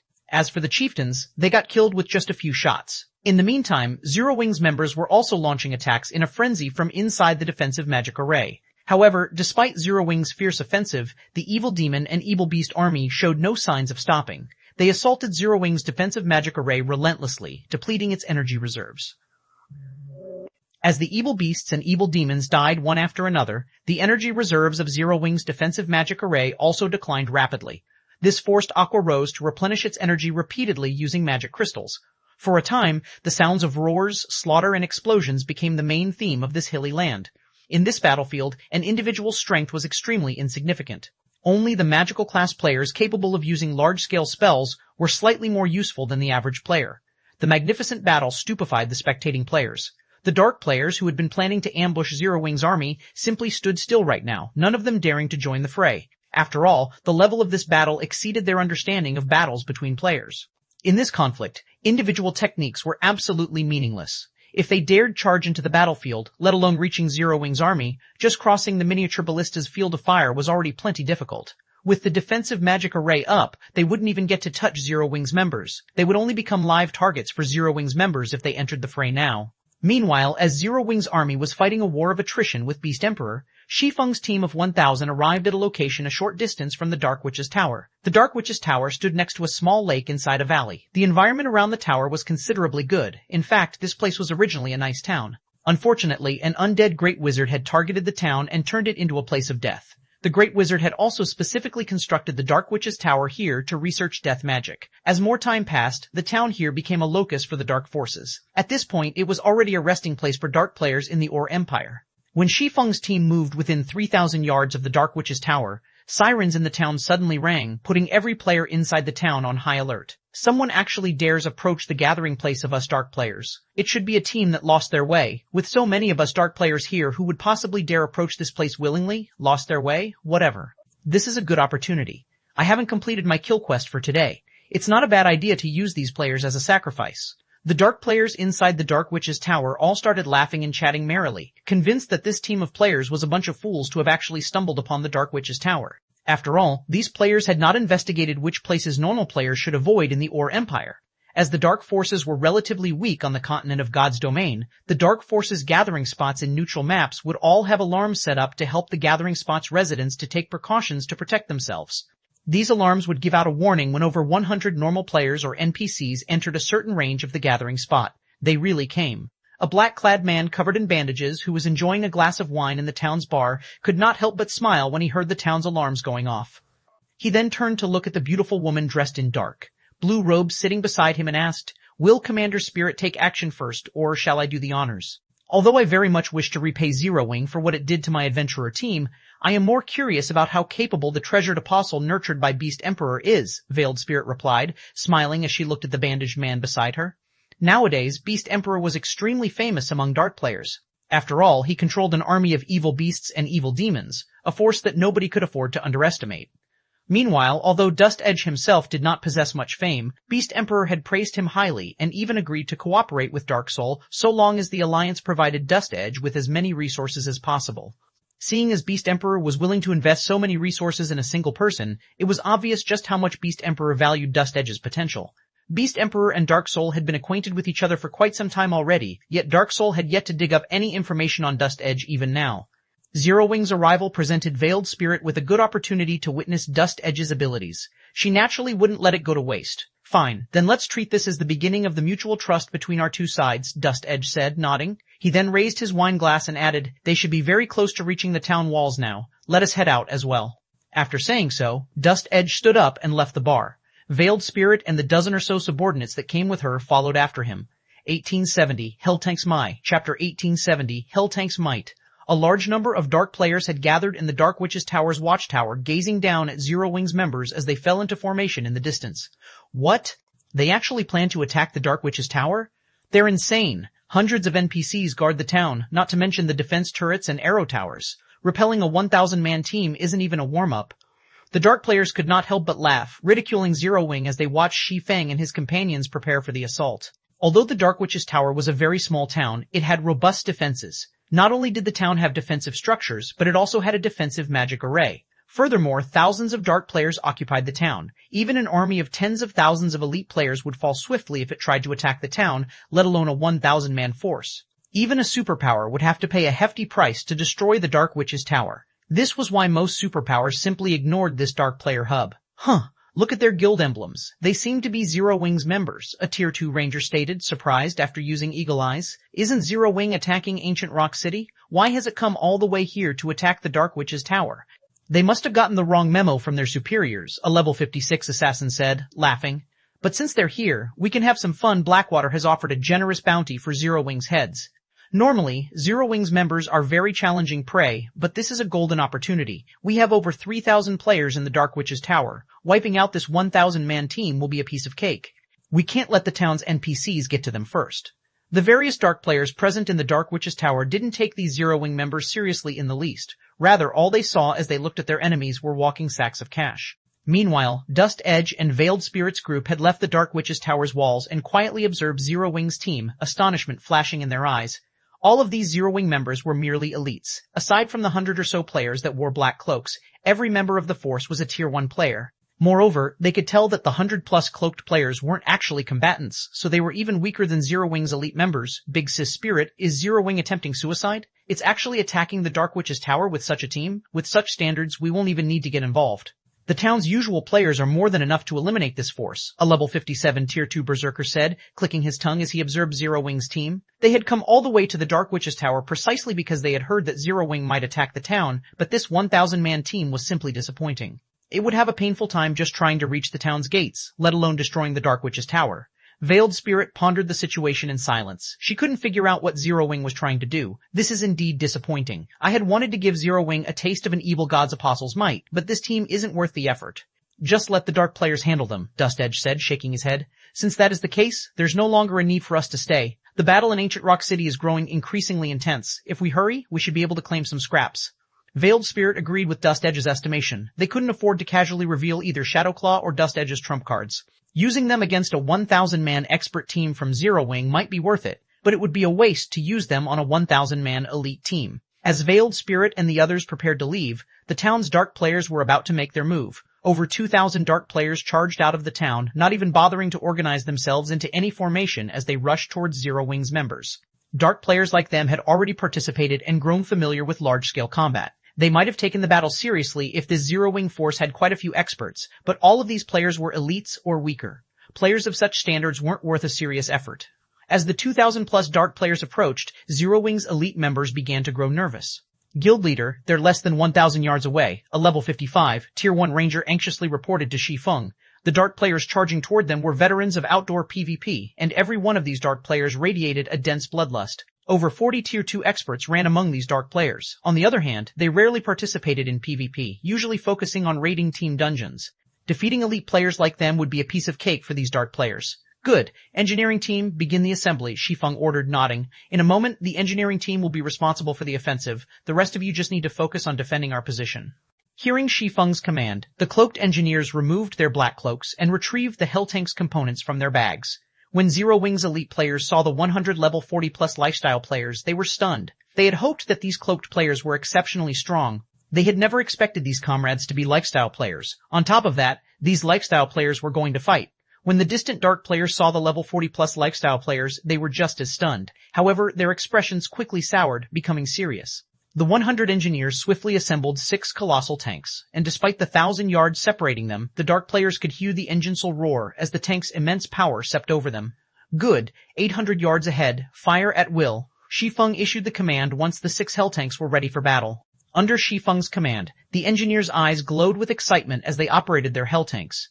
They then aimed the Hell cannons at the Dark players and fired. Suddenly, a crimson two-fold magic array appeared before each Hell tank's gun barrel. Boom! Immediately, the 6 Hell cannons released balls of crimson light. These crimson light balls reached the Dark players almost instantly. By the time the Dark players reacted, the light balls had descended on the disorderly crowd. Boom, boom, boom, boom. The moment the crimson light balls struck, 6 towering pillars of fire rose up amidst the Dark player army, each encompassing a radius of 35 yards. The towering flame pillars were clearly visible from several thousand yards away. As the flame pillars faded, they revealed 6 lava pits on the battlefield, glowing with a red light. Every player that had been caught in the AoEs had transformed into streaks of white light before disappearing. With a single round of attacks, over 600 Dark players had been removed from the battlefield. 1871 Nightmare on the Battlefield. Chapter 1871 Nightmare on the Battlefield. When over 600 PvP experts were suddenly vaporized, the Dark players charging towards Zero Wing's team slid to a halt and stared at the empty lava pits before them. Damn it, what are those things? After losing nearly half of their allies, the other Dark players panicked. They had seen war weapons in action before, but the Hell tanks' speed and power were beyond their understanding of such weapons. The Tier 2 experts on this battlefield even had a high chance of avoiding defense turrets' attacks from over 500 yards away, especially the speed-type classes. Yet, despite the nearly 800 yards between them and their quarry, the Hell Tanks' balls of light had rained down on their heads by the time they had realized that they were under attack. The power of the Hell Cannon's attacks was simply horrific, easily rivaling the power of Tier 3 large-scale destruction spells. Even a Tier 2 MT would have to activate a life-saving skill to survive such an attack. These Dark players felt as if they stood within 6 Magic Towers' attack range. The Dark players that had chosen to remain in the Dark Witch's Tower to watch the battle had lost the laughter in their eyes. Now, their gazes only contained fear as they watched the 6 Hell Tanks. Veiled Spirit, who stood in the watchtower, couldn't help but frown at the scene. The speed and power of the Hell Tanks' attacks were horrific. Expert players were no more than ants before the monstrous vehicles. Those war weapons were basically mobile magic towers. How does Zero Wing have such powerful war weapons? We're doomed. We don't have any war weapons. How are we supposed to deal with those things? What's there to be afraid of? We may not have war weapons, but the Dark Witch's Tower does. Moreover, the town has a defensive magic array. If Zero Wing's war weapons get near the town's NPCs will bombard them with the defense turrets. Besides, with how powerful those attacks were, those war weapons definitely have long cooldowns. Once our people get close to the weapons, not only will we kill Zero Wing's members, but we'll also use the war weapons for target practice. Although the might of the Hell Tanks' cannons had shocked many people, some more experienced experts retained their cool and analyzed the vehicle's weaknesses, developing a plan to combat the war weapons. Very quickly, the other Dark players also came to realize the Hell Tanks' weaknesses. Instead of retreating, they resumed their charge in an attempt to reach the Hell Tanks. Although they had never used a war weapon themselves, they knew that all war weapons shared a single flaw: they were vulnerable at short range. Like the miniature ballistas bombarding ancient Rock City, once hostile players drew near, the war weapons could be destroyed with a few attacks, regardless of how much destructive power they possessed. The remaining 1,000+ Dark players dashed towards the Hell Tanks in a frenzy, intent on destroying the war weapons before the Hell Tanks' cooldowns ended. Guild Leader, they've resumed their charge. Should we form a defensive line? Seeing the Dark players draw closer, Zero Wing's elite members grew restless again. The Hell Tanks' power gave them some hope of victory, and as long as they protected these massive weapons, they could defeat these Dark players. But despite the Dark players closing the distance to 200 yards, Shi Feng hadn't given the command to defend the war weapons. If they allowed these Dark players to engage the Hell Tanks in melee combat, they'd be doomed. No, let them come. Shi Feng waved a hand, signaling for his companions to hold their positions. Following their guild leader's orders, Zero Wing's elite members had no choice but to stand their ground, watching as the Dark players approached. 200 yards, 50 yards, 50 yards, 100 yards. Brothers, we're almost at the war weapons. Once we destroy them, victory will be ours. Ranged players, attack with everything you've got once you're in range. The Dark players couldn't help their excitement as they reduced the distance between them and the Hell Tanks to 50 yards. At this time, Shi Feng raised his longsword into the air. He then pointed it at the approaching Dark players and shouted, "All Hell Tanks, move out. Leave none of them alive." The engineers, itching for action, eagerly stepped on the tank's accelerator. The engines roared to life once more, and the 6 Hell Tanks jerked forward, speeding towards the Dark players in a V formation. What are they trying to do? The advancing Dark players were stunned as the Hell Tanks raced towards them. However, before the Dark players could react, each Hell Tank released 14 flame spears. Meanwhile, each flame spear carried power at the peak of Tier 2. A total of 84 flame spears flew at the Dark players simultaneously, as if 84 miniature ballistas had launched their payload at the same time. But unlike the ballista's exploding arrows, the flame spears weren't AoEs. Shoo, shoo, shoo, shoo. When the flame spears made contact, light flashed among the Dark player army. Many of the melee players leading the charge, who had failed to defend themselves in time, transformed into stakes of light and vanished on the spot. Although some players had activated life-saving skills or dodged the attacks in time, surviving the first volley, the flame spears had claimed over 50 Dark players' lives. However, the surviving melee players slid to a halt once more, too afraid to approach the Hell Tanks after watching that wave of attacks. "Ranged players, hurry and attack," some melee players shouted, snapping out of their daze. The Dark-ranked players then launched spells and arrows, aiming for the approaching Hell Tanks. Just as the spells and arrows were about to slam into the Hell Tanks, the 6 war weapons activated their magic shields. A magic barrier, able to absorb up to 3,000 damage and possessing Tier 3 defensive capabilities, surrounded each Hell Tank. The Hell Tanks pushed through the rain of spells and arrows, receiving no damage whatsoever. How was this possible? Seeing the unscathed Hell Tanks stunned the Dark players. They had never thought that these war weapons had defensive magic arrays as well. As the Dark players tried to think of a way to deal with the enemy weapons, the Hell Tanks reached the melee players that led the army. Without slowing in the slightest, the Hell Tanks bulldozed through the Dark players in their way. The Tier 2 MTs at the forefront were immediately thrown over 20 yards back, their HPs decreasing by nearly half. Unfortunately for them, the Tier 1 melee players died instantly. The 6 hell tanks charged forward like a herd of stampeding bulls. Not only did they break up the crowd of dark players, but they also killed over 100 players as they sped through. Run quickly. Don't let these things get near you. After watching the hell tanks slaughter their allies, the fighting dark players realized one thing. This battle wasn't a battle at all. It was a one-sided massacre. It's too late to escape now. Shi Feng could not help but shake his head and chuckle as he watched the fleeing dark players. Compared to their ranged offensive capabilities, tanks shone brightest in close-range combat. An intermediate tank had even higher strength than a Tier 3 berserker, and not even a Tier 3 assassin could outrun it. It was truly a weapon of slaughter on a battlefield. After just a short moment, the hell tanks killed every one of the 2,000-plus dark players that had participated in the battle. Now, ownerless weapons and equipment littered the field. 1872 Evil God Takes Action, Chapter 1872, Evil God Takes Action. Once the hell tanks had wiped out the attacking dark players, Shi Feng instructed his guildmates to loot the battlefield. The dark players that operated in the Ore Empire were very well equipped on average. Otherwise, they wouldn't have dared to join the glory battlefield that was the Empire.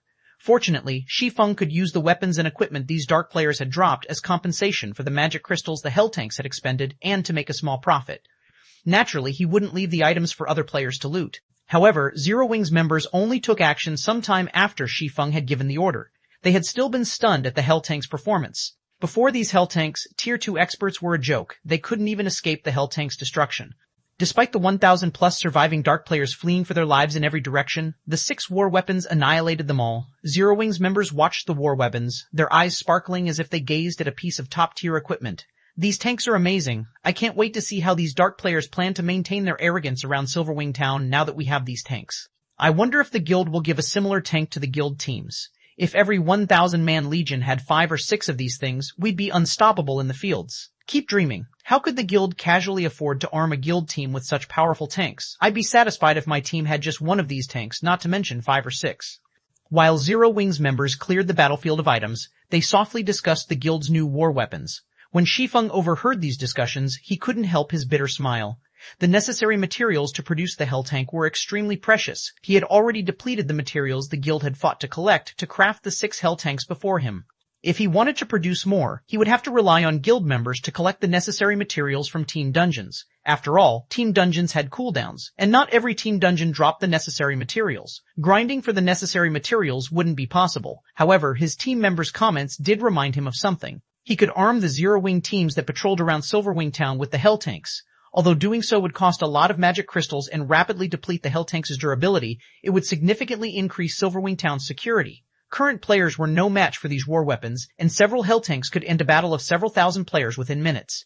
After his team had cleaned up the battlefield, Shi Feng ordered the 6 hell tanks to bombard the Dark Witch's tower. Now that more than half of the dark players in the town had died, the remaining dark players posed no threat. All they had to do was destroy the town's defensive magic array. Then they could storm the town and destroy its magic array core and teleportation device. Once those had been destroyed, they would rend the Dark Witch's tower powerless. Zero Wing's coming. What should we do? Meanwhile, the dark players who had watched the battle from the town's watchtower wore ugly expressions as they gazed at Zero Wing's members. Over 2,000 expert players had died in just a few minutes. To make matters worse, not a single one of them had killed any of Zero Wing's players. This was utterly terrifying. These dark players had been confident that Zero Wing's members couldn't touch the Dark Witch's tower, much less destroy the town. However, after witnessing the hell tanks' destructive power and their ridiculous movement speed, they realized that the town's defense turrets and arrow towers would be useless against the enemy war weapons. So, this is the trump card Zero Wing has hidden all this time? Even Veiled Spirit was a little afraid as the 6 tanks approached the town. Although she had prepared a trump card in the form of a magic array that enhanced players' power, she wasn't certain that any player at this stage of the game could stop those tanks, regardless of their buffs. Not bad. It's no wonder why Zero Wing only sent a 1,000-man elite team here. It turns out that they've prepared such a move. Dust Edge gave the hell tanks a bright smile. I hadn't thought that those players were worth my involvement, but it seems that they just barely qualify. You have a way to defeat them? Veiled Spirit asked curiously as she gave Dust Edge, who brimmed with confidence, a look. Of course. I can also use this opportunity to show you your collaborator's strength, Dust Edge said, nodding. However, I will require some sacrifices. Do you mind if I trouble you to capture some? Sacrifices? Veiled Spirit repeated, confused. I'm talking about players. I need a large number of players. The more, the better. Since this is a hub for the dark forces, these NPCs won't mind if players slaughter each other, and the remaining players in the Dark Witch's Tower aren't particularly valuable anymore anyway, right? Right? Dust Edge asked, chuckling as he eyed the dark players as they tried to flee from the town. I'll also need to borrow 2 of your peak experts, my subordinates. Veiled Spirit frowned, turning to Dust Edge with a frosty expression. Although she did not know why he needed sacrifices, it definitely wasn't for something good. She refused to allow her subordinates to become this madman's sacrifices. Relax, I won't sacrifice your subordinates. Rather, I want to grant them peerless strength. Dust Edge explained when he realized that Veiled Spirit had misunderstood his intention. That won't be a problem. Veiled Spirit agreed. She then instructed her subordinates to gather the feeling players in the Dark Witch's Tower. This time, she had brought 300 experts with her, each of which was incredibly powerful. They were far stronger than the dark players who idled in the town. Under Veiled Spirit's command, Shadowclaw's 300 experts took action. Using the tools Dust Edge had granted them, they captured the players that tried to escape the town. What are you trying to do? Why are you capturing us? Shadowclaw's prisoners soon found themselves bound by magical chains, their fear clear on their faces as they looked at Dust Edge and his companions. Oh, it's nothing. I'm just going to make you contribute to the Dark Witch's Tower's defense, Dust Edge said, laughing when he saw over 300 bound players.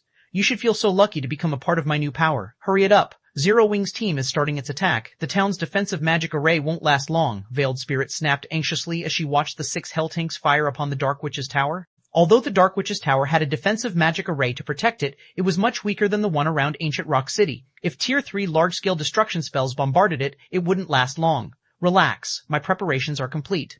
Now, we just need 2 of your subordinates to stand in the center of the magic array, Dust Edge responded as he finished writing over 30 lines of crimson divine runes in the air. He then merged the divine runes with the crimson magic array before him, excitedly proclaiming, Soon you'll get to witness the power of the almighty evil god.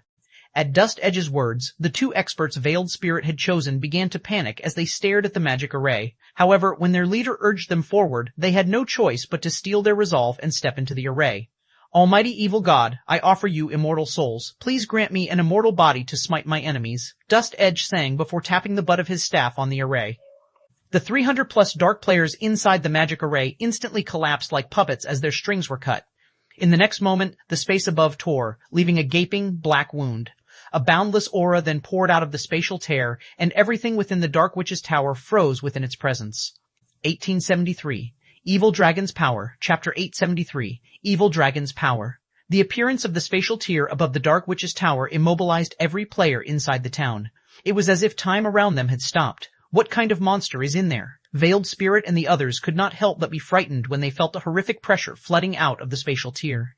They could sense that this horrific pressure did not originate from the spatial tear itself, but from a creature residing inside the spatial tear instead. This was a pressure that they had never felt in all the time they'd played God's Domain. They did not doubt that, should the creature inside the spatial tier come out, they would instantly die and disappear just from the pressure the creature exuded.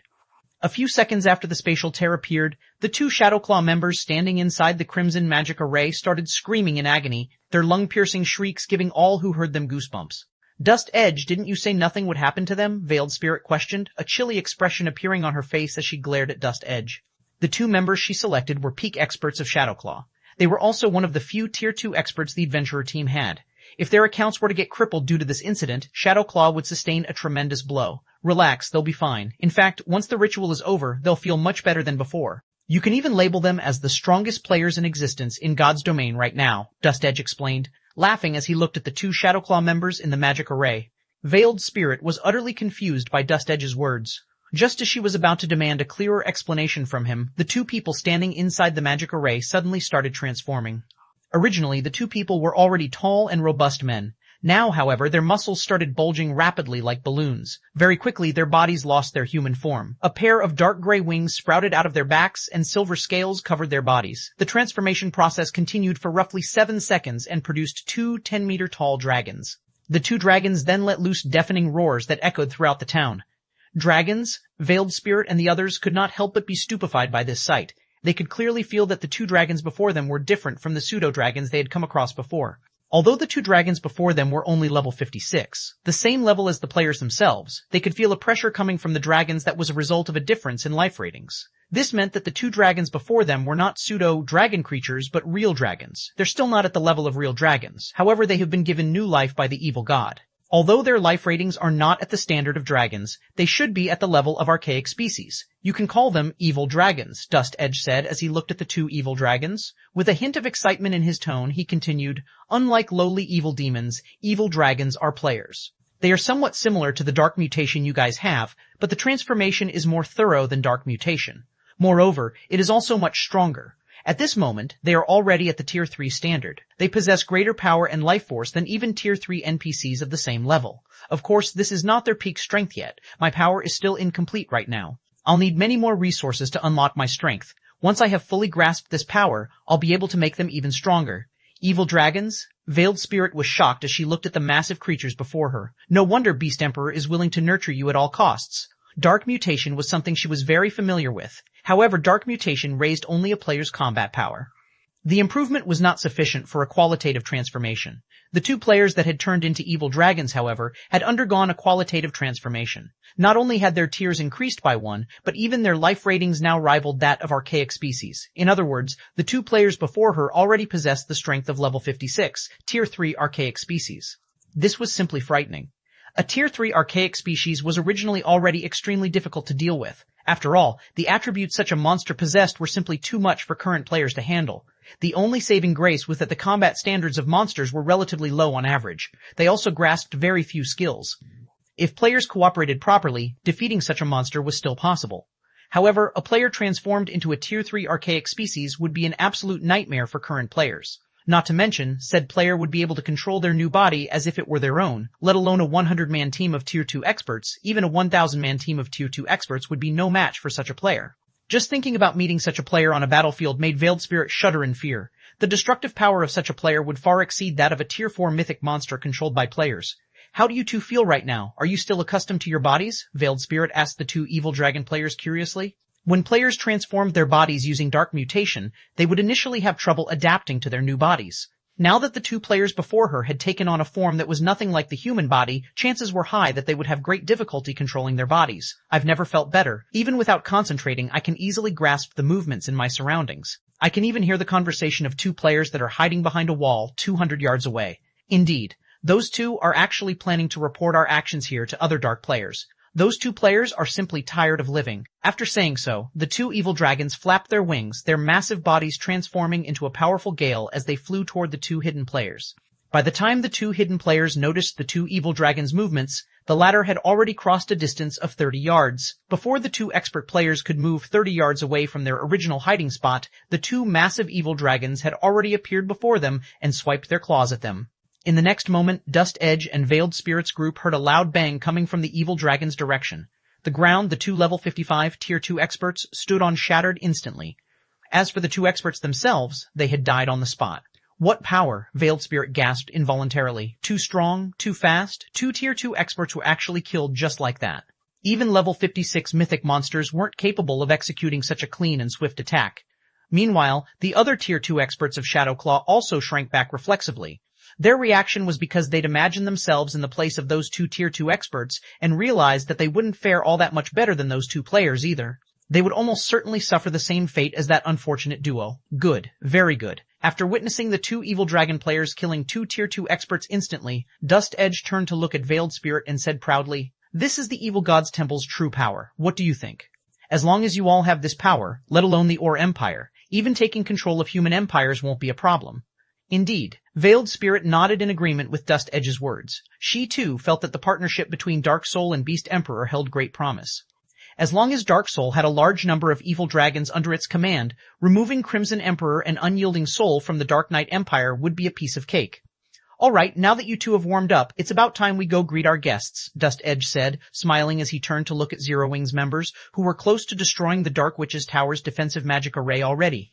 At Dust Edge's words, the two evil dragon players promptly turned to look at the approaching hell tanks, sneers appearing on their faces. Previously, they had still felt somewhat fearful of the hell tanks. Now, however, it was a different story. Following which, the two evil dragon players flapped their wings and swiftly flew out of the town's magic barrier and straight toward the hell tanks. 1874 Evil Dragon vs. Tank. Chapter 1874 Evil Dragon vs. Tank. As the two dark gray evil dragons ascended, leaving the Dark Witch's tower, their massive frames, powerful roaring, and the intense pressure they radiated due to their upgraded life ratings quickly attracted Zero Wing's attention. Are those dragons? How does the Dark Witch's tower have two dragons? How is this possible? They're actually Great Lord-ranked archaic species. Zero Wing's members, who stood some distance behind the hell tanks, watched the two massive beasts fly away from the town with astonished expressions. They could not understand why dragons would be in the Dark Witch's tower. Tier 3 archaic species were an absolute nightmare for current players, and although the two evil dragons were only level 56, they wouldn't be easy opponents. Guild leader, what should we do? The dragons are too fast, slightly faster than the hell tanks, the engineers controlling the team's war weapons asked worriedly. As engineers, they were familiar with the hell tanks' flaws. Although the hell tanks were extremely powerful against players, they were fairly useless against monsters. Monsters had much higher HP and defense, and if they pitted a hell tank against a great lord of the same level, it would take a considerable amount of time to defeat the monster with the hell cannon and flame spears. Furthermore, a great lord was considered a tier 3 monster, so it would be more than capable of causing substantial damage to the hell tank, depleting its durability. If the two level 56 evil dragons were allowed to fight the hell tanks would definitely lose. Evil dragons? Shi Feng watched the approaching dragons with a strange look. He could feel that these two were not actual dragons, but pseudo-dragon creatures. If they were actual dragons, his heavenly dragon's breath would have given him a massive basic attribute boost. Since the fragmented legendary ring hadn't reacted, he knew that these evil dragons were something else. Moreover, he could sense the evil dragons' human-like emotions. When he looked in their eyes, it was as if the two evil dragons were children that had just found a new toy and were eager to play with it. That wasn't an emotion monsters should experience. Zero Wing, die, the two evil dragons bellowed. The two evil dragons widened their jaws and spat a tornado-like breath attack. Space Tor was the attacks flew towards two of the 6 hell tanks. Since the attacks had been launched from a close distance, the hell tanks couldn't dodge in time. Boom! As the two tornadoes dissipated, they revealed the massive craters the attacks had torn in the ground, each encompassing a 50-yard radius with a 5-meter depth. Both of the hell tanks' magic shields had shattered instantly, and the power of the breath attacks left Zero Wing's members flabbergasted. Impossible? The dragons actually spoke? Are players controlling them? That can't be right. Even if they are controlled by players, they shouldn't be able to speak. Their destructive power is insane. They actually broke the magic shields that not even hundreds of Tier 1 and Tier 2 players could destroy. Everyone was shocked as they watched the hell tanks' magic shields shatter and the battlefield's new craters. The evil dragon's breath attack was clearly stronger than the hell tanks' hell cannons, but the watching players were more confused by the dragon's ability to speak. Moreover, the dragon's words had been meant for Zero Wing. NPCs and monsters definitely weren't capable of such a thing. So, this is the power of the evil dragons? Veiled Spirit, who stood in the town's watchtower, was just as shocked by the evil dragon's power. With such great destructive power, these evil dragons would be of immense help when sieging a town or city. If Dust Edge could mass-produce such beings, the evil god's temple would truly be invincible in the Or Empire. Ha ha ha! Wonderful!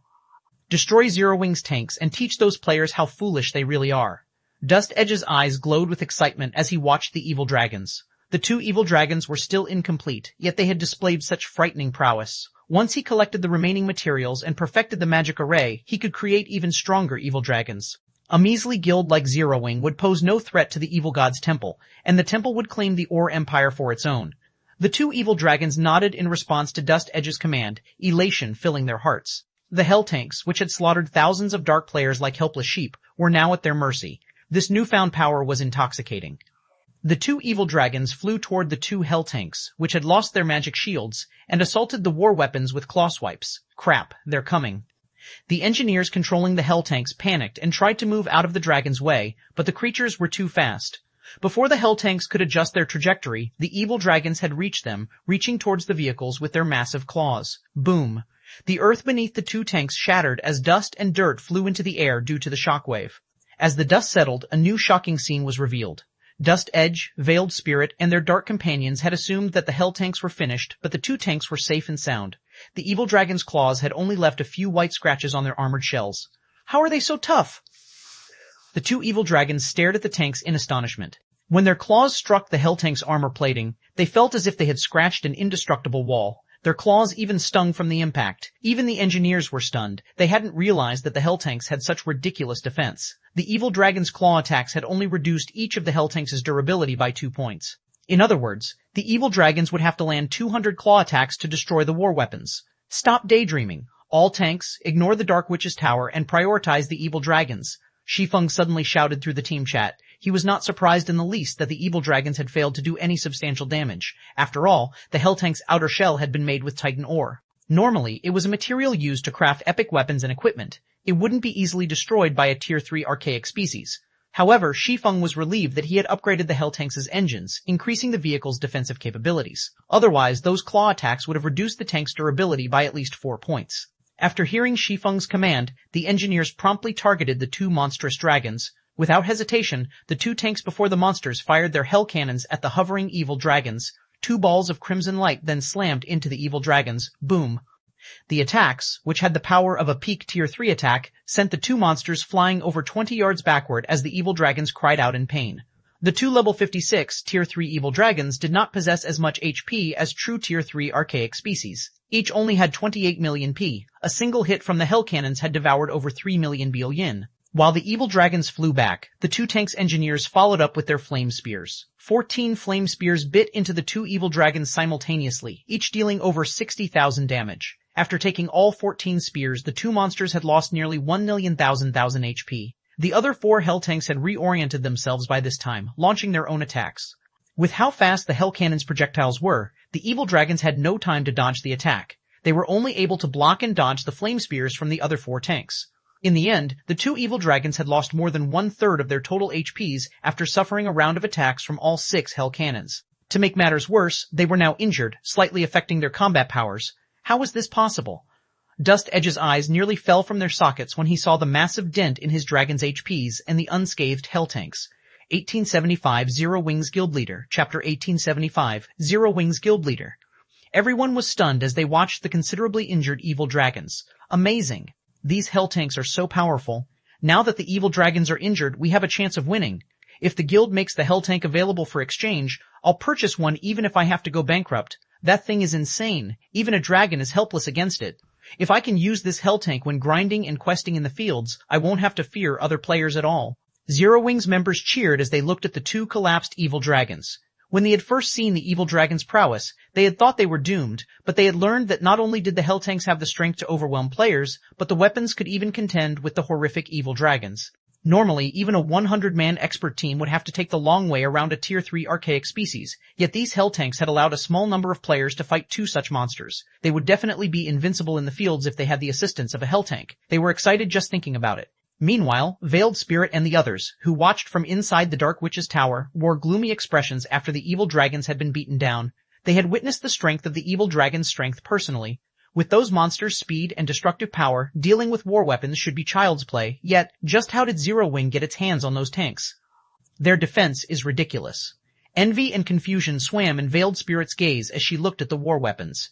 She had never heard of such a war weapon in the game before.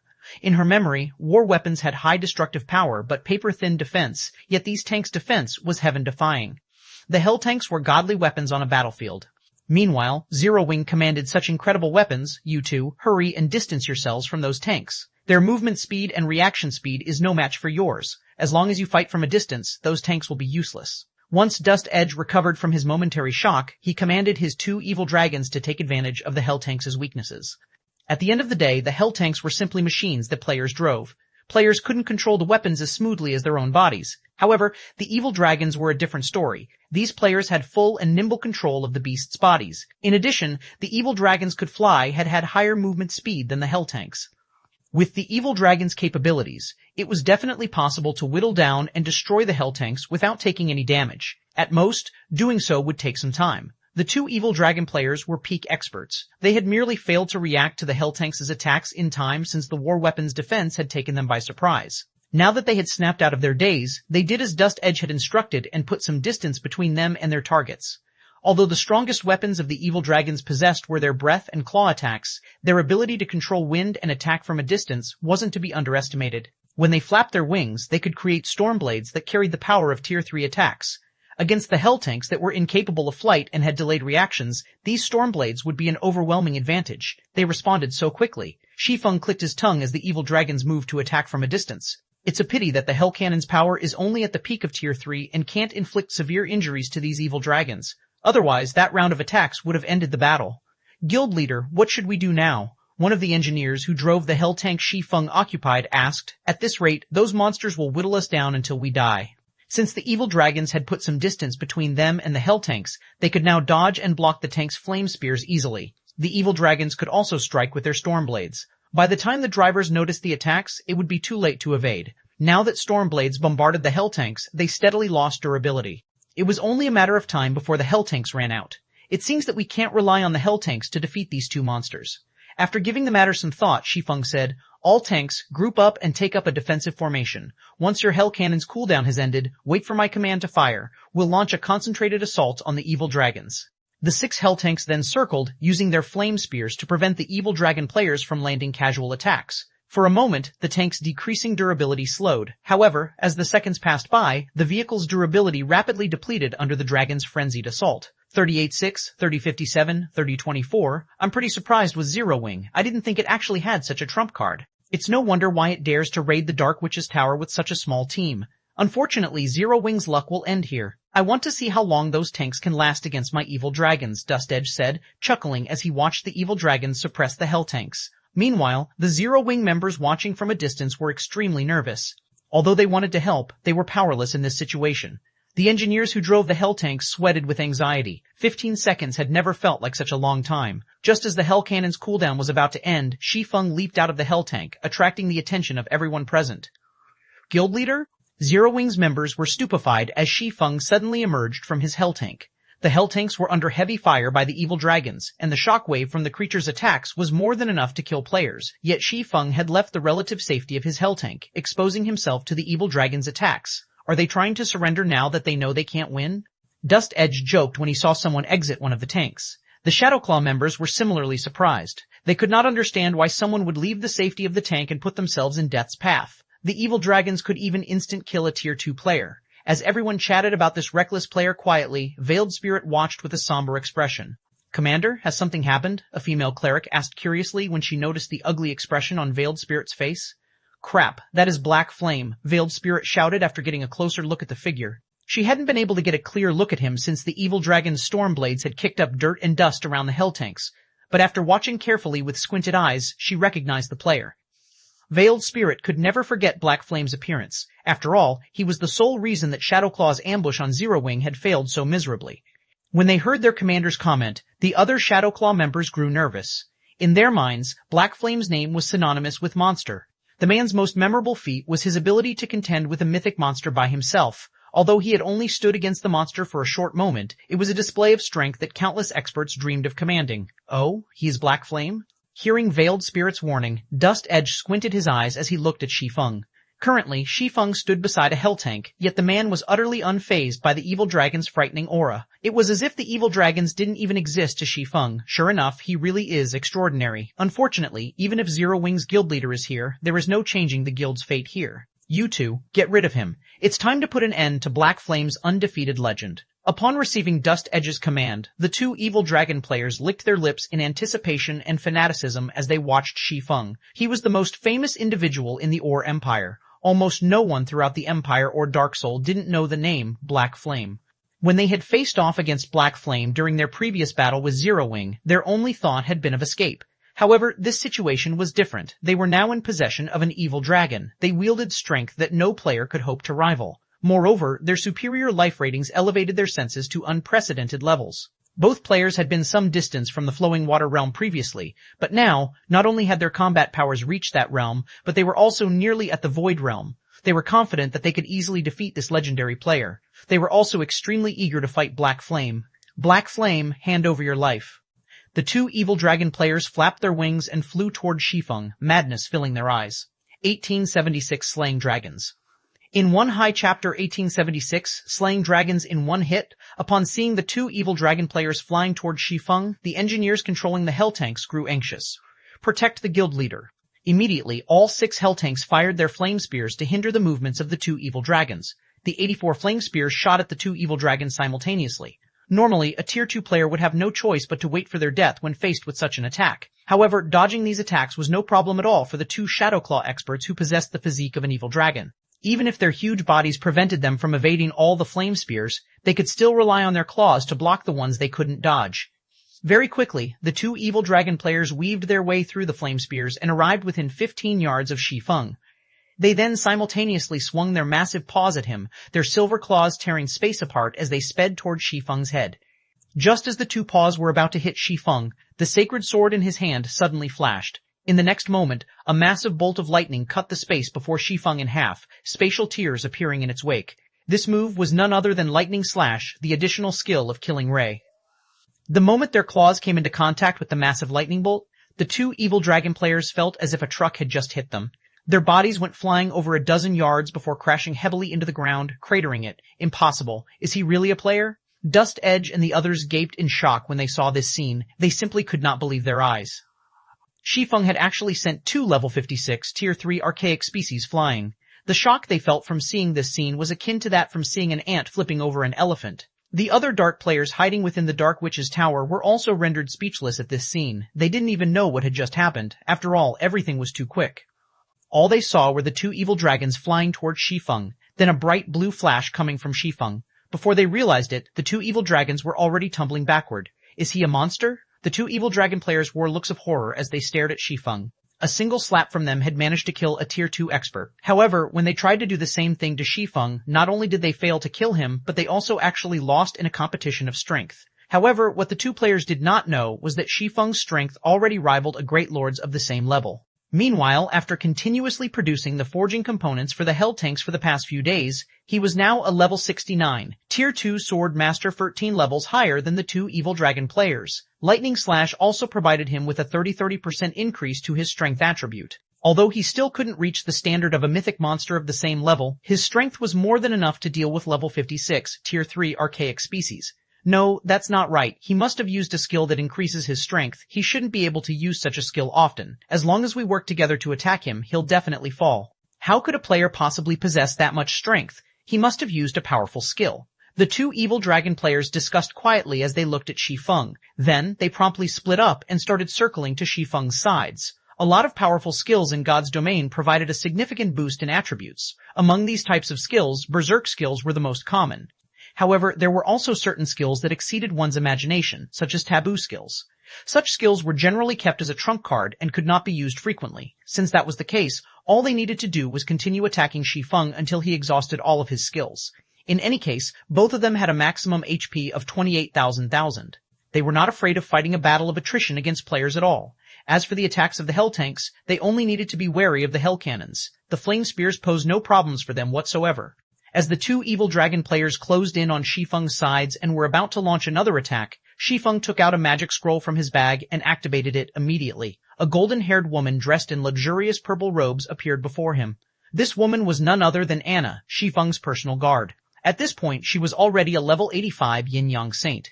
As soon as Anna appeared, she lightly tapped the butt of her staff on the ground. Suddenly, a yin-yang barrier spread out with her as the center. Boom. The moment the two evil dragons collided with the yin-yang barrier, they felt a power rivaling Shi Feng's lightning slash smash into their bodies. The two evil dragons went flying once again. Everyone, fire at will. Shi Feng commanded when he saw the evil dragons tumbling backward. After snapping out of their daze, the engineers simultaneously activated their respective Hell Tanks' Hell Cannon and Flame Spears. 6 Crimson Light Balls and 84 Flame Spears flew at the fallen evil dragons right there and then. Boom, boom, boom. A series of explosions shook the battlefield. The HPs of the two evil dragons plummeted, falling below the 25% threshold. Feeling death approaching, the two evil dragon players automatically flapped their wings in an attempt to escape. Shi Feng's and Anna's attacks might not pose a massive threat to them, but the attacks of the 6 Hell Tanks were simply too fierce. If the Hell Tanks landed another barrage on them, their lives would definitely be forfeit. You wish to run? Do you think you can so easily? Shi Feng chuckled when he saw the two evil dragons trying to fly away. Right then, Anna finished chanting an incantation and now pointed her staff at the sky. In the next moment, pitch-black magic arrays appeared around the two evil dragons and shot out pitch-black spears. In the blink of an eye, the pitch-black spears stabbed into the bodies of the evil dragons, sealing their movements and sapping their strength. This move was none other than the new over-TA spell Anna had learned, Dark Lock. Due to Dark Lock, the two evil dragons were unable to move whatsoever. Their attributes had also decreased by 30%, which further reduced their already low HPs. On the verge of ordering the Hell Tanks to fire the killing blow on these two evil dragons, Shi Feng suddenly felt a pulse coming from his bag. What's going on? Just as Shi Feng was about to inspect his bag to check which item was producing the humming noise he was hearing right now, a broken sword suddenly flew out of his bag. This broken sword was none other than the evil god's inheritance, the weapon that Shi Feng dreaded using. System: faint traces of the evil god's power detected. Do you wish to use the evil god's inheritance to absorb this power? Does this sword want me to use it to kill these evil dragons? As Shi Feng looked at the broken sword, he could tell that the evil god's inheritance was riveted by the dying evil dragons. He then clicked to use the weapon in order to see what would happen if he killed the evil dragons with the evil god's inheritance. After Shi Feng made his selection, the abyssal blade suddenly vanished from his hand, and taking its place was the evil god's inheritance. At this moment, despite Shi Feng not having sacrificed any of his attributes, he was actually able to utilize the full power of the evil god's inheritance, the weapon causing his basic attributes to skyrocket. Although the entire process seemed to take a lot of time, in reality only 3 seconds had passed since the evil god's inheritance started humming until now. Tightening his grip on the evil god's inheritance, Shi Feng activated Instant Strike and appeared above the heads of the 2 evil dragons. He then sent a slash at them. Godslayer. Suddenly, 5 pitch-black sword lights devoured the 2 evil dragon players. Seen from afar, it looked as if a gigantic pitch-black mouth had swallowed the 2 evil dragons whole. As the pitch-black sword lights faded away, the 2 evil dragon players' HPs instantly fell to 0. Their bodies petrified into 2 stone sculptures, which then disintegrated into dust particles that scattered on the wind. A short while later, all traces of the 2 evil dragons had thoroughly disappeared from the battlefield. 1877, Second Evil God's Mark. Chapter 1877, Second Evil God's Mark. As the 5 pitch-black sword lights disappeared, the 2 evil dragons disintegrated into dust and scattered with the wind. The players spectating from the distant watchtower only reacted after the 2 evil dragons had vanished. Hey died. Is Black Flame really a player? Everyone had gasped when they saw Shi Feng's sudden attack. Although they understood that the 2 evil dragons had very little HP left, each had held on to over 1,000,000 HP, yet Shi Feng had slain both with a single attack. The man's damage was horrific. When the dark players in hiding saw this, they abandoned any thought of killing Shi Feng. They now considered the idea laughable and ignorant. It was no exaggeration to say that no player at this stage of the game could survive Shi Feng's last attack. Unless they used an invulnerability skill, they would die in an instant if they tried to take on the swordsman. Furthermore, Shi Feng had summoned a level 85 personal guard to his side. Anna had only moved her staff slightly, yet she had repelled both evil dragons. With such a personal guard, getting close to Shi Feng would be utterly impossible. As for the person responsible for the evil dragon's deaths, he finally snapped out of his daze. What a powerful weapon. Not only was the Godslayer skill was much stronger than before, but the weapon had also granted a much higher boost to his physique. He could feel his strength rival that of a Tier 3 player. Gaining a Tier 3 physique was a qualitative transformation for any player. Once players' physiques reached Tier 2, their 5 senses would sharpen, but when they wielded a Tier 3 physique, their natural response time would also improve. Originally, only talented players possessed the ability. Although ordinary people could improve their neural response time by training, there was a limit. In addition, the training process would be intensely arduous, and very few people would be able to endure the hardships that awaited them. However, when players' physique reached Tier 3 in God's domain, their neural response time would improve. Although the improvement was a measly 10% or so, when applied in a high-speed battle between Tier 3 existences, the effects would be significant. For example, if a player with a Tier 2 physique could execute 10 attacks in a fixed time, then a player with a Tier 3 physique and the same basic attributes could execute 11 attacks. This additional attack would allow the player with the Tier 3 physique the chance of landing an attack on their opponent. By relying on the advantage of one extra attack, the player with the Tier 3 physique could eventually achieve victory. This was also why reaching Tier 3 was so difficult in God's domain. In the past, Tier 3 had been a threshold to determine whether a player was a true expert or not. Meanwhile, despite the evil god's inheritance being a shadow of its former self, equipping it had nearly boosted Shi Feng's physique to the Tier 3 standard. One could easily imagine how powerful the evil god's inheritance was. It definitely wasn't something an ordinary legendary weapon could compare to. After killing the 2 evil dragons, the sound of a system notification reached Shi Feng's ears. System. Evil God's inheritance has accumulated sufficient life force and recovered the second Evil God's Mark. Activating the second Evil God's Mark's ability. As the system notification ended, the Evil God's inheritance began to transform. The blurry divine runes that covered the broken sword became much clearer. The ambient mana also avoided the broken sword due to these divine runes. Naturally, the broken sword's attributes had changed significantly. Evil God's inheritance, one-handed sword, a treasured sword that the evil god had once used. However, the sword had been destroyed in a battle, shattered into 3 pieces. Although the evil god's treasured sword had been destroyed, the evil god's power within remains intact. As long as one gathers all 3 fragments, it is possible to restore the sword to its past glory. This piece is the sword's broken hilt. By permanently sacrificing 8 points of all attributes, the user may temporarily use the sword's power. Although this sword has been severely damaged, it can still exert 1/10 of its original power. First Evil God's Mark, power absorption can increase strength by a maximum of 120%, stamina by 30%, and all resistances by 120%. Second Evil God's Mark, Soul Devourer, can cause tremendous damage to the target's soul. When this fragment is within 3,000 yards of other fragments, the fragments will resonate. Drops upon death. Cannot be traded. Soul Devourer? How tyrannical. Shi Feng looked down at the evil god's inheritance in his hand with slight astonishment. In God's domain, items that could attack a person's soul were exceedingly rare. After all, the soul was a creature's foundation. Even if a player's soul only received a small amount of damage, it could double the player's death penalty. Depending on the severity of the damage, the affected player might even be prevented from logging into God's domain for several days. If a player's soul were thoroughly destroyed, they'd be forced to start over. This was why any item that could target a soul was incredibly precious. Superpowers treated these items as ultimate trump cards to deal with peak experts. And Soul Devourer was such a frightening ability. Of course, this ability wasn't without a price. To use the evil god's inheritance, Shi Feng still needed to sacrifice 8 points from every basic attribute. Although 8 points weren't cheap, if Shi Feng could deal a devastating blow on his enemies, the price would be worth it to him. Following which, Shi Feng stored the evil god's inheritance and returned his gaze to the Dark Witch's tower. He then commanded, "The evil dragons are dead, there is no longer anything in our path. All hell tanks, fire at the Dark Witch's tower, destroy the teleportation device and the town's core magic array."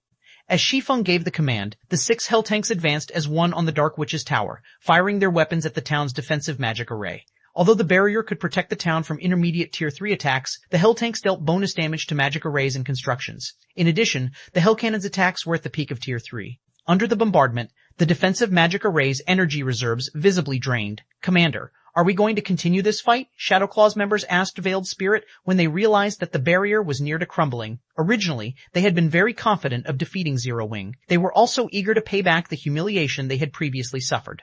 However, after witnessing the Hell Tanks and Shi Feng's power, they shed the idea that they could annihilate this team from Zero Wing. "Retreat!" Veiled Spirit growled in frustration, a hint of reluctance flashing in her eyes as she watched Shi Feng's figure in the distance. There was no point in staying here any longer. They would only get themselves killed if they did. After all, they had no other means of dealing with the Hell Tanks.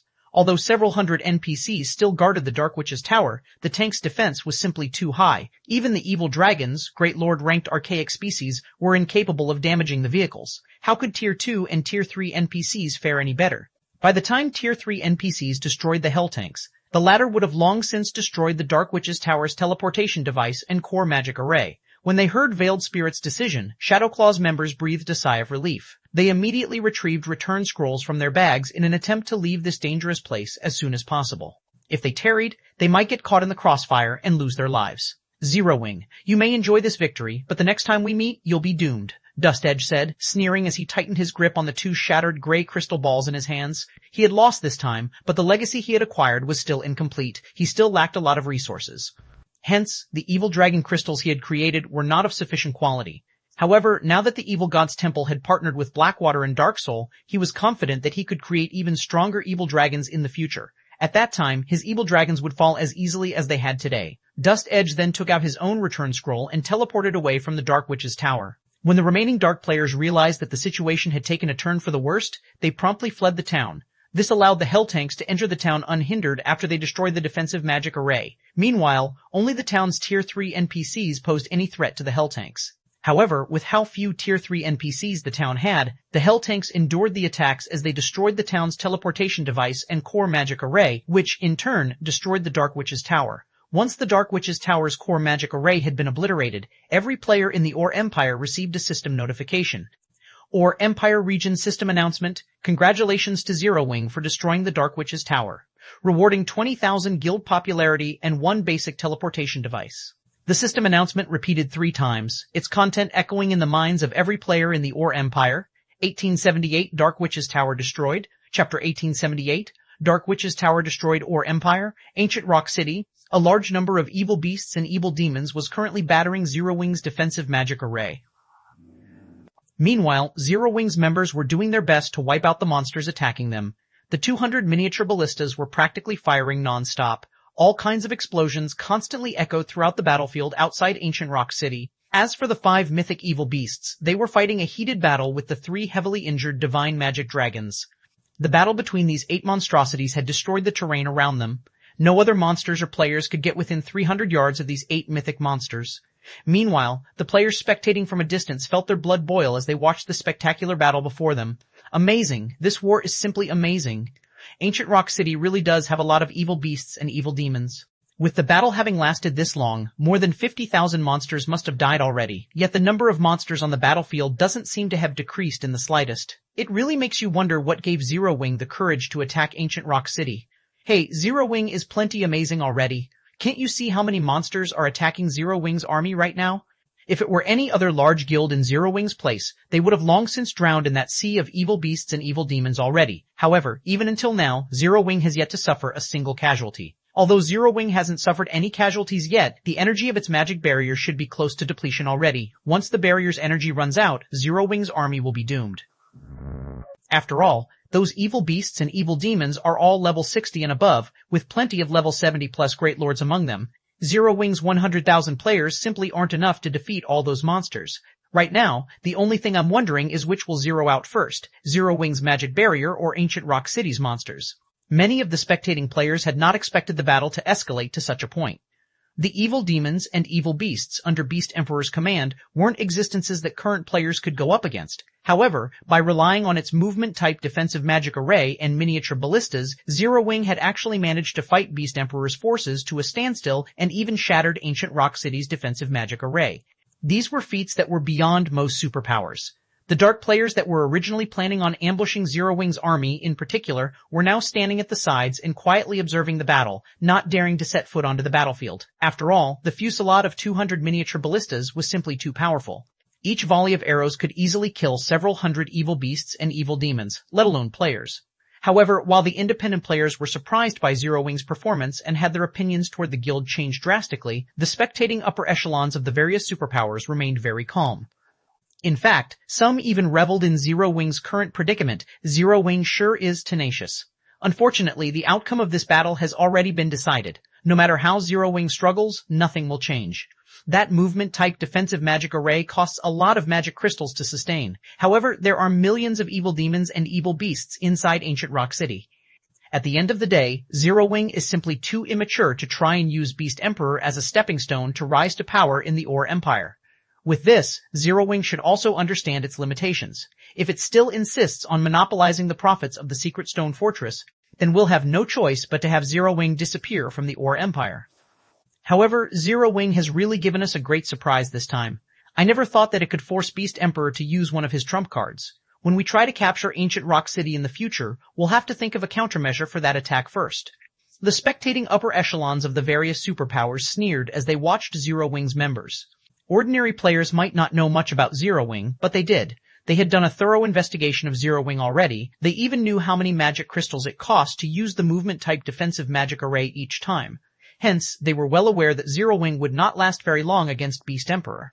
Although Zero Wing's performance had indeed surpassed their expectations, that still wasn't enough to convince them of Zero Wing's strength. While this level of strength was above average for a first-rate guild, to superpowers like them, be it the army of 100,000 elite and expert players, or the 200 miniature ballistas, destroying these things would not be a problem if they really got serious. It was just that they did not wish to pay the enormous price for doing so unless absolutely necessary. However, the situation right now was also slightly different. If it were simply removing Zero Wing from the Ore Empire, it was definitely doable. After all, there wasn't just one superpower putting pressure on Zero Wing, but multiple instead. After this battle, if Zero Wing still insisted on monopolizing the Secret Stone Fortress, then it would surely end up getting annihilated by the combined forces of the superpowers. At that time, each superpower would only have to pay a small price to get the deed done. In such a case, they definitely wouldn't hesitate to do so. Big Sis Rain, this is bad. Although Zero Wing is trying to prove itself qualified to monopolize the Secret Stone Fortress, according to the reports we've received thus far, several superpowers operating in the Ore Empire have already come to a secret agreement. As long as Zero Wing refuses to become a subordinate guild of one of them, they will remove Zero Wing from the Ore Empire. At that time, even if we try to intervene, the Great Pavilion Master will most likely stop us in fear of the alliance formed by those superpowers. Blue Phoenix, who was observing the battle at Ancient Rock City in person, reported to Phoenix Rain. According to Phoenix Rain's original plan, if Zero Wing really wasn't a match for Beast Emperor, then they would use the Dragon Phoenix Pavilion's identity to back up Zero Wing. If they did that, the various superpowers might decide not to take action against Zero Wing. After all, individually, these superpowers couldn't take down the Dragon Phoenix Pavilion easily. Not to mention, if the Dragon Phoenix Pavilion gained access to the Secret Stone Fortress via Zero Wing, the superpowers would have an even more difficult time dealing with the Dragon Phoenix Pavilion and Zero Wing. However, it was a different story if these several superpowers cooperated. Even the Dragon Phoenix Pavilion would not dare to go up against multiple superpowers simultaneously. Just what is Black Flame trying to do? Phoenix Rain could not help but frown upon hearing Blue Phoenix's words. Meanwhile, inside Ancient Rock City, Beast Emperor likewise received news about the alliance of superpowers. Good, very good. Beast Emperor's brows arched up in joy when he read the message he just received. Zero Wing, this is your retribution for trying to use me as a stepping stone. I want to see just how you plan on surviving in the Ore Empire now. Although he wished to destroy Zero Wing personally, not having to expend a single troop to destroy Zero Wing was also a good thing for him. Just as Beast Emperor was about to have his subordinates send the two mythic evil demons into battle as well, to put a quick end to the battle, the sound of a system announcement suddenly entered his ears. Or Empire Region System Announcement, congratulations to Zero Wing for destroying the Dark Witch's Tower, rewarding 20,000 guild popularity and one basic teleportation device. The emotionless voice of the system caused Beast Emperor to fall into a daze. How is this possible? How could the Dark Witch's Tower possibly fall to Zero Wing? Beast Emperor instinctively refused to believe the system announcement. Although the Dark Witch's Tower wasn't an impenetrable fortress, it had several hundred NPC soldiers protecting it, including level 100 Tier 3 NPCs. The town was also well equipped with defensive structures. Most importantly, several thousand dark players resided there. Let alone a 1,000-man team, even an army of 50,000 players wouldn't be able to take down the Dark Witch's Tower. Moreover, he had even dispatched Dust Edge to defend the town. With the evil dragons that Dust Edge created using expert players, he could easily repel even a 1,000-man team of Tier 2 players. Meanwhile, Zero Wing didn't even have that many Tier 2 experts. At this moment, Beast Emperor wasn't the only person surprised by this outcome. Every player in the vicinity of Ancient Rock City was stunned by this announcement. Isn't Zero Wing attacking Ancient Rock City? How did the Dark Witch's Tower become the one captured instead? Did the system make a mistake? Isn't the Dark Witch's Tower a gathering point for dark players? I recall that there should be several hundred dark NPCs guarding it. How could it possibly be destroyed? What did Zero Wing do to the Dark Witch's Tower? The upper echelons of the various superpowers were filled with confusion when they received the system announcement. However, after snapping out of their daze, they promptly had their subordinates investigate into the matter. The Dark Witch's Tower might not be as sturdy as Ancient Rock City, but it was still a location that the superpowers were helpless against. Hence, they found it incredible that Zero Wing had managed to destroy the Dark Witch's Tower. After all, Zero Wing's main army was clearly attacking Ancient Rock City right now. How could Zero Wing have any extra forces to spare to attack the Dark Witch's Tower? Moreover, Zero Wing had even destroyed it. 1879 Qualifications. To establish a foothold, Chapter 879, Qualifications to establish a foothold. The sudden news of the Dark Witch's Tower's destruction stupefied the dark players at Ancient Rock City. The Dark Witch's Tower is gone? What's going on? Pathless frowned when he received the system announcement. Shouldn't Shadowclaw be over there? The Dark Witch's Tower was an important stronghold for dark players like him. It was also the only teleportation point in the Ore Empire's southeastern region, serving as an important foundation for dark players to take control of this region. Losing the Dark Witch's Tower meant that dark players would have much more difficulty operating in the Empire's southeastern region in the future. After all, with how large the Ore Empire was, traveling around the Empire without teleportation points was very inconvenient. Hence, Dark Soul and the other dark powers normally stationed some experts to guard the Dark Witch's Tower. After hearing that Zero Wing had sent a 1,000-man team toward the town, Pathless had even made a point to instruct Veiled Spirit to bring some of Shadowclaw's experts over. Despite that, he was actually being told that the Dark Witch's Tower was no more. At this moment, Pathless felt as if the system was playing a joke on him. Veiled Spirit had brought 300 experts with her to the Dark Witch's Tower. Even if she didn't receive any help from the other dark players there, with the town's defensive structures and NPCs, she could easily fend off a team of 1,000 players. Pathless immediately contacted Veiled Spirit to find out what exactly had happened at the Dark Witch's Tower. With the loss of the Dark Witch's Tower, Dark Soul would have a much more difficult time dealing with Zero Wing's Silverwing Town. This unexpected development might even severely affect the Alliance's plans. The various superpowers also launched their own investigations into this matter, some even offering to purchase the relevant information at high prices. They were very curious to find out just how Zero Wing had destroyed the gathering point that they had been helpless to do anything against all this time. The lucrative offers very quickly attracted the attention of the dark players that had fled the Dark Witch's Tower. They promptly sold the battle videos they recorded to the superpowers. After watching the battle at the Dark Witch's Tower, the superpowers were thoroughly rendered speechless. Although the battle at the Dark Witch's Tower was not as saw-stirring as the one at Ancient Rock City, it displayed Zero Wing's frightening combat power and potential. 6 hell tanks had actually managed to slaughter 2,000 dark players without taking any damage. The destructive power the hell tanks possessed could practically rival that of the magic tower. Meanwhile, the battle against the evil dragons afterward was even more jaw-dropping. Despite being Tier 3 archaic species, the 2 evil dragons had actually failed to inflict any noticeable damage on the hell tanks. Even for the various superpowers, this was the first time they had heard of or seen such a frightening war weapon.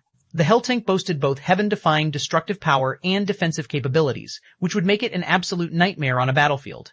Of course, dealing with the hell tanks wasn't exactly impossible, only the cost would be exorbitant. For example, Tier 4 large-scale destruction magic scrolls. Attacks at the Tier 4 standard would definitely be effective against the hell tanks.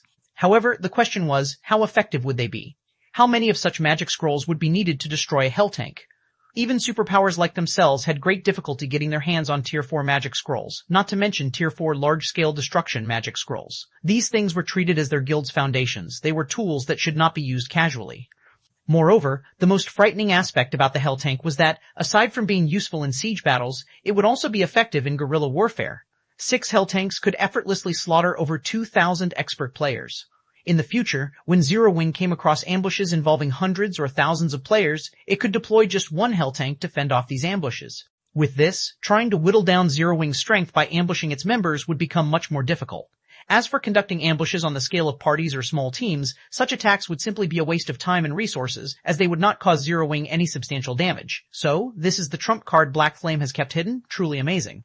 Blue Phoenix was filled with envy after she finished watching the video of the battle at the Dark Witch's Tower. The 6 hell tanks were akin to 6 mobile magic towers. It was no wonder Zero Wing did not need any direct assistance from the Dragon Phoenix Pavilion. One could say that with these hell tanks, Zero Wing had the qualifications to establish a foothold in the Ore Empire. Although the various superpowers operating in the Ore Empire had banded together, there was still a limit to the number of forces each superpower was willing to dispatch. They would not send their main armies to fight Zero Wing in a frontal confrontation. After all, Silverwing Town's defenses were no laughing matter. Even if they could capture the town, the price of doing so was not one that the various superpowers were willing to pay.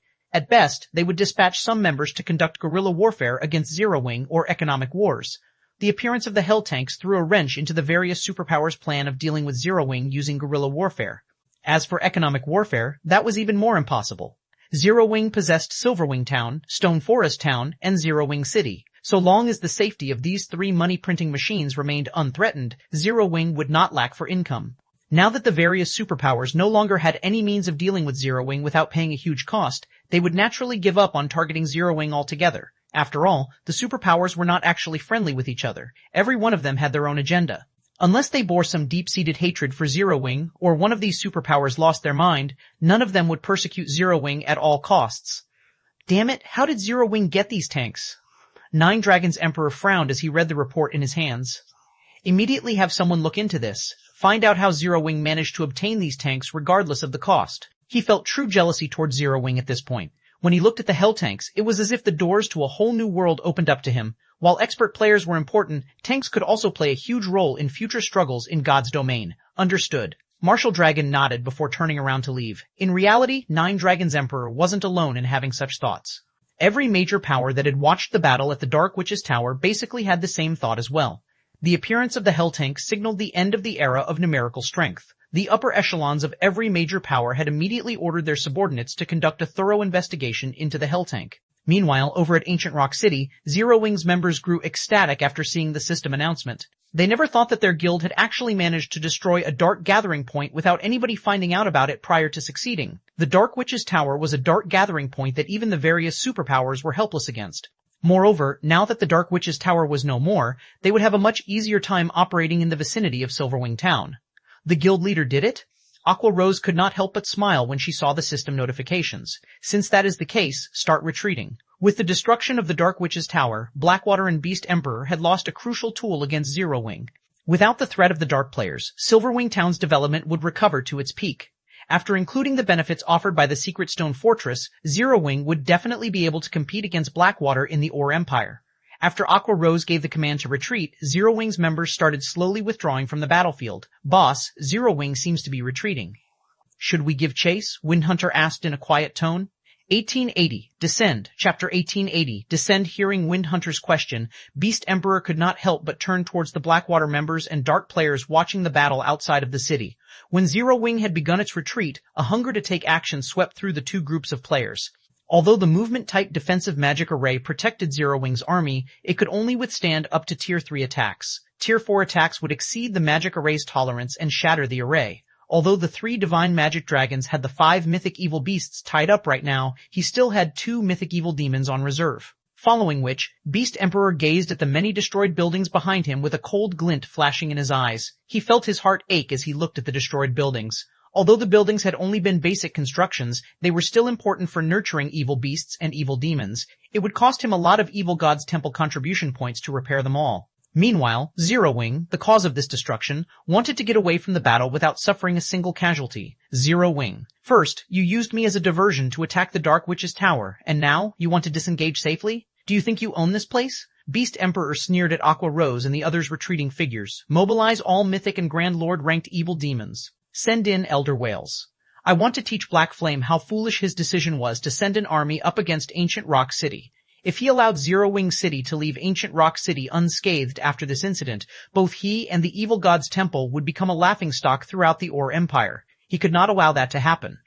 Not only did he intend to display the might of the Evil God's Temple before Zero Wing, but before every major power watching this battle as well. Are we really going to mobilize Elder Whales? Windhunter gasped when he heard Beast Emperor's command. He hadn't thought that Beast Emperor would involve Der Whales, the Branch Temple's Tier 4 NPC in Ancient Rock City. Elder Whales was the strongest trump card Ancient Rock City had at the moment. They had also gone through great lengths to secure a single opportunity to request the NPC's assistance. Initially, they had planned to save the opportunity for their assault on Silverwing Town. He had never expected Beast Emperor to use it here, of course. I want to Black Flame to learn how foolish it was to send a measly army of 100,000 players to attack my city. If we destroy Zero Wing's army here, the guild's hold over the Secret Stone Fortress will crumble, Beast Emperor said, a hint of madness in his eyes. Although mobilizing Elder Whales now would ruin his original plans, destroying 100,000 of Zero Wing's elite and expert players would land a heavy blow to the enemy guild. This defeat might even be enough to encourage the various superpowers to strike against Zero Wing. Understood, Windhunter said, clearly eager. He couldn't wait to see the enemy's expressions when they were dragged to the pits of hell only moments after celebrating a victory. Meanwhile, Blackwater's members quietly observed the battle outside of Ancient Rock City from a safe distance. Commander Scar, Zero Wing has begun its retreat. When are we going to make our move? Finally. This is our Heavenly Eagle Legion's chance to show the Vice Guild leader our worth. I don't think there's a need to wait until both sides are severely injured. We can simply charge in and slaughter Zero Wing's members. Isn't it just a defensive magic array? That Beast Emperor really is useless. He still hasn't destroyed it. The 20-plus players behind Snowscar, a Tier 2 berserker, were growing impatient after such a long wait. If Phoenix Rain were present, she would have been astonished to see these players. Not only were they all level 56 plus Tier 2 players, but they were also famous experts in the Iron Empire. Originally, they had either been known independent players or top-ranked experts from first-rate guilds. Some were even dark players. Overall, everyone in the Iron Empire was familiar with these players. They all wielded a level of power that even first-rate guilds were helpless against. Some of them even had special means that could cause the various superpowers headaches. Yet, these 20-plus players had gathered here. Moreover, they had joined Blackwater. Why wouldn't this be shocking? Let's wait for a bit. Ancient Rock City should make its move soon. If the situation hasn't changed in the next few minutes, it won't be too late for us to attack, Snowscar said, smiling at the restless group of players around him. Honestly, even he felt somewhat powerless against this group. These people usually acted like lawless criminals in the Iron Empire since so few players weren't capable of challenging them. A few of these players even had the strength to rival him. If they decided to rampage, he wasn't confident that he could stop them. Only Xuanwu Qixia was capable of truly controlling these madmen. However, she was also the reason that this bunch had joined the Heavenly Eagle Legion. After hearing Snowscar's decision, the other Heavenly Eagle Legion members fell silent, returning their attention to Zero Wing's army. As Zero Wing's army organized its retreat from the battlefield, over a dozen figures flew out of Ancient Rock City. Upon seeing these figures, the watching crowd, all of whom had assumed that the battle had reached its end, were stupefied. What's going on? Why is a Tier 4 NPC here? There's not just the Tier 4 NPC. 2 mythic evil demons have joined the battle as well. I knew Beast Emperor wouldn't let Zero Wing escape. This is going to be interesting. Beast Emperor is too ruthless. Zero Wing will suffer a massive loss this time. Beast Emperor still had so much power hidden. The spectating crowd was stunned as they watched the dozen or so figures rapidly approach Zero Wing's force. Even the spectating superpowers were astonished. Although there were only a dozen or so new arrivals, the group had enough combat power to capture a guild town. After a moment of silence, Wales, a level 80 tier 4 NPC, appeared above Zero Wing's army. He then pointed his staff at the sky above him. Offenders of the evil god, the punishment for your crimes is death. Suddenly, countless small magic arrays appeared in the sky before silvery gray arrows descended like a storm. Tier 4 large-scale destruction. Spell, Death's Twilight. As the silver arrows rained down, the defensive magic array's energy reserves rapidly depleted. After a short moment, the defensive magic array's energy reserves were empty. Aqua Rose hadn't even had time to replenish the reserves before the magic array shattered. Taking advantage of this opportunity, the 2 level 80 mythic evil demons and the dozen or so Grand Lord ranked evil demons flew towards Zero Wing's army. Beast Emperor is quite ruthless. We merely destroyed Ancient Rock City's defensive magic array. Does he really need to send a tier 4 NPC after us? Blackie felt an intense pressure weigh down on him as he looked up at Wales. The man's aura was even stronger than that of a tier 4 monster, and despite standing so far away from the NPC, Blackie felt stifled. Sure enough, guild leader's guess had been correct. Beast Emperor won't let us get away so easily. Aqua Rose looked at Wales with a bitter smile. She had to admit that Beast Emperor was a formidable foe. There was a reason that the various superpowers had been powerless against Ancient Rock City. Aside from the large number of evil beasts and evil demons under his command, Beast Emperor also had so many powerful trump cards. Elder Wales, please punish these offenders and transform them into nutrients for our evil demon army, Windhunter said, laughing as he pointed at Zero Wing's army. 100,000 elite and expert players. The corpses of these players would elevate the evil god's temple's evil demon army to a whole new level. They'd be able to create far more mythic evil demons in the future. As soon as Windhunter finished speaking, Wales began to chant an incantation. Meanwhile, the mythic and Grand Lord ranked evil demons charged for the movement-type defensive magic array in an attempt to destroy the barrier around Zero Wing's army, preventing it from erecting another. It seems that there's no other way. Since he won't let us leave, we'll drag him to hell with us. Aqua Rose sighed. She then pulled an ancient magic scroll and a beautiful crystal from her bag. This magic scroll was none other than the Tier 4 continuous use magic scroll, Vulcan's Sigh. As for the beautiful crystal, it was an elemental source Melancholic Smile had acquired with great difficulty after scouring through the various kingdoms and empires. Source of blazing fire. Vulcan's kin, descend. 1881 Disaster Incarnate. Chapter 1881 Disaster Incarnate. When Aqua Rose activated Vulcan's Sigh, which was powered by the source of blazing fire, darkness suddenly flooded the sky above the battlefield, following which, a gigantic spatial tear opened up in the sky. Meanwhile, at this moment, the players and the monsters on the battlefield had frozen in their tracks, gazing at the black hole in the sky in fear. What did she do? Windhunter, who currently stood on Ancient Rock City's city wall, shuddered in fear when he saw the hill-sized eyeball inside the black hole. Right now, he could clearly feel death looming over him. Let alone Windhunter, even the Tier 4 NPC Wales turned pale when he sensed the dreadful aura coming from the gigantic eyeball. He couldn't even move his body right now. As the aura intensified, the black hole spat out flaming meteors. In the blink of an eye, the flaming meteors illuminated the sky brightly. Before anyone could react, the flaming meteors descended on the evil beast and evil demon army, the impact causing countless explosions and screams of agony to resound in the battlefield. At this moment, it was as if Armageddon had arrived as the entire battlefield shook. Among the evil beasts and evil demons caught within the range of the flaming meteors, those at the Lord rank and below were killed instantly. Meanwhile, the meteor shower covered a 700-yard radius at the very minimum. By the time the meteor shower ended, the terrain of the battlefield had undergone an earth-shattering transformation. Aside from the monsters at the Great Lord rank and above, everything else caught within the AoE of Vulcan's Sigh was now ashes. Even the 2 mythic evil demons, which were unfortunate enough to be in the attack's AoE, had fallen into a heavily injured state, their combat power plummeting. In just one attack, more than 5,000 evil beasts and evil demons were killed. The destructive power of Vulcan's Sigh stupefied everyone on the battlefield. The dark players that were originally planning on charging into battle all gulped audibly, their backs growing cold as they watched this scene play out before them. That was close. Fortunately, we didn't charge into battle too quickly. I never thought that Zero Wing would actually have such a trump card hidden as well. Had we charged into battle, we probably would have died to this large-scale destruction spell. However, Zero Wing is already at the end of its tether. The number of evil beasts and evil demons killed is nothing to Beast Emperor. How does Zero Wing plan on repelling Beast Emperor's remaining forces? I refuse to believe that Zero Wing still has another magic scroll like that. I guess you're right. Once Zero Wing's members get scattered by the evil beasts, it'll be our turn to make a move. Zero Wing's members are all walking sacks of money. We'll be able to make a fortune if we manage to kill a few of them. Although everyone was shocked by the might of Vulcan's Sigh, none of them was an ordinary player. They understood that such a powerful, large-scale destruction spell could be used only once. This was merely Zero Wing's last gasp before it got annihilated. it wouldn't stop Beast Emperor's forces from giving chase. At this moment, Snowscar, who was watching the battle from a short distance away, unsheathed the 2 sabers he carried in his bag and commanded, "Prepare to move out." This was the moment he had been waiting for.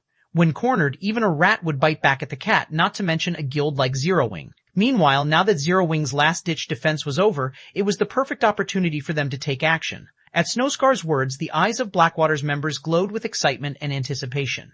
The experts of the Heavenly Eagle Legion, in particular, had long since been dying to make a move. If not for Snowscar holding them back, they would have charged at Zero Wing's army already. However, just as the Blackwater members and Dark players were preparing to rush down on Zero Wing's members, a deafening roar suddenly came from the fiery plains created by the meteor shower. Following the first roar, more roars shook the battlefield one after another. Then, the meteors that landed on the battlefield started transforming. The flames surrounding the meteors grew considerably. As for the meteors themselves, they took on a humanoid form. In the blink of an eye, over 500 flaming giants appeared on the battlefield. Even the weakest among these flame giants was a level 75 Great Lord that was 10 meters tall. Meanwhile, the majority of the flame giants on the battlefield were 20-meter-tall Grand Lords. There were also 4 60-meter-tall Mythic Flame Giants. These 4 Mythic Flame Giants looked like 4 flaming mountains as they stood on the battlefield.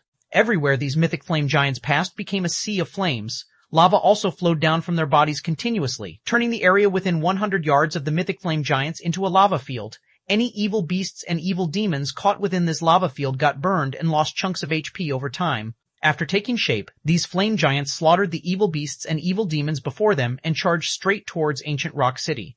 The level 83 Mythic Flame Giants in particular were simply unstoppable, sending even the mythic evil beasts flying with a single slap. Meanwhile, the Lord-ranked evil beasts caught within the lava fields formed by the Mythic Flame Giants lost HP at a rate visible to the naked eye. In the blink of an eye, several hundred evil beasts and evil demons had been killed. The battlefield had been turned into a sea of flames as well. It was no exaggeration to say that this legion of flame giants was disaster incarnate. "Damn it, stop them, quick! We must not let them enter the city," Beast Emperor shouted, his complexion turning deathly pale when he saw the flame giants charging toward Ancient Rock City. The flame giants' bodies were massive. If they entered Ancient Rock City, the destruction they would cause would be unimaginable. This was especially true for the Mythic Flame Giants. Their entry would spell disaster for the city. "Damn it. Zero Wing, just you wait. The evil god's temple will flatten you sooner or later," Windhunter bellowed as he glared at Zero Wing's army. Gnashing his teeth, he promptly controlled all his evil demons and evil beasts to deal with the flame giants. Ancient Rock City was the evil god's temple's foothold in the Ore Empire. They could not afford to lose it no matter what. Although he did not think that the Flame Giant Legion could destroy the entire city, even partial destruction was not a loss they could afford. Following which, under Windhunter's command, Whales and the 2 mythic evil demons moved to hinder the mythic flame giants. As for the other evil beasts and evil demons, Windhunter tasked them with dealing with the other flame giants. The number of monsters targeting Zero Wing's members decreased drastically. Using this opportunity, Aqua Rose activated the movement-type defensive magic array once again. Immediately after, she had the army beat a hasty retreat. At the same time, she also had Flying Shadow and the others recall the divine magic dragons to support the army's withdrawal. Right now, the Flame Giant Legion was more than enough to handle the front line. This sudden development gave the players seeking to attack Zero Wing's members pause. With the 3 divine magic dragons guarding Zero Wing's army, no player could poke their nose into this battle. Moreover, Zero Wing's defensive magic array was up again. There were also the 200 miniature ballistas continuously firing exploding arrows. "We're retreating," Snowscar said, sighing as he sent a glance at Zero Wing's receding army. But the other members of the Heavenly Eagle Legion felt unreconciled as they looked at Snowscar. "Do you think you can handle those 3 divine magic dragons?" Snowscar asked as he eyed the 20-plus players behind him. They might be able to do something about the defensive magic array and 200 miniature ballistas, but they would be helpless against the 3 divine magic dragons. Although the divine magic dragons were heavily injured as they were controlled by players, the combat power they possessed was still above that of ordinary mythic monsters. Not to mention, with the divine magic dragon's basic attributes, all they needed was 1 hit to kill current players. "If we use our trump card, what will those 3 divine magic dragons amount to?" A white-clad Tier 2 summoner argued. "Trump card? Are you all going to expose our Heavenly Eagle Legion's greatest secret without the Vice Guild leader's permission?" Snowscar asked as he shot a cold glare at the Tier 2 summoner. Everyone present promptly fell silent. "Relax. You'll have plenty of opportunities to perform in the future. Not to mention, we got to see Zero Wing's trump cards this time. A guild that has its trump cards exposed is no different from a beast that has lost its claws and fangs." "Zero Wing is no longer a threat to us," Snowscar said, a faint smile appearing on his face as he eyed the distant Zero Wing army. When Zero Wing's army completed its retreat from the battlefield, the battle at Ancient Rock City had also come to an end. Although Zero Wing had failed to capture Ancient Rock City, it had managed to destroy the city's defensive magic array and retreat entirely unscathed. Most importantly, Zero Wing had also destroyed the Dark Witch's Tower, an important gathering point for dark players in the Ore Empire. After the battle ended, news of it spread like crazy to the kingdoms and empires neighboring the Ore Empire. 1882. Everyone's Considerations. Chapter 882, Everyone's Considerations. Dark Knight Empire, Dark Knight City. Many players roamed along the city's streets. Players visiting the city for the first time were awed by its prosperity.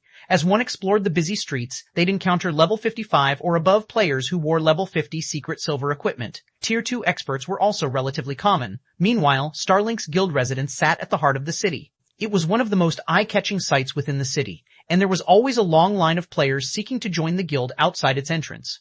Why does it feel like more players have applied to join Starlink recently? I've even heard rumors that players from outside of the Dark Knight Empire have come to join Starlink. That's only natural.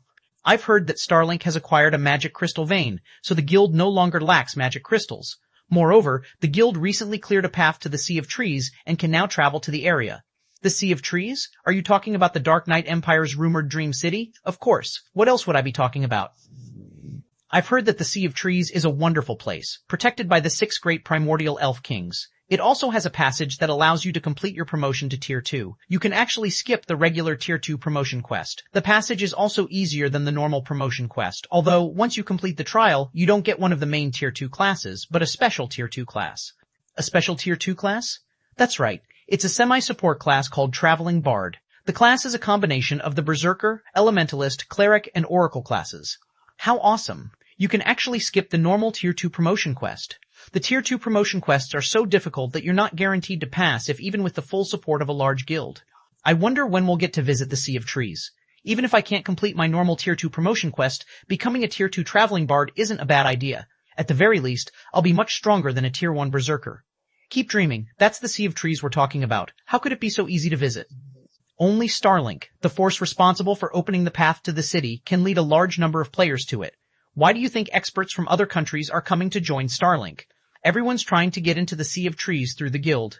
The independent players who loitered in the central district chatted as they watched the long line of players outside of Starlink's residence. Although they, too, wished to join the guild, Starlink was a large enough guild that it could even contend with the various super first-rate guilds. Its recruitment requirements were intensely strict, not just anyone could join. Meanwhile, a dozen or so Tier 2 players had gathered in the guild leader's office in Starlink's residence. Damn that unyielding soul.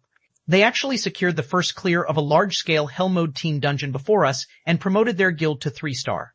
Lu Xingluo frowned as he glared at the people before him. How did this happen? We've clearly held the lead. How did Unyielding Soul get the first clear instead? Guild leader, based on our investigations, Unyielding Soul has acquired a large number of powerful weapons and tools to increase their raid team's combat power significantly. Those items are the reason that they secured the first clear, Dawn Webb, who is now a level 57, Tier 2 Elementalist, explained. Powerful weapons? How is that possible? The situation left Lu Xingluo confused. Despite its current dire straits, Unyielding Soul was still a super first-rate guild. Its main force should have already wielded the best equipment in God's domain.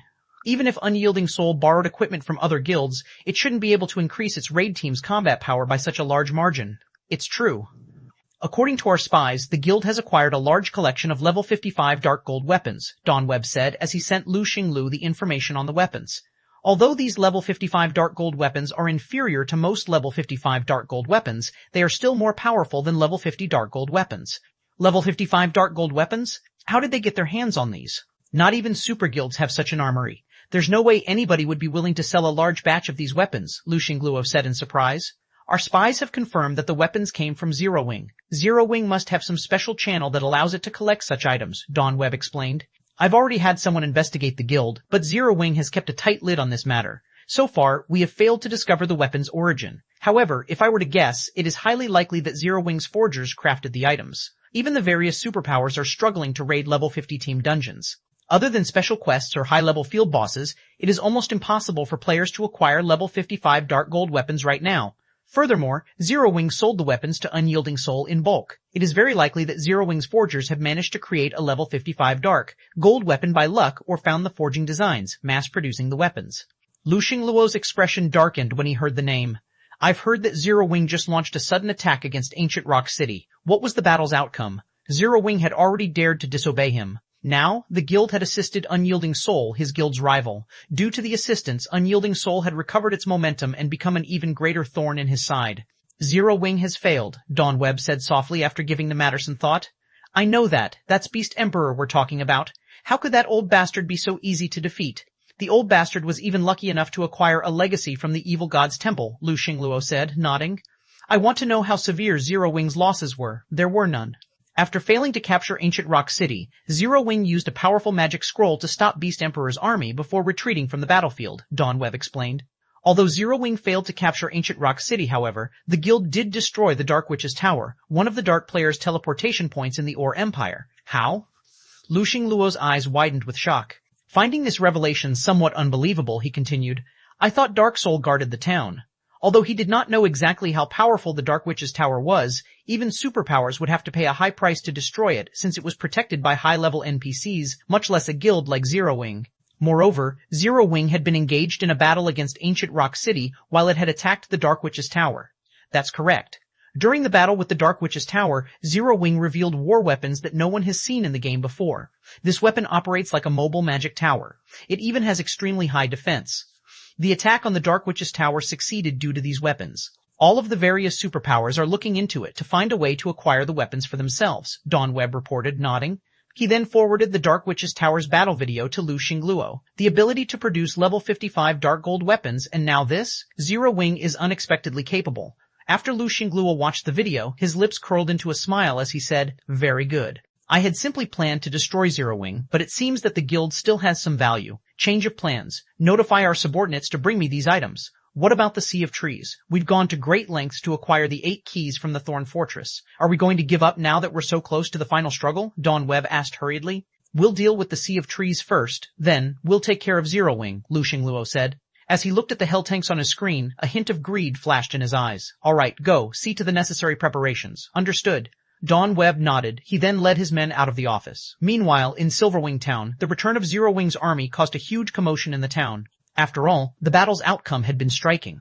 Although Zero Wing had failed to take down Ancient Rock City, the Dark Witch's Tower's destruction ensured that Dark players would no longer pose a threat to Silverwing Town, including the guild's occupation of the Secret Stone Fortress. Zero Wing had secured the Ore Empire's southeastern region. No force would be able to hinder the guild's members now. With the rich leveling resources in the Ore Empire, Zero Wing's development speed would skyrocket.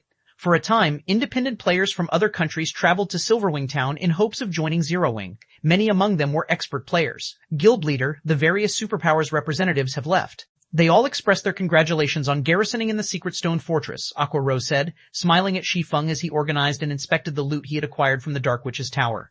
However, Hell Fiend from King's Return wore a particularly grudging look when he left. You should have seen how funny it was. It seems that they intend to give up on pressuring our guild. Shi Feng nodded. The outcome didn't surprise him.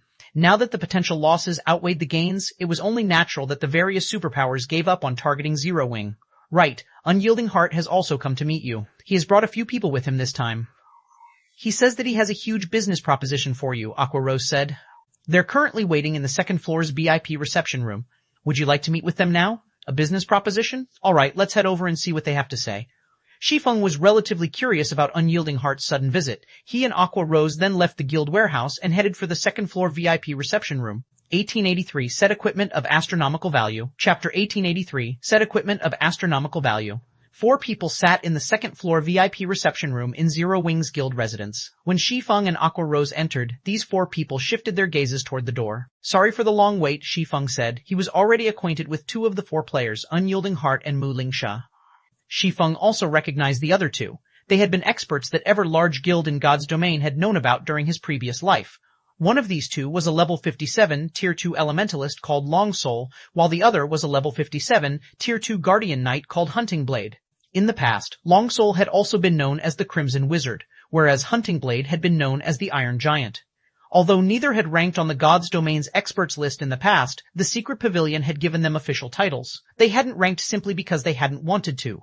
Every superpower had their own secrets, and none of them would display every expert they had.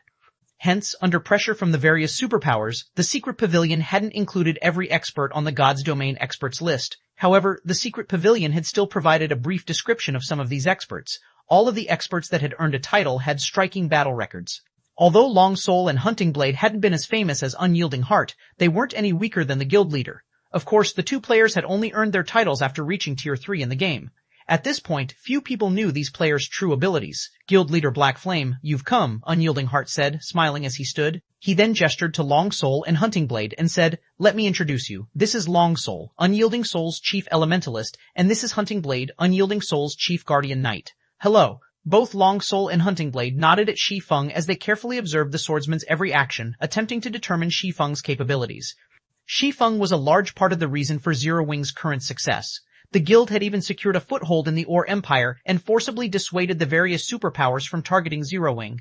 Some time ago, Zero Wing had even sold Unyielding Soul a large number of level 55 Dark Gold weapons, which allowed Unyielding Soul to earn the first clear in a level 50 large-scale team dungeon and become the first guild in the Dark Knight Empire to reach 3-star status. It was because of these achievements that Unyielding Soul now had more capital to contend with Starlink in its home empire. Once everyone had been introduced, Unyielding Heart removed a list from his bag and handed it to Shi Feng.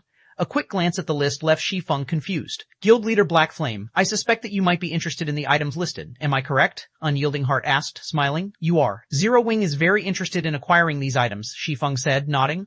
Every item on the list was a material that Zero Wing was currently trying to purchase in bulk. There were even materials for crafting the Hell Tank among them. Certain materials the Hell Tank required couldn't be acquired from team dungeons. Only a few special maps produced these materials. Unfortunately, the various large guilds valued these materials and usually didn't sell them. Hence, Melancholic Smile could only try her best to purchase these materials from other countries' independent players. Since he had no real reason to hide the fact, Shi Feng acknowledged his need for these materials. Any large guild could easily deduce that Zero Wing was attempting to collect materials after all, only these guilds did not know what Zero Wing wanted the materials for. "Unyielding Soul is willing to sell these materials to Zero Wing in bulk and at market price," Unyielding Heart said.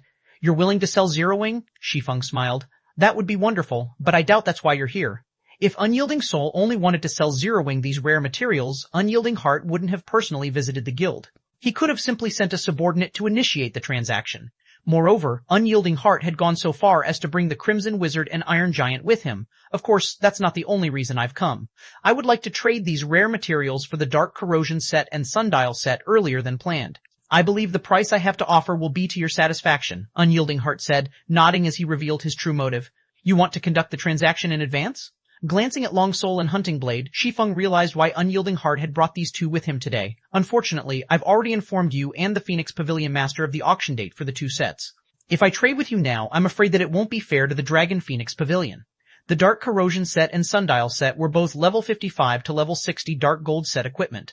If Long Soul and Hunting Blade could use these sets now, they could be of great help to their guild. It was no wonder why Unyielding Heart wished to conduct the transaction ahead of time. I understand.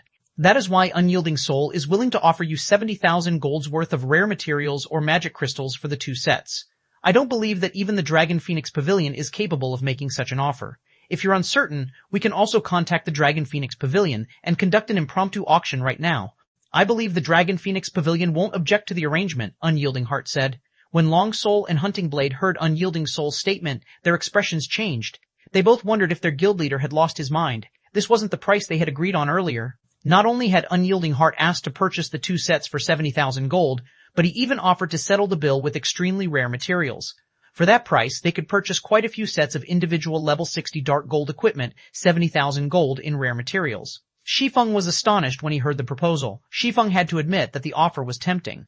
He had intended to set the starting bid for the Dark Corrosion set at 24,000 gold, and that price was only so high because the set was meant for MTs. He had thought he'd be lucky to sell the Sundial set for 10,000 gold. At best, he had estimated that he could sell the two sets for a total of 50,000 gold. Yet, Unyielding Heart had just offered 70,000 gold for the sets. Moreover, he was willing to pay with the rare materials Shi Feng needed to produce the Hell Tank. As Unyielding Heart had stated, Phoenix Rain couldn't match such an astronomical price. The Dark Corrosion set and Sundial sets were only level 60 Dark Gold set equipment at best, not epic equipment, which could be used until level 100 or beyond. Aqua Rose, who stood quietly to the side, flashed Unyielding a surprised expression. She hadn't expected the other guild leader to be so mad. Now that Zero Wing had garrisoned in the Secret Stone Fortress and transferred a large number of guild members to it, the guild urgently needed a large number of coins and resources. If Zero Wing could secure the resources Unyielding Heart had just offered, this transaction could accelerate Zero Wing's occupation of the Ore Empire's southeastern region. When Unyielding Heart saw Shi Feng and Aqua Rose's satisfied expressions, his smile brightened. Although he had offered to purchase the sets at a much higher price than he had initially planned, he had done so to avoid a scene. If he had competed with Phoenix Rain in an auction, the risk of leaked information would increase. Remorsefully, Shi Feng shook his head. 70,000 gold is indeed tempting, but please, allow me to refuse, Shi Feng said as he returned the list to Unyielding Heart, firm determination in his eyes. Are you not satisfied with my offer? Unyielding Heart was stunned. Long Soul and Hunting Blade stared at Shi Feng as well. They both thought that Shi Feng had lost his mind. No one else would offer such a generous price, yet Shi Feng had rejected it. No, I find it quite satisfying, Shi Feng answered truthfully. Then, why? Unyielding Heart's confidence began to crumble as he stared at Shi Feng. Unfortunately, I'm more interested in the Sea of Trees, Shi Feng said, chuckling. 1884 Tier 2 Special Class, Chapter 1884, Tier 2 Special Class. After Shi Feng's statement, the room fell deathly silent. This, Unyielding Heart couldn't help but stare at Shi Feng in shock. He had never dreamed that Shi Feng's appetite would be so intense. Not only wasn't the man satisfied with 70,000 gold in rare materials, but he had also set his sights on Unyielding Soul's Sea of Trees. The Sea of Trees? Questions filled Aqua Rose's mind. She didn't recognize the name, and that made her curious. What was the Sea of Trees that it was enough for Shi Feng to refuse so many valuable resources? Moreover, based on Unyielding Heart and his companion's expressions, the Sea of Trees clearly wasn't ordinary. Guild leader Black Flame, if you wish to involve the Sea of Trees in this transaction, Unyielding Soul will have to bow out, Long Soul firmly declared as he stood. It is best if you consider something else. The Sea of Trees was a legendary city in the Dark Knight Empire. Anybody could learn that much after a little research. Besides, it was no longer a secret in the Empire. Many experts had already learned of the Sea of Trees and traveled to Dark Knight City to join Starlink. However, unlike Starlink, Unyielding Soul had no intentions of sharing the Sea of Trees. Hunting Blade nodded as well from beside Long Soul. The Sea of Trees was far beyond Unyielding Soul's bottom line. Zero Wing must be dreaming if it thought it could demand a share of the profits in exchange for 2 dark gold set equipment. Don't be in such a hurry to refuse. Aren't you interested in what I have to offer? Long Soul's reaction didn't particularly surprise Shi Feng. The Sea of Trees was a unique secret land which had been created by the 6 great primordial elf kings. Like Primordial City, the Sea of Trees could provide players immense help, but the Sea of Trees primarily focused on magic research. Players could find many magic arrays that weren't available in God's Domain's NPC towns and cities. Players could also improve their grasp on magic arrays, as well as their spell completion rates. Because of this, the various major powers in the past had placed heavy importance on the Sea of Trees. After the Sea of Trees activated, players would only be able to visit the city if they had a key. As a result, the city's entry slots were incredibly precious. However, as players continued to unlock more of the city's features, the entry conditions would loosen. In the end, the Sea of Trees had become one of the most famous NPC cities throughout God's Domain. Meanwhile, the Sea of Trees' most well-known benefit was its Tier 2 special class, Traveling Bard.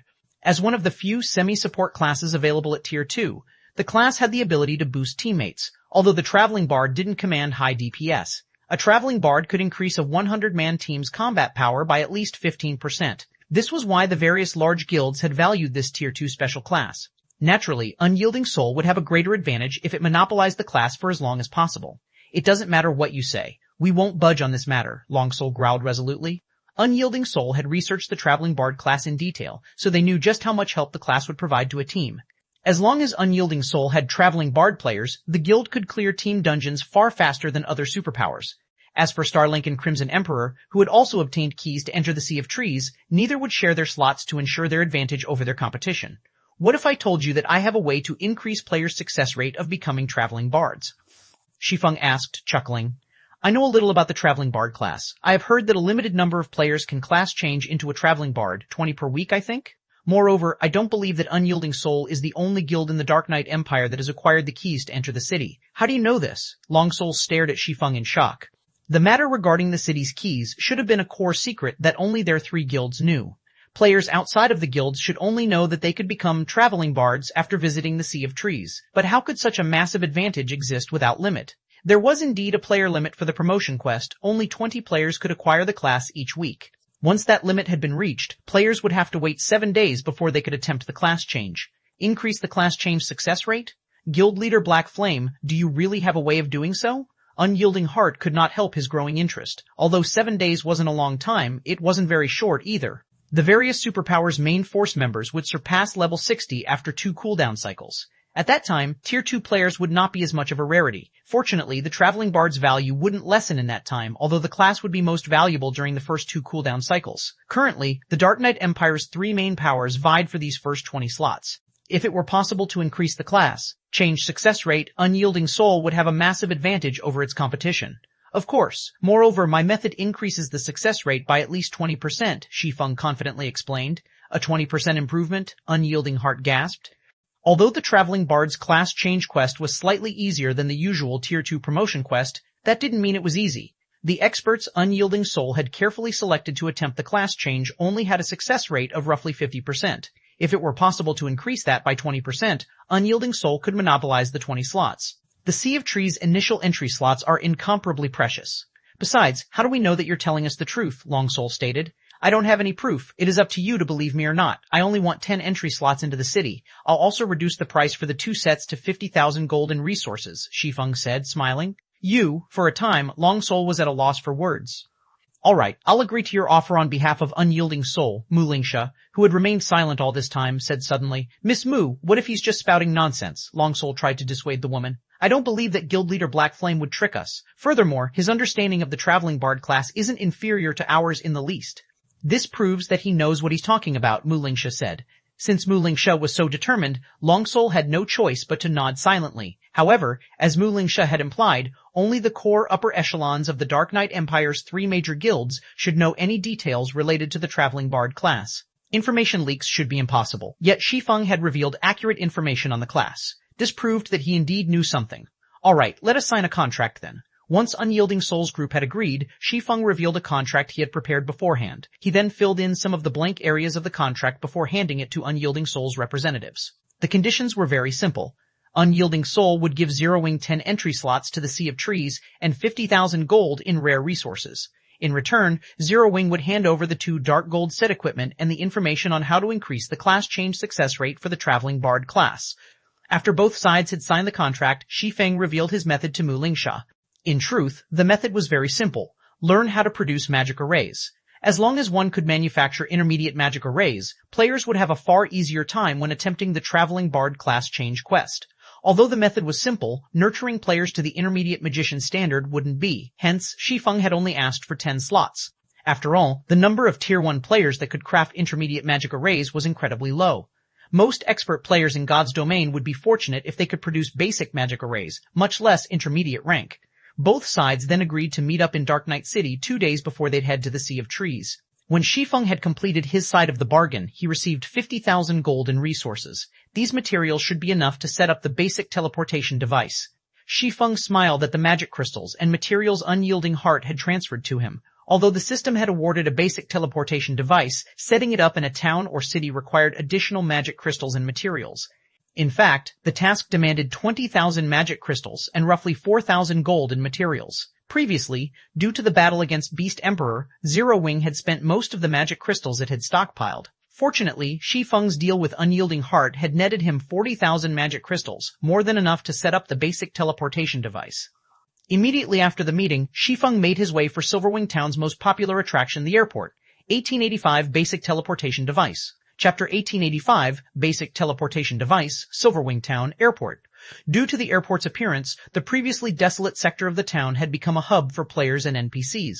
Many players lingered outside of the airport, hawking their wares or recruiting team members. So, this is Silverwing Town? The players here are so high-leveled, the town's average level can already compete with Black Dragon City's players. Don't you know? Many expert players have come to develop in Silverwing Town since it has become easier to travel here from Star Moon City and the town's transportation quests offer such bountiful rewards. I've heard that players can even purchase cheap secret silver weapons and equipment from Silverwing Town's transportation firm from time to time. As players left the airport, some couldn't help their surprise when they saw how prosperous Silverwing Town had become. Practically every player roaming the street outside the airport was level 53 or above, with the majority being level 54 and 55. Tier 2 experts were also common, however the players selling equipment and tools were the most shocking. In Black Dragon City, the Black Dragon Empire's imperial capital, players rarely sold level 50 secret silver equipment. However, on the street outside the airport, quite a few players did just that. Moreover, their prices were 20% lower than in Black Dragon City. although, despite the 20% discount, the prices were still beyond ordinary players' budgets. Meanwhile, after receiving a brief explanation on Silverwing Town, first-time visitors' eyes glowed with excitement. Based on what they had heard thus far, developing in Silverwing Town would be far more successful than in Black Dragon City. Not only did the town offer many income sources for independent players like themselves, but acquiring level 50 weapons and equipment was also easier here. It was even said that the transportation firm offered level 50 fine gold weapons and equipment. The only problem was the transportation firm contribution point requirement, and those would not be easy to collect. The airport's benefits are really amazing. It's no wonder why guild towns with airports had quickly become advanced cities, Shi Feng thought as he gazed at the crowded street before him. He had never thought that the airport would become so prosperous after just a few days. Although he had told Aqua Rose to increase Silverwing Town's player population limit, he didn't think it would be long before they reached the new limit. If he wanted to resolve this issue, he'd have to upgrade Silverwing Town to an advanced town soon. Although an advanced town was still a town, it was significantly larger than an intermediate town, nearly half the size of a basic city. However, upgrading Silverwing Town to advanced rank wouldn't be an easy task. Aside from the required popularity, neutral towns needed sufficient security to qualify for a promotion. Currently, gaining popularity wasn't a problem for Silverwing Town. With how many players the airport and transportation firm attracted, Silverwing Town gained a large amount of popularity each day. It wouldn't be long before Silverwing Town met the requirement for an advanced town. Unfortunately, doing the same for the town's security would be challenging.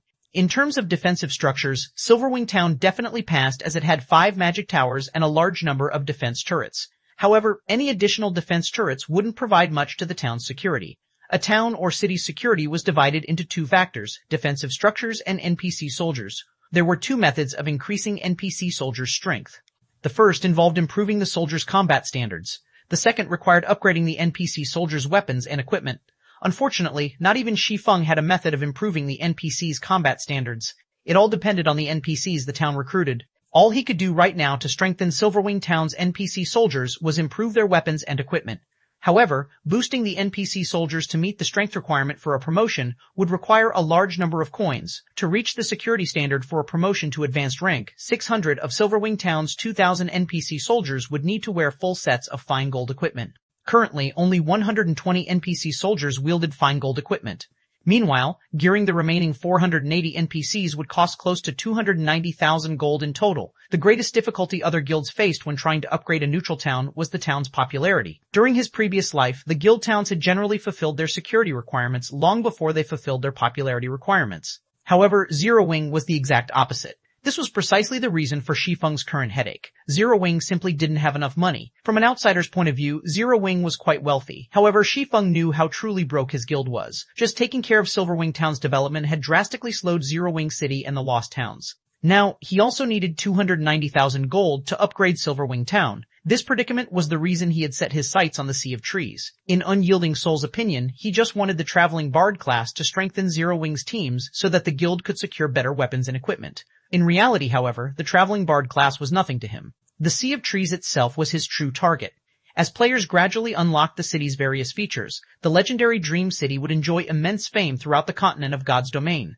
Thus far, the populace was still unaware that the Sea of Trees was actually a trade city for the various neutral races.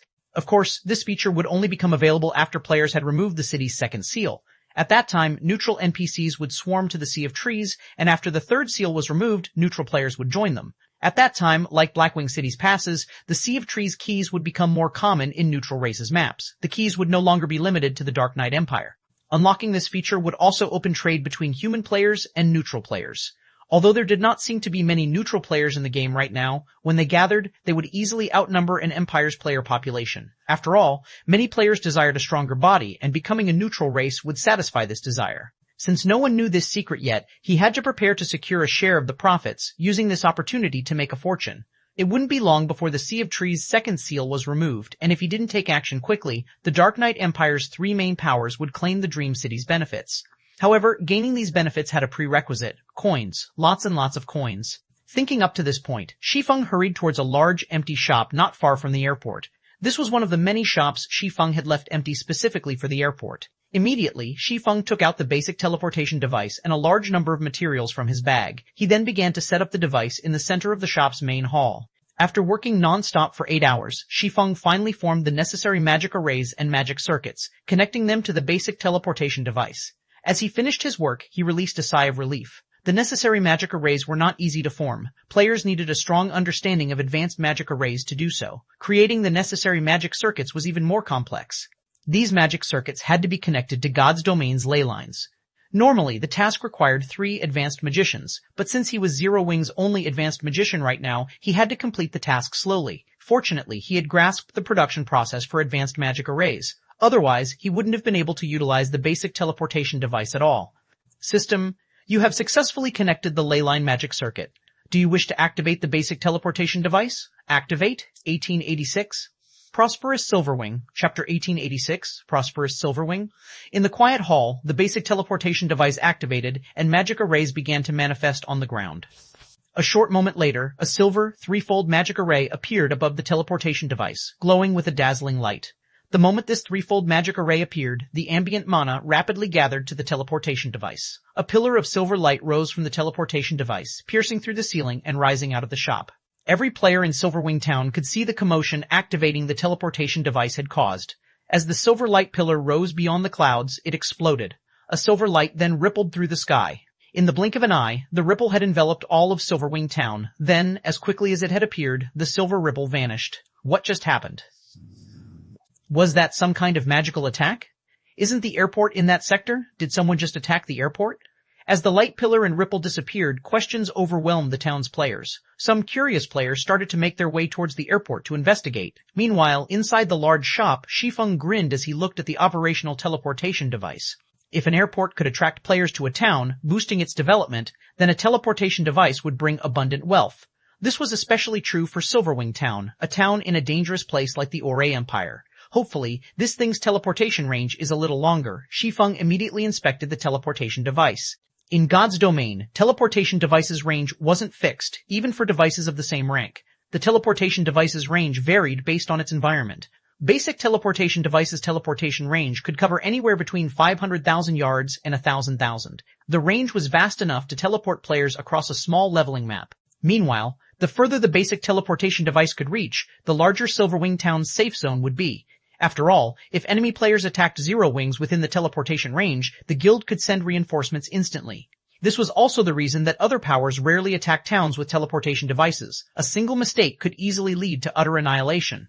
As Shi Feng called up the basic teleportation device's attribute panel, the system revealed the device's statistics. Maximum teleportation distance, 710,000 yards. Maximum users at one time, 100 people. Teleportation cost every 150,000 yards per person, requires 1 unit of mana, 1 unit of mana for every 150,000 yards, with a maximum of 710,000 yards. Not bad. Shi Feng was relatively satisfied with the teleportation device's statistics. 1 magic crystal yielded between 100 to 130 units of mana. In other words, 1 magic crystal would be enough to teleport between 100 to 130 people across 130,000 yards. This cost was much lower than an ordinary teleportation magic array. For example, the teleportation house in White River City cost 1/5 of a magic crystal to teleport 1 player from White River City to the Twin Towers Kingdom, which was 20 units of mana or more. After inspecting the statistics, Shi Feng transferred 20 NPC managers from the battle arena to the basic teleportation device. He also set this shop up as Silverwing Town's teleportation point. As for the usage fees, he had set it at 80 copper per 150,000 yards per person. Although the profits wouldn't be astronomical with this price, even ordinary players would find it acceptable. This would no doubt attract many players to the teleportation service, which would, in turn, generate massive income. At the very least, Silverwing Town's teleportation device would earn him more than the Secret Stone Fortress's teleportation service. Although the teleportation array in the fortress consumed far less mana than this teleportation device, the fortress's managers only received a portion of the profits after deducting the operation costs.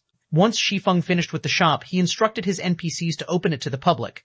Many players had already gathered on the street outside of the shop due to the airport, and after seeing the silver light pillar, even more players had joined the crowd. The moment the shop opened, a flood of players surged in out of curiosity. What's going on?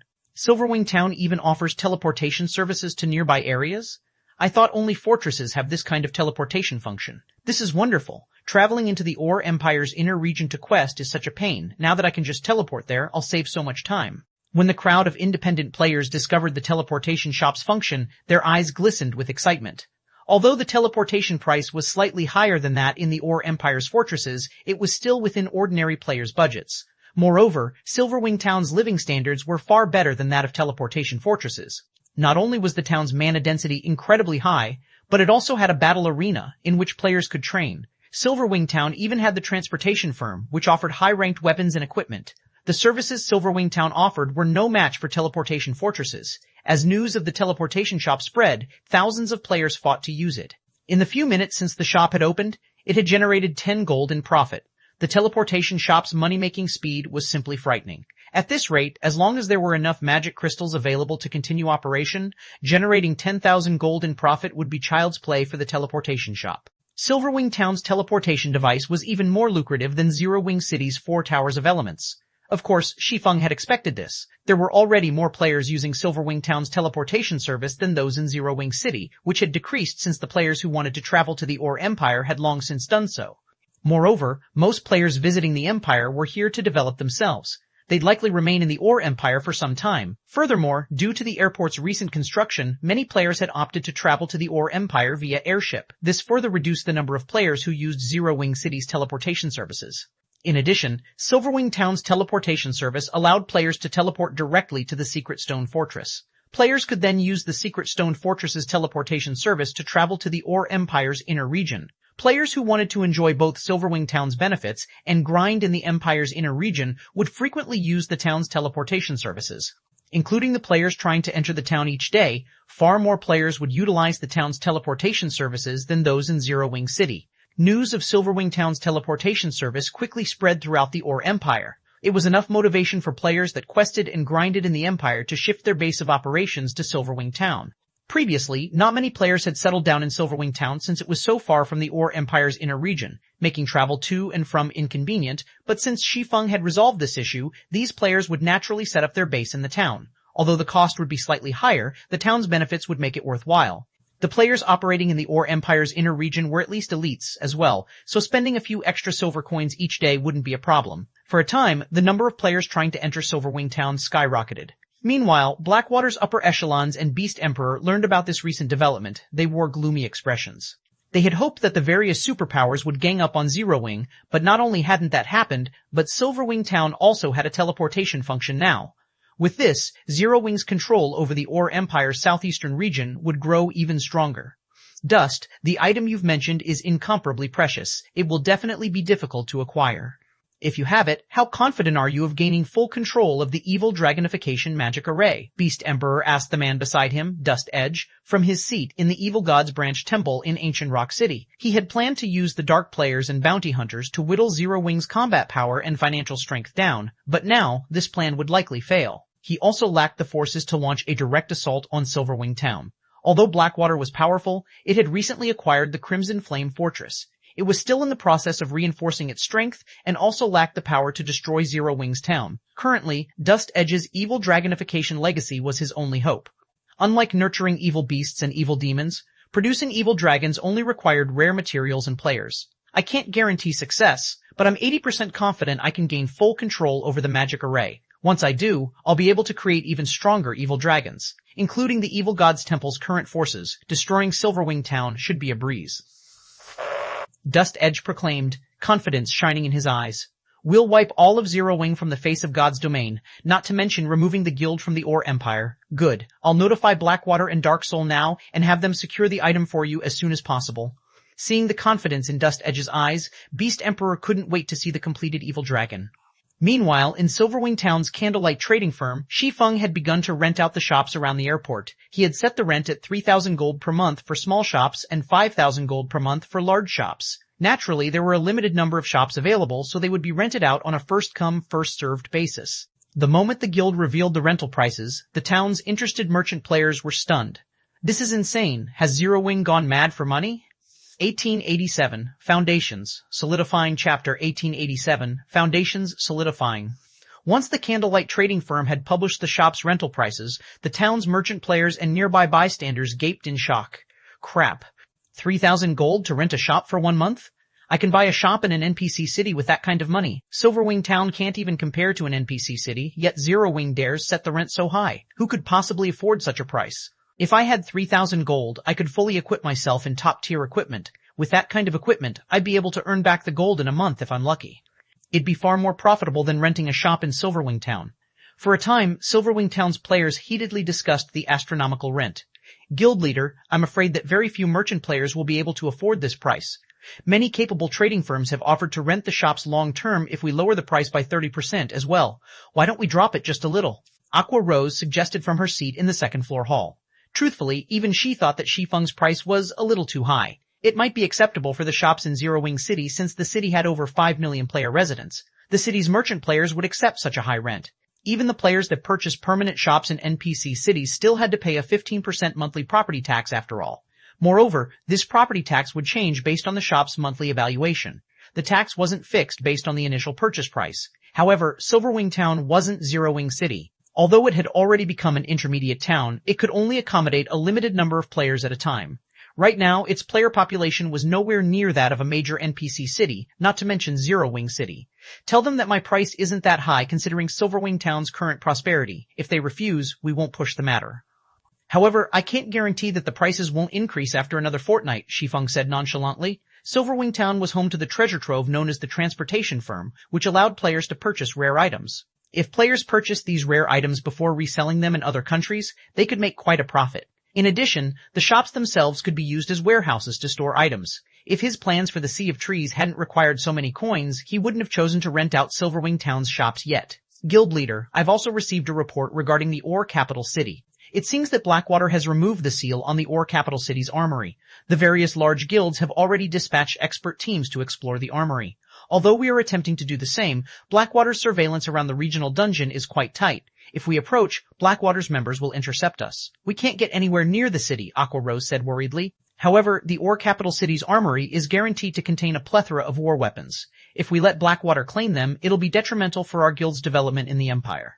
They've opened the Ore Capital City's armory? Shi Feng frowned. Blackwater is certainly impressive. The Ore Capital City was an Ashura mode regional dungeon, which doubtlessly had bountiful resources. Needless to say, plenty of war weapons were stored within regional dungeons' armories. It was a perfect location to secure war weapons for the large guilds that lacked such things.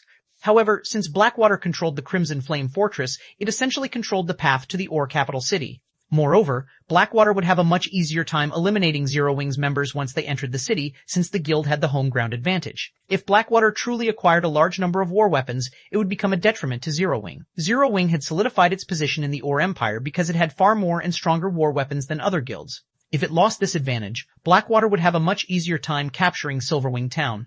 The various superpowers might even take advantage of the situation to strike at Zero Wing while it was down. Based on our reports, the various superpowers have begun to prepare for the armory's exploration. If we fall behind, Aqua Rose felt utterly helpless about the situation. While Zero Wing could sneak some of its experts into the Ore Capital City, they could only send in so many before attracting Blackwater's attention. If they didn't send in enough, however, the participating superpowers could easily chase them away. We'll give up on the Ore Capital City, Shi Feng decided after considering the matter. Give up? But Shi Feng's response surprised Aqua Rose. If they gave up on the Ore Capital City, Zero Wing's situation would become quite awkward once the various superpowers had explored the armory and acquired a stock of war weapons. I'm not done. Although we'll give up on the Ore Capital City, we can still explore other locations. The Ore Capital City isn't the only regional dungeon in God's domain, Shi Feng said, chuckling. How many Tier 2 players do we currently have?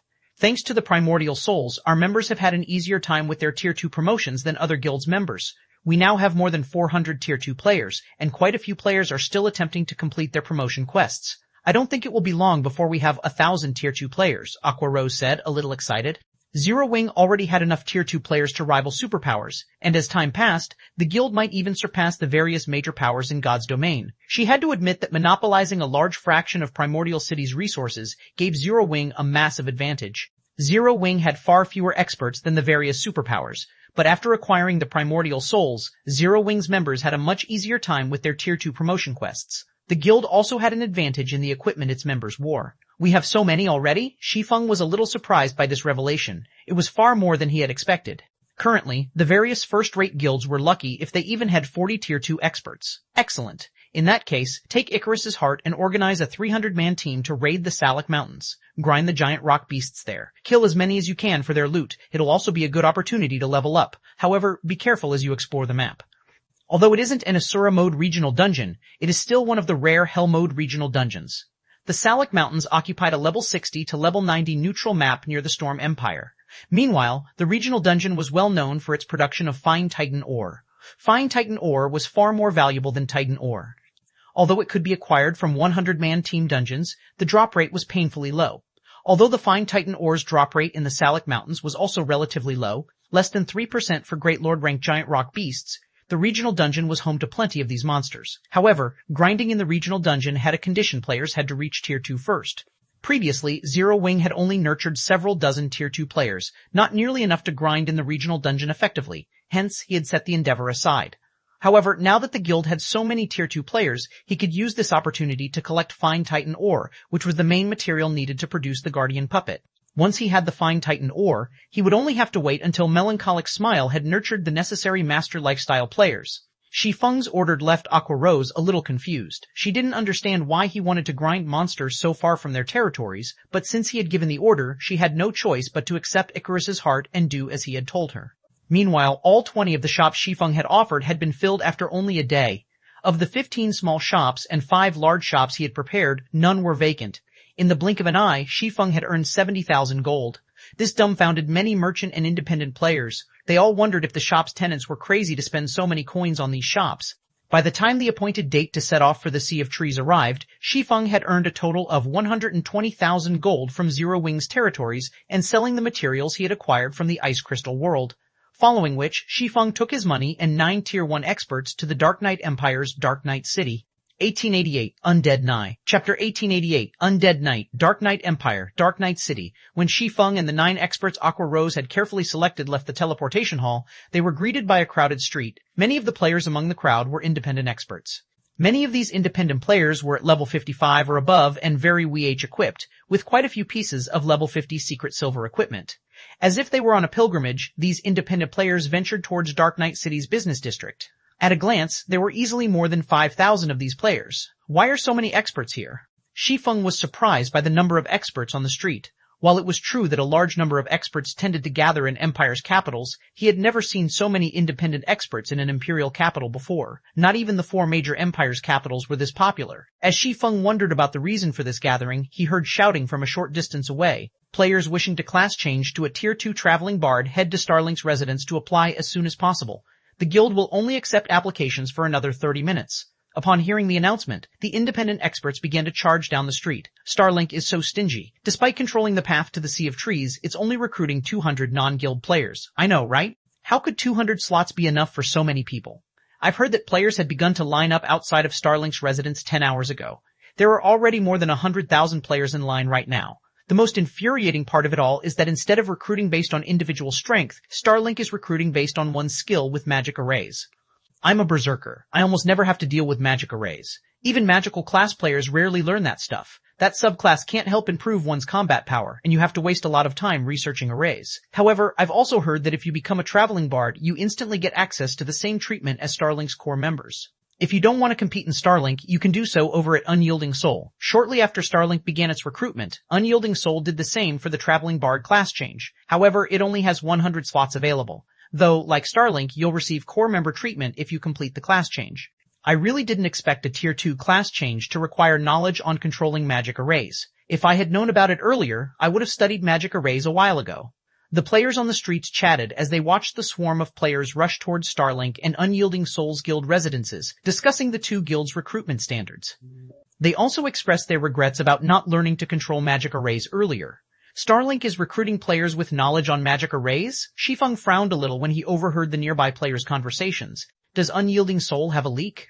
Aside from himself and Aqua Rose, only Unyielding Soul's members knew about the method of increasing players' success rate during the Traveling Bard's class change quest at this stage of the game. Unless Starlink had discovered it as well, its recruitment conditions wouldn't have been so specific. Magic arrays were usually only useful to lifestyle players. The benefits of manipulating magic arrays would be minuscule at best to combat players. Moreover, that was limited to magical classes. Knowledge regarding magic arrays was basically useless to physical classes. While Shi Feng and his group traveled toward the Purple Knight Plaza, the agreed meeting place, players crowded every inch of the plaza. Tens of thousands of players from Unyielding Soul, Starlink, and Crimson Emperor surrounded the area, and every one of these players wore full sets of level 50 secret silver equipment at minimum. Some of these guild players even carried level 50 dark gold weapons. The scene made the lingering independent players envious. Meanwhile, only these 3 guilds members were allowed to enter the Purple Knight Plaza right now. Outsiders could only watch from a distance. As Shi Feng and his group approached, Muling Sha, who had been waiting for them for quite some time, led them to an area Unyielding Souls members had cordoned off, instantly attracting many players' attention. Who are those people? Didn't they say that the 3 guilds have reserved the entire plaza? Based on their guild emblems, they don't seem to be from Unyielding Soul. I think I've seen that guild emblem before. Right, that's the guild emblem for the guild that has garrisoned in the Ore Empire's Secret Stone Fortress. That's Zero Wing's emblem. But why are Zero Wing's members here? Didn't they say that the 3 main guilds weren't even giving the Sea of Trees' slots to players from first-rate guilds? Zero Wing is pretty impressive. It actually gained Unyielding Soul's favor and earned some slots for itself. So what if Zero Wing got some slots? It's not like they're guaranteed to complete the class change. As Shi Feng led his team into the Purple Knight Plaza, his 9 guildmates grew nervous. This was the first time they had encountered such a large group of experts. Of the tens of thousands of players in the plaza, all would be rare experts in a kingdom. With so many in one place, they radiated an immense pressure. Experiencing such a phenomenon would likely be rare for first-rate guilds' upper echelons. Moreover, Unyielding Soul and Starlink's members stared each other down in the center of the plaza. A chilling atmosphere lingered between the 2 guilds. As for Crimson Emperor, their players seemed slightly more relaxed, but although the guild was acting like a spectator, it would take action if given the opportunity. Bright Dawn, I had truly never thought that you would betray the guild to join Starlink. Just what benefits did they offer you? Unyielding Heart hissed, rage flashing in his gaze as he glared at the indifferent man beside Lu Xingluo. The indifferent man carried a bone greatsword across his back. When Shi Feng saw the indifferent man, he was stunned. This man was none other than Bright Dawn, Unyielding Soul's 3rd vice-guild leader. Bright Dawn was also a Tier 2 Undead Knight, given the title Undead Swordsman by the Secret Pavilion. In terms of strength, Bright Dawn was on par with Unyielding Heart. He had been one of Unyielding Soul's 3 main pillars. As far as Shi Feng knew, Bright Dawn hadn't betrayed Unyielding Soul in the past, yet he had done so now. This wasn't the history he remembered. In response to Unyielding Heart's question, the indifferent man revealed a calm smile and responded, "You should be fully aware of Unyielding Soul's situation. Rather than fall with the ailing Unyielding Soul, isn't it better to join the Rising Starlink? Moreover, the Starline Corporation has offered me far more than Unyielding Soul. Why don't you join me? With your fame and strength, the Starline Corporation won't offer you any less than it has me. As for breaching your contract, the corporation will handle everything."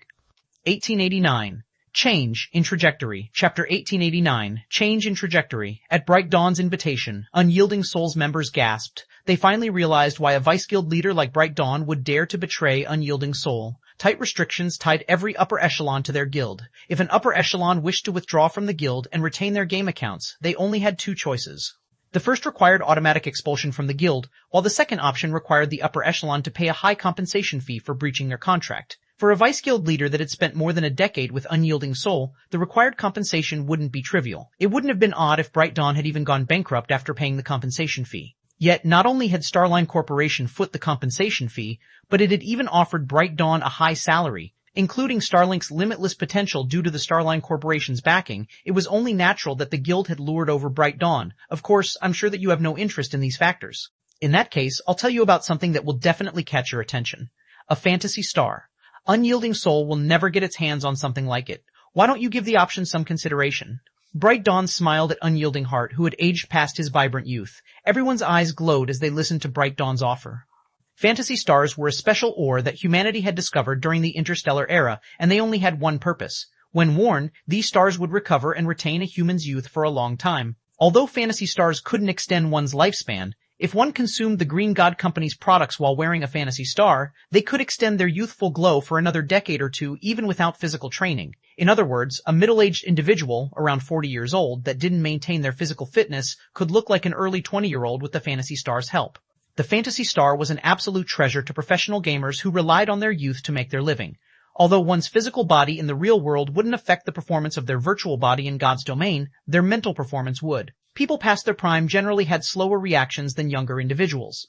Even if one trained diligently to maintain their physical form, their age would, more or less, affect their mind. Needless to say, improving one's mental fortitude past one's prime was a daunting challenge. However, the fantasy star couldn't just restore one's youth, it could also maintain mental function, allowing humans to operate at their peak. Hence, the fantasy stars were extremely valuable.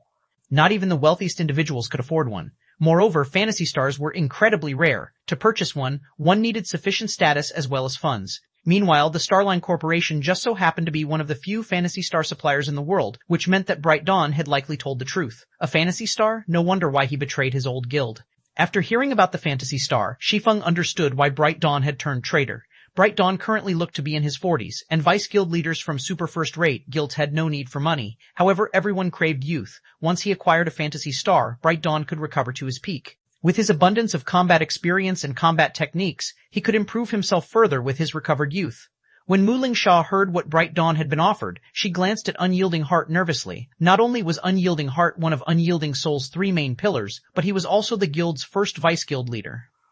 If Starlink poached him, it would deal a devastating blow to Unyielding Soul. So, you betrayed your brothers in arms for a stupid Phantasy Star? I was blind to think of you as a friend. From now on, I will have nothing to do with you. Unyielding Heart growled. He then glared at Lu Xingluo, who had maintained his smile, and said, "Just you wait. Sooner or later, Unyielding Soul will chase you out of the Dark Knight Empire and regain its former glory." Unyielding Heart's words restored his dispirited guild members with fighting spirit. They all cheered their first vice guild leader while ridiculing Bright Dawn.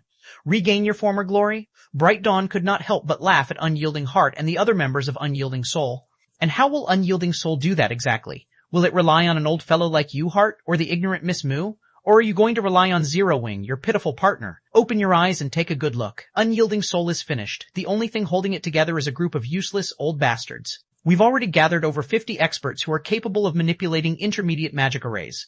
Unyielding Soul should give up the hope of nurturing a single traveling bard. No, to be precise, you won't even get into the Sea of Trees. After saying so, Bright Dawn raised his hand. In response, some of Starlink's members in the Purple Knight Plaza began to make their move, each holding a silver crystal ball. As these Starlink members completed an incantation, silver magic arrays began to manifest before them, releasing a bright light. A massive barrier then enveloped both Unyielding Soul and Crimson Emperor's members in the plaza. Have fun inside this barrier. It isolates everything within in a different dimension. Although this barrier requires 2 8-8 level 50-plus players to sacrifice 5 of their levels permanently, the barrier will hold every one of you for 8 hours. With that said, we'll be taking our leave now, Bright Dawn said, laughing at Unyielding Heart. He then took a key from his bag and opened a teleportation gate to the Sea of Trees. Unyielding Soul and Crimson Emperor's members could only watch as Starlink's members entered the teleportation gate and disappeared from the plaza. No matter how much they attacked the magic barrier, they couldn't damage it in the slightest. To make matters worse, the surrounding NPC soldiers were ignoring the magic barrier. Damn it, to think they had planned such a trap. Unyielding Heart cursed as he attacked the illusory magic barrier with his greatsword. However, it felt as if he attacked nothing but air. The barrier didn't react as his greatsword sliced through it. Currently, the magic array in the center of Dark Knight City's Purple Knight Plaza was the only path to the Sea of Trees. Unfortunately, since they were now trapped in this magic barrier, they could open a teleportation gate even if they had the keys to enter the Sea of Trees. If they were truly stuck in this barrier for 8 hours, Unyielding Soul would fall behind Starlink. Starlink's players would likely complete at least 1/3 of their class change quests by the time they were freed. How were they supposed to catch up in that case? Meanwhile, Mu Lingsha glared at the barrier before her, clearly livid. Unyielding Soul had gone to great lengths to obtain the first clear of a level 50 large-scale team dungeon in the Dark Knight Empire, allowing the guild to catch a breather. However, if Starlink monopolized all 20 of the initial traveling bard slots, Unyielding Soul would suffer unimaginable consequences. After attacking for more than 2 minutes, Unyielding Soul's members gave up. They had no other choice but to wait until the barrier faded. Shi Feng, however, approached the barrier step by step, his nonchalant expression seeming as if he were admiring the Purple Knight Plaza's view. At the same time, he pulled a magic scroll from his bag. Huh? What is he trying to do? Does he plan to test the barrier as well? It's pointless. Both our guild's experts and those from Crimson Emperor have tried everything we can think of. What could one person from Zero Wing possibly do? The plaza's occupants watched Shi Feng approach the barrier in confusion, including Unyielding Soul and Mu Lingsha. They had already expended a precious Tier 4 magic scroll to attack the barrier, but they had accomplished nothing. Even if Shi Feng did the same, nothing would change. When Shi Feng arrived before the barrier, he activated the Summon Guard scroll in his hands. Immediately, a golden-haired beauty in sacred robes appeared beside Shi Feng. Destroy this magic array. 1890. Breaking the barrier. In One High, Chapter 1890, Breaking the Barrier in One Hit. When the watching crowd saw the level 85 personal guard, Anna, they were dumbfounded. Unyielding Heart and the other Unyielding Soul members felt their anticipation melt away when they saw that Shi Feng had merely summoned his personal guard. Meanwhile, Crimson Emperor's upper echelons couldn't help but laugh at the swordsman. Is that kid stupid? What is a Tier 2 NPC going to do in this situation? A woman in white robes among Crimson Emperor's members said as she shook her head. She had a tall, slender figure and radiated a mature charm. While Anna was no doubt the highest-leveled personal guard she had ever seen, Anna was still only Tier 2. She wasn't much different than the players trapped in the plaza. Magic arrays couldn't be destroyed simply by someone with a high level. Otherwise, a level 200 Tier 1 NPC should be just as capable of destroying a town's defensive magic array as a level 80 Tier 4 NPC. Unfortunately, that was not the case. In reality, a level 200 Tier 1 NPC would struggle to damage a defensive magic array, whereas a level 80 Tier 4 NPC would have no trouble doing so. This was the power of tiers. Not only did higher tiers provide quantitative transformations, but they also qualitatively improved one's power. This was the case for magic arrays as well. The higher ranked a magic array was, the purer its mana would be. Depending on the purity of the mana powering the magic array, the barrier could be as weak as paper or as tough as iron. Hence, Anna was only superior to Tier 2 players on a quantitative level. There was no difference in the quality of their strength. Since none of the players in the barrier had managed to deal any damage to it, Anna wouldn't be able to either. Vice Guild Leader, Starlink's trap is simply vicious. We have no choice but to sacrifice one of our players. We can have them pass the key to the guild leader to prepare another team, a level 57 Tier 2 Guardian Knight quietly suggested to the white-clad woman. The white-clad woman was none other than Illusory Words, Crimson Emperor's second Vice Guild leader. Illusory Words had also been recognized as one of the 10 great clerics by the Secret Pavilion. Alright, get it done. Illusory Words nodded. There was a method to escape the magic barrier before its duration ended, although players wouldn't use this method unless absolutely necessary. That method was death. When players died, they'd automatically resurrect in the nearest graveyards half an hour after their death. While doing so would allow players to escape the barrier, it would cost a level. However, the current situation did not allow for such concerns. It was better to have one player die and get the key to their guild leader within 30 minutes than waste 8 hours in the plaza. Their guild leader could organize another team to enter the Sea of Trees while the player waited for resurrection. If they got lucky, they might claim 2 or 3 traveling bard spots. At the very least, it'd be better than nothing at all. As Crimson Emperor's members prepared to enact their plan, Anna finished chanting her incantation and writing the series of divine runes. Immediately, a golden magic array formed above the plaza, and a level 85 Valkyrie with pure white wings descended before the trapped players. The Tier 4 Valkyrie's aura was so intense that it felt stifling to the players in the plaza. A Tier 4 Valkyrie? When Illusory Words saw the white-winged Valkyrie hovering in the air, she could not help but turn to Shi Feng's cloaked figure. Could he be Black Flame? A lot happened in God's domain each day, and a new power or rising expert practically emerged with each sunrise. Not even she, one of Crimson Emperor's Vice Guild leaders, could remember each of these powers and experts, but she had a clear impression of the Tier 4 Valkyrie. After all, the Tier 4 Valkyrie was a considerable threat to any superpower. With a slight flap of her wings, a storm brewed, and the Valkyrie vanished. By the time she reappeared, she hovered before the illusory barrier. The Valkyrie then thrust her sacred thunder spear at the semi-translucent wall. Boom! With a deafening explosion, countless arcs of lightning crashed into the magic barrier. The barrier began to tremble. Despite the assault of so many players earlier, the barrier hadn't reacted in the slightest, yet just one of the Valkyrie's attacks was enough to shake it. What power! Illusory Words watched with slight surprise. The barrier hadn't even reacted when Unyielding Heart had attacked with a Tier 4 magic scroll, but now, the Valkyrie's attack had deformed the barrier. One could easily imagine how powerful the Valkyrie's attack was. However, as the lightning began to fade, the magic barrier stilled. A second later, the barrier recovered to its original state as if it hadn't been attacked at all. Even that wasn't enough? Unyielding Heart's expression soured as the magic barrier recovered. While it was true that the Valkyrie's attack had been effective, it was clear that the strike had only depleted a small portion of the magic barrier's energy reserves. It would take a considerable amount of time for the Valkyrie to destroy the barrier. Unfortunately, he was somewhat familiar with Shi Feng's Valkyrie. He knew that it could only remain for a short time. Most likely, the Valkyrie would not be able to deplete the magic barrier's energy reserves before her duration ran out. This left them with only the option of escaping by death. Although he knew it would be meaningless. Players that could manipulate intermediate magic arrays would have a 20% higher chance of completing their class change. Even if Unyielding Soul formed another team, locating Tier 1, intermediate magician experts would be impossible. Intermediate magician experts were extremely rare, and he had already gathered everyone his guild had here. Even if the guild organized another team to enter the Sea of Trees, if Unyielding Soul's members were 30 minutes late and had a lower success rate, how could they compete with Starlink? Of course, they could sacrifice the intermediate magician experts with him. It would give them a better chance of competing, but that plan left another issue. Would players resurrect inside the magic barrier after they died? If players resurrected inside the barrier instead of the nearest graveyard after the 30-minute wait had passed, they'd sacrifice a level for nothing. Is there no choice but to risk it? Unyielding Heart gritted his teeth as he considered the option. As Unyielding Heart contemplated, the Valkyrie readied to throw her sacred thunder spear at the magic barrier. However, the surrounding crowd had already given up hope. Since the previous attack had failed, this one shouldn't fare any better. However, Shi Feng, who had remained still earlier, suddenly activated Heavenly Dragon's power, his aura's intensity instantly skyrocketing. He then slashed at the barrier with Killing Ray, Lightning Slash. The Valkyrie threw her Sacred Thunder Spear at the same moment. Two streaks of light, one blue and one gold, collided at a single point on the magic barrier as one. Boom. With another explosion, the two streaks of light shot through the barrier, following which the crowd heard the sound of cracking glass. Cracks then began to web themselves across the illusory barrier. Pung! A moment later, the blue sky returned above the players' heads. How is this possible? The barrier shattered? What did he do? Both Unyielding Soul's unyielding heart and Crimson Emperor's illusory words gave Shi Feng incredulous looks. 1891. Another method. Chapter 1891, Another Method. Dark Night City, Purple Night Plaza. As the barrier disappeared, silence filled the entire plaza, and every player that had been trapped behind the barrier turned to stare at Shi Feng. So strong. Didn't the barrier just shake a little after the Valkyrie's attack? How did he straight up destroy the barrier? Whether it was the spectating players outside of the plaza or the two super first-rate guilds members within, all looked at Shi Feng with incredulous expressions. The expert player Starlink had stationed to observe the situation from outside of the plaza stared at the scene with bulging eyes.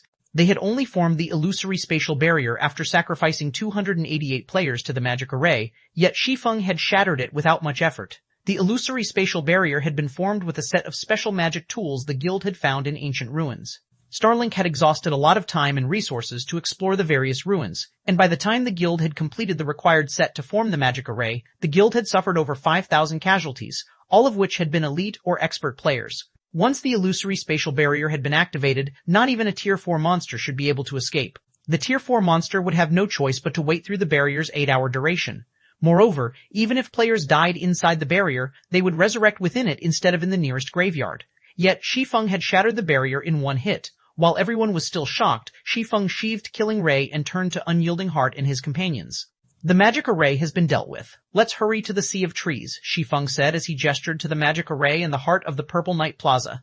Calmly, he continued, it hasn't been long since Starlink's members left. We should be able to catch up if we hurry. Hearing Shi Feng's reminder, Unyielding Heart and Muling Sha quickly snapped out of their daze and gave the swordsmen grateful looks. If Shi Feng hadn't shattered the magic barrier, they wouldn't have been able to compete with Starlink. Immediately, Unyielding Heart took a key from his bag and activated the teleportation gate to the Sea of Trees.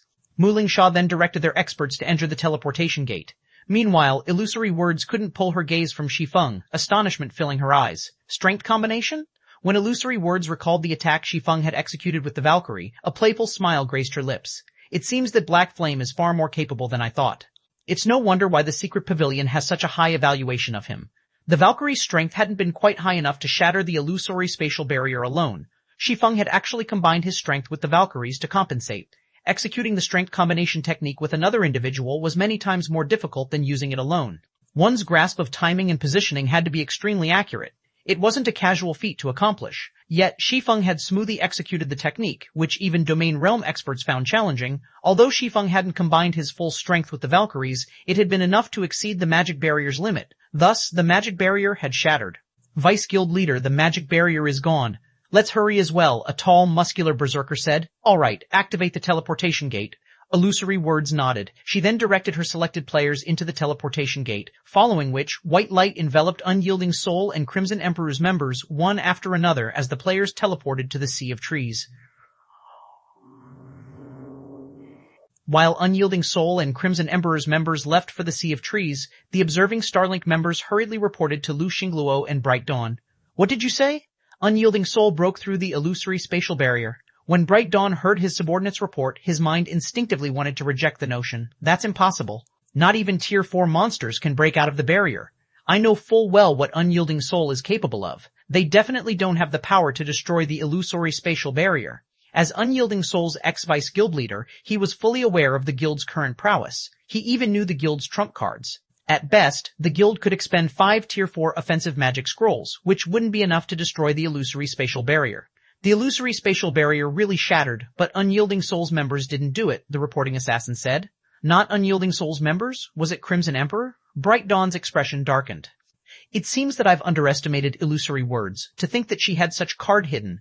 While the illusory spatial barrier could be broken, doing so required immense power. One would need enough power to destroy a town's defensive magic array in one hit, and players had no chances of encountering such power at this stage of the game. However, God's domain had countless opportunities to offer. With how widespread a superpower's influence was, it wasn't impossible to acquire a tool with enough destructive power. No, it wasn't Crimson Emperor's members either. Based on our information, one of Zero Wing's members destroyed the barrier, the assassin said as he sent an image of Shi Feng to Bright Dawn. Zero Wing? Bright Dawn blinked in surprise as he looked at Shi Feng's cloaked figure and the sacred sword in the swordsman's hand. When Lu Xingluo heard the report, he was surprised as well. He had never thought that Zero Wing actually had a means to destroy the illusory spatial barrier. It seems that Zero Wing isn't all talk after all. It's no wonder why Unyielding Soul agreed to share some of its profits with the guild, Lu Xingluo said, chuckling. Unfortunately, even if they get into the Sea of Trees, it's too late. Starlink will claim the first 20 slots. Not long ago, they had learned that not only could a limited number of players class change to the Traveling Bard class, but the quest only accepted a limited number of applicants as well. Only 300 slots would be available once every 2 hours. Each application also cost 60 gold. Although the price was high, it wasn't much to Starlink. In the end, they had spent 18,000 gold to purchase all 300 slots, sending 50-plus intermediate magician experts to attempt the quest. The guild then gave the remaining 240 or so slots to WH-equipped Tier 1 experts. As Lu Xingluo and his companions, who didn't plan on challenging the class change quest, were about to leave to explore the Sea of Trees city, Unyielding Soul and Crimson Emperor's members finally made their appearance, arriving in the temple that served as the venue for the Traveling Bard class change quest. Damn it, why does the quest have this restriction too? Unyielding Hearts gave the female elf clerk a grim expression after receiving her reply. They had just broken through the barrier with great difficulty, yet they had been told that there were no applicant slots remaining. They'd have to wait another 2 hours before they could attempt the quest. Unyielding Heart felt as if the system were playing some cruel joke. Illusory Words wore a similarly ugly expression. She hadn't expected the restriction either. Sure enough, there are no more slots available. Shi Feng could not help but sigh as he looked toward Lu Xingluo and his group, who stood a short distance away. Well, I didn't plan for them to take the normal class change quest anyway. Following which, Shi Feng switched his title to Demon Hunter and approached the exchange counter beside the registration counter. There was more than one way to obtain the Traveling Bard class. The first was the normal method, but the second required purchasing a trial emblem and taking part in the original class change trial the Primordial Elf Kings had left behind. However, the trial emblem wasn't easy to purchase. One needed to be a noble of the Sea of Trees to gain access. Other players would have to complete a long string of quests to become a noble in this city, but Shi Feng, who had the Demon Hunter title, didn't. Players with the Demon Hunter title were considered world nobles, so Shi Feng would be viewed as a noble in an NPC city like the Sea of Trees. Lord Demon Hunter, how may I be of service? The NPC elf asked, smiling brightly. Here, we can provide a trial emblem that will allow you to take part in the trial the Primordial Elf Kings had left behind for us. If you pass this trial, you'll become a valiant traveling bard. I wish to purchase 9 trial emblems, Shi Feng answered. 1892, Complete Legacy, Chapter 1892, Complete Legacy Trial Emblem? How did he just trade with that NPC? Didn't she refuse to trade with us a moment ago? When Lu Xingluo and the others heard the female elf's words, they were stunned. When they had visited the elven temple, they had spoken with its NPCs. After asking around, they had verified that only 300 players could attempt the class change quest every 2 hours. They had tried to speak with the female elf at the exchange counter as well, but she had ignored their questions, stating that she'd only deal with people of noble status or higher, yet she treated Shi Feng with such respect. Moreover, she had taken the initiative to introduce Shi Feng to the products she offered. There's still such a method? Unyielding Heart and his companions watched Shi Feng purchase trial emblems with glowing eyes. They had never expected Shi Feng to have such access to the class change quest. So, this is Zero Wing Sword King? Shi Feng's display greatly surprised Illusory Words.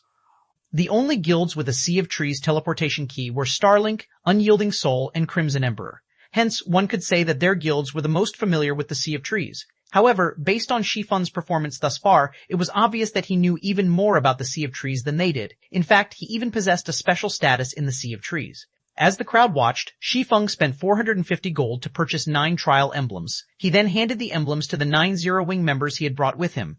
Purchasing a trial emblem was the same as applying for the class change quest, only this method was 10 gold cheaper. Using the trial emblems when attempting the quest also granted 2 difficulty modes to choose from, normal mode and hard mode. Normal mode was no different than the class change quest without the emblem, but if players chose hard mode, they'd be sent to a different trial. However, if players chose to challenge hard mode, they would be sent to a different trial. Furthermore, unlike the normal mode quest, which only 20 players could complete each week, hard mode didn't have such a limit. As long as one had access to the trial emblems and could afford them, they could enable as many players to become traveling bards as they wanted. The hard mode quest had been Shi Feng's goal since the very beginning. Players could only acquire the complete traveling bard legacy the primordial elf kings had left behind, becoming true traveling bards, by completing the hard mode class change quest. If players only completed the normal mode quest, they would only acquire a portion of the legacy, becoming a pseudo tier 2 player. However, the hard mode quest was incredibly difficult to clear, even more challenging than normal tier 2 promotion quests. The hard mode quest was the equivalent of the tier 2 hell mode promotion quest. Unless one's combat and equipment standards had reached a certain level, challenging the class change quest would only lead to failure. If a player failed the quest, they'd have to wait a while before they could challenge it again. Hence, every player Aqua Rose had selected for this class. Change was an expert capable of reaching the trial tower's 7th floor. In addition, all 9 were intermediate magicians, and among these 9 players, 5 had been well-known tier 4 experts in the past. However, since they had merely been independent players, their access to resources had been limited. Even though they had been members of well-known adventurer teams, they had lacked the resources to reach tier 5. The remaining 4 had been experts in first-rate guilds. Even the weakest among them had reached tier 4 in the past, and the strongest, Happy Wind, had been a tier 5 traveling bard. Naturally, things had changed in this life, and all 9 of these players had joined Zero Wing. With these 9 players' combat standards, their chances of completing the hard mode quest should have been quite low, but Aqua Rose had given each of them a primordial soul before they had come to the Sea of Trees. With the increased physique the primordial soul granted, these 9 should have a much higher chance of completing the hard mode quest. As Shi Feng distributed the trial emblems to his players, Unyielding Soul's group approached him. Guild leader Black Flame, can I trouble you to help us purchase some trial emblems as well? I will buy them at a 50% markup. Of course, if that is not enough, I can increase the price, Unyielding Heart offered, feeling slightly embarrassed. Originally, Zero Wing had tried to purchase class change slots from Unyielding Soul, which, in turn, had increased the competition Unyielding Soul faced. Now, however, Unyielding Soul approached Zero Wing for the same, increasing Zero Wing's competition. This put Unyielding Heart in a bind. Long Soul and Hunting Blade, who stood beside Unyielding Heart, felt ashamed as they considered their earlier attitude towards Zero Wing. They had assumed that Zero Wing had taken advantage of their guild, but now, it seemed that Zero Wing would become Unyielding Soul's benefactor. It was only thanks to Zero Wing that their guild had overcome the incident in the Purple Knight Plaza.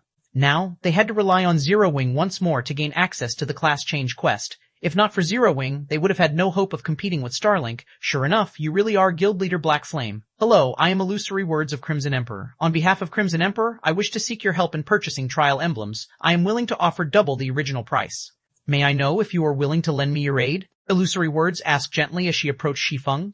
Everyone was stunned as they watched the vice guild leaders of 2 super first-rate guilds approach Shi Feng for help. If the public found out about this, they'd be shocked. Our guild leader is so amazing, even superpowers are asking him for help. That's only natural. That's Zero Wing's guild leader we're talking about. Quick, look at the stupid faces Starlink's members are making. The 9 Zero Wing members that had obtained the trial emblem chatted about their guild leader, reverence flashing in their eyes as they looked at Shi Feng. Before they had joined Zero Wing, even first-rate guilds had been colossal existences in their eyes, let alone super first-rate guilds. Super first-rate guilds were the virtual gaming world's overlords, yet 2 such guilds wanted their guild's help. This was simply unbelievable. That won't be a problem. Let's forget about the price markup. Instead, I hope that your 2 guilds can help with a problem of mine, Shi Feng said, chuckling as he looked at Unyielding Heart in illusory words. Help? Both vice guild leaders gave Shi Feng confused looks. They had brought with them a lot of players to attempt the class change quest. In total, both had a little over 1,000 players. Even with a 50% price markup, Shi Feng could earn over 25,000 gold instantly, a huge sum for a first-rate guild. If Shi Feng charged a slightly higher price, he would even have enough money to build a town. Yet, Shi Feng only wanted their assistance. That's right, I need your 2 guilds to help me with something. In return, I'll help you buy as many trial emblems as you want, Shi Feng nodded. There was no limit on the number of trial emblems one could purchase. It was a privilege for the Sea of Trees' nobles, allowing them to skip the queue and granting a small discount when applying for the class change quest. There was nothing special about it. Moreover, even with the trial emblems, neither of these guilds would become a competitor for Zero Wing. After all, the hard mode quest was Zero Wing's target. It didn't have to worry about any competition. May I know what kind of help guild leader Black Flame requires? Illusory Words asked. Although the traveling bard class was valuable, if Shi Feng's request threatened her guild's foundations, she had to refuse. Right, you can't consider your decision properly if I don't tell you the details. To put it simply, I'd like to borrow 200 tier 2 experts from each of your guilds. What are your thoughts on this? Shi Feng explained. 1893. Age-Old Secret. Chapter 1893. Age-Old Secret. Borrow tier 2 experts. Unyielding Heart and Illusory Words stared at Shi Feng in confusion, unable to fathom why Shi Feng would need so many experts. At this stage of the game, Tier 2 experts were still quite rare in God's domain. Even a first-rate guild would only have around 30 to 50 Tier 2 players, yet Shi Feng wanted their guilds to lend him 200 Tier 2 experts each. This was close to half of the Tier 2 experts in their guilds. Such a large number of Tier 2 experts would be far too many to raid a team dungeon. The largest team dungeon at this stage of the game could only accommodate 200 players, yet Shi Feng wanted 400. Furthermore, Zero Wing had its own Tier 2 experts. That's right, I want to raid a field boss, but I currently lack manpower, Shi Feng said, nodding. Of course, Zero Wing will compensate for any deaths incurred during the expedition. May I know your opinions on this? He might earn 30,000 gold or so if he resold the trial emblems to the two guilds at a markup, but 30,000 gold was not enough to change Zero Wing's situation. Besides, Zero Wing's financial need wasn't limited to the money required for Silverwing Town's upgrade. The guild also had to pay back the loan for the airport. In total, Zero Wing needed 500,000 gold. It was a significant sum, even for a superpower. Most importantly, Zero Wing wasn't as off as everyone thought. While it was true that Zero Wing's members were improving their equipment and leveling rapidly thanks to the guild's expansion into the Ore Empire's southeastern area, there was a saying, the nail that sticks out gets hammered down. Now that Zero Wing had secured a large fraction of the Ore Empire's benefits, the various superpowers watched the guild closely. The only reason they had not taken any actions was Zero Wing's war weapons and teleportation abilities. However, now that Blackwater had opened the Ore Capital City's armory, it was only a matter of time before the various superpowers obtained a large number of war weapons or designs for them. If Zero Wing did not take any preventive measures now, the guild would suffer later on. Meanwhile, Shi Feng had been nursing a headache over the last few days while trying to figure out a solution to this problem. Fortunately, an opportunity had just presented itself. He had planned to wait until Zero Wing had 1,000 Tier 2 experts before initiating the next step of his plan, but it seemed that he wouldn't have to wait that long. If he had the help of these two super first-rate guilds' Tier 2 experts, he could definitely defeat the Void Serpent, a level 60 world boss. Although world bosses seemed like ordinary field bosses, they possessed a unique domain that prevented players from using external tools. Players had to rely on their own strength to face these world bosses. Hence, raiding world bosses was far more difficult than field bosses of the same rank and level. However, due to the extremely high raid difficulty, every world boss dropped impressive loot. World bosses also dropped some unique materials. Because of this, God's Domain's countless powers had constantly challenged world bosses in his previous life. Guilds had still raided level 70 or 80 world bosses after players had reached level 200. Shi Feng's interest in slaying the Void Serpent wasn't only because of its loot. The Void Serpent also held a secret that Shi Feng wanted. Only with the Void Serpent's blood could players activate the greatest secret the Witch's Hill had hidden for several centuries, the Otherworld Gate.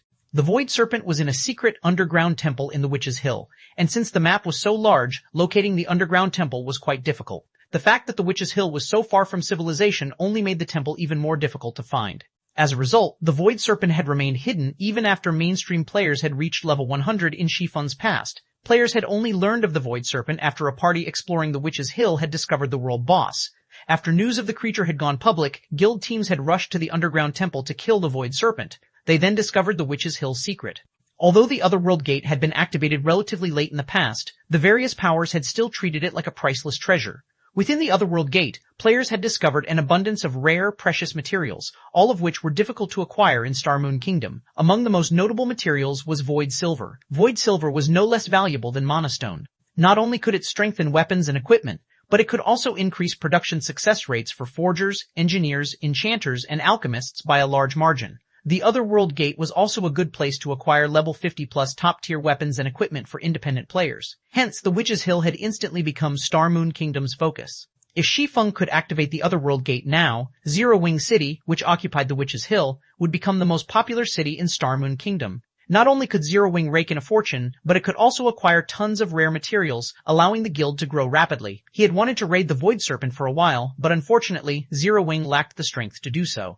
A world boss was not an easy raid, and he didn't have a quest to take advantage of, drastically weakening the Void Serpent as he had with the Flame Demon King. If he wanted to raid the Void Serpent, he'd need at least 1,000 Tier 2 players. Meanwhile, after pondering on Shi Feng's suggestion for a short moment, both Unyielding Heart and Illusory Words nodded. Alright, I'll agree to your proposal on Unyielding Soul's behalf, Unyielding Heart said. Although he did not know what Shi Feng wanted with so many Tier 2 players, saving over 10,000 gold by lending the swordsman 200 experts to raid a boss was a worthwhile transaction. May I know when Guild Leader Blackflame needs our players? Illusory Words asked. Naturally, the sooner the better, Shi Feng said. My side will need some time to gather the necessary manpower. After all, many of our Tier 2 experts are either questing or raiding dungeons right now. I'll need a little over a day to gather 200 Tier 2 experts, so can we gather in 2 days? Illusory Words proposed a time after giving the matter some thought. That won't be a problem. I need to see to certain preparations as well, Shi Feng replied, nodding. In truth, even if Illusory Words hadn't suggested it, he'd still need 1 or 2 days to prepare. Since both of you have agreed to the arrangement, let's establish a contract. Following which, Shi Feng signed a contract with Unyielding Heart and Illusory Words. In exchange for helping the 2 guilds purchase 1,000 trial emblems in total, each of the guilds would send 200 Tier 2 experts to help Shi Feng hunt a boss. Once the contract had been signed, the 2 guilds handed Shi Feng the coins to purchase the trial emblems. When Unyielding Heart and Illusory Words had the emblems in hand, they turned to distribute them to their respective guild members. These players then activated their trial emblems and teleported to the legacy grounds. While the exchange between Shi Feng and the 2 super first-rate guilds seemed cumbersome, they had completed the entire process in less than 5 minutes. It wasn't enough time to provide Starlink any noticeable advantage. Moreover, to the 2 super first-rate guilds' surprise, they had the option of choosing the quest's difficulty, and hard mode didn't have a slot limit. However, the 2 guilds sent the majority of their experts into normal mode to increase their chances of success. They only sent a small number of experts to test the hard mode quest. Suddenly, 1,000 players vanished from the lively hall, stunning Lu Xingluo and the other nearby Starlink members. How is this possible? They ignored the application limit? Lu Xingluo's expression darkened as he watched Unyielding Soul and Crimson Emperor's members disappear. He then turned to Shi Feng, killing intent flashing in his eyes. Black Flame. You dare to ruin my plans once again? Do you really think that I won't strike at Zero Wing just because you managed to partner with Unyielding Soul? 1,000 players? If these players participated in the class change quest, it would severely affect Starlink's performance. However, Shi Feng paid no attention to the killing intent Lu Xingluo directed at him. He simply glanced at the man before leaving the temple and heading for the city hall. They were in the Sea of Trees. If Lu Xingluo and his companions wanted to attack him here, they'd suffer the consequences, not him. 1894 City of Foreign Races. Chapter 1894, City of Foreign Races. The Sea of Trees was located in a secret land the primordial elf kings had created. A forest enveloped the city, and unlike Dark Knight City, which was populated by tall buildings, this city was crowded with towering trees. Every tree pierced the clouds like a skyscraper. Houses had been built within the gigantic trees, and thick vines connected one tree to the next. Currently, Shi Feng rode his mount down the spacious roads made of vines. When he looked down, he gazed at a sea of clouds below him. Since the Sea of Trees hadn't been fully unlocked, most of the people wandering on the streets were NPCs. Aside from the 3 Superpowers members who had begun to explore the city, Shi Feng didn't spot a single player. Sheltered by the 6 great primordial elf kings, the Sea of Trees had a long history. Most of the NPCs living here were elves, although some were NPC merchants from other races. Human NPCs only made up a small majority of the city's residents. Meanwhile, the weakest soldiers patrolling the city were level 180, Tier 1 NPCs. There were well-equipped Tier 2 soldiers as well. Each patrol squad was led by a level 200 Tier 3 knight. However, these soldiers' levels and tiers weren't their most eye-catching aspects. All of these soldiers wore ancient equipment engraved with advanced battle arrays. When the advanced battle array activated, the Tier 2 soldiers could even take down Tier 4 players. The patrol captain's equipment sported master battle arrays. With these patrol captains protecting the city, not even Tier 5 players would last long if they tried to cause trouble. According to the legends, the primordial elf kings had also left behind immortal guardians to protect their Sea of Trees. Although these immortal guardians were not Tier 6 existences, they had the combat power to face gods. If a Tier 6 player entered the city, the secret land would forcibly suppress them to Tier 5. Hence, on the continent of God's domain, the Sea of Trees' security was even superior to Blackwing cities. During Shi Feng's previous life, Tier 5 and Tier 6 players had frequently caused trouble in NPC cities, but none had dared to do so in the Sea of Trees. This was also the reason that the Sea of Trees had become the most well-known NPC city in God's domain, attracting tons of normal and neutral players. These players didn't have to worry about their safety while inside the city. After roughly 20 minutes, Shi Feng arrived before the largest, oldest tree in the city. This primordial tree was both the Sea of Trees City Hall and the city's heart. There are so many foreign race merchants here already. As Shi Feng approached the city's central district, he noticed many NPC merchants hawking their wares alongside the road. These merchants all sold rare goods such as magic scrolls, potions, materials, tomes, engineering tools, weapons, equipment, etc. The sight was dazzling. The 3 Superpowers members, who had arrived before him, browsed the goods with sparkling eyes. They could easily make a fortune by reselling these items, especially the magic scrolls, weapons, equipment, and rare materials. Some merchants even offered Tier 2 magic scrolls and level 50 dark gold equipment. Only, the items' prices were far higher than market value. However, the Superpowers members weren't fools. Rather than purchasing any of these items, they first investigated every NPC merchant's goods. They then proceeded to survey the central district, empty lands, and establishments, compiling the information to allow their companions in the city hall to make the best decision when purchasing the city's lands for their guilds. When Shi Feng stepped into the city hall, the merchant players that represented the superpowers had already busied themselves with researching the lands and shops, carefully selecting which to purchase. Naturally, the three superpowers had sent these merchant players since they were more adept with business negotiations than the guild's upper echelons. Moreover, the merchant subclass allowed them to bargain for discounts and learn more from NPCs. But despite their expertise, these merchant players had headaches as they selected lands for their guilds. The Sea of Trees lands were just so expensive. Even the ordinary lands in the city's outer area cost between 7,000 gold and 15,000 gold, whereas lands in the city's inner area cost between 12,000 gold and 30,000 gold. The cheapest plot of land in the central district cost 50,000 gold, while the more expensive options cost over 100,000. Even superpowers at this stage of the game couldn't afford to purchase the Sea of Trees' lands casually, but that wasn't the most important issue. To purchase the central district's lands, one needed sufficient status and reputation. For the moment, they could only purchase the lands in the city's outer and inner areas, but since there were so many to choose from, they couldn't make a proper decision without further understanding of the city's layout. Lord Demon Hunter, how may I be of service today? A male elf in a suit and tie asked gracefully as he approached Shi Feng. I wish to see some of the city's hotels and restaurants for rent, Shi Feng said. All right, please follow me. The male elf bowed before leading Shi Feng to a VIP reception room. As the elf led Shi Feng to a reception room, the three superpowers representatives watched him leave the main lobby with astonished expressions. What's going on? How did he get an invite to a VIP room? We've already bought 2 plots of land and earned quite a few contribution points, yet we haven't earned such treatment? Clearly, he's an idiot. He's actually trying to rent hotels and restaurants instead of purchasing lands. What benefit could he earn by doing so? They won't be profitable in the least. Many of the merchant players watched enviously as Shi Feng was led to a VIP reception room, but the man's statement had also confused them. When players gained access to a VIP reception room, they also gained access to better benefits. Aside from refreshments and privacy, players would also be offered lands, which weren't usually available to the public, for purchase. Moreover, every one of those lands would be worth their price or more. In contrast, the lands offered in the lobby varied. Not every plot would be worth its selling price, and whether players made a profit or not would rely on them.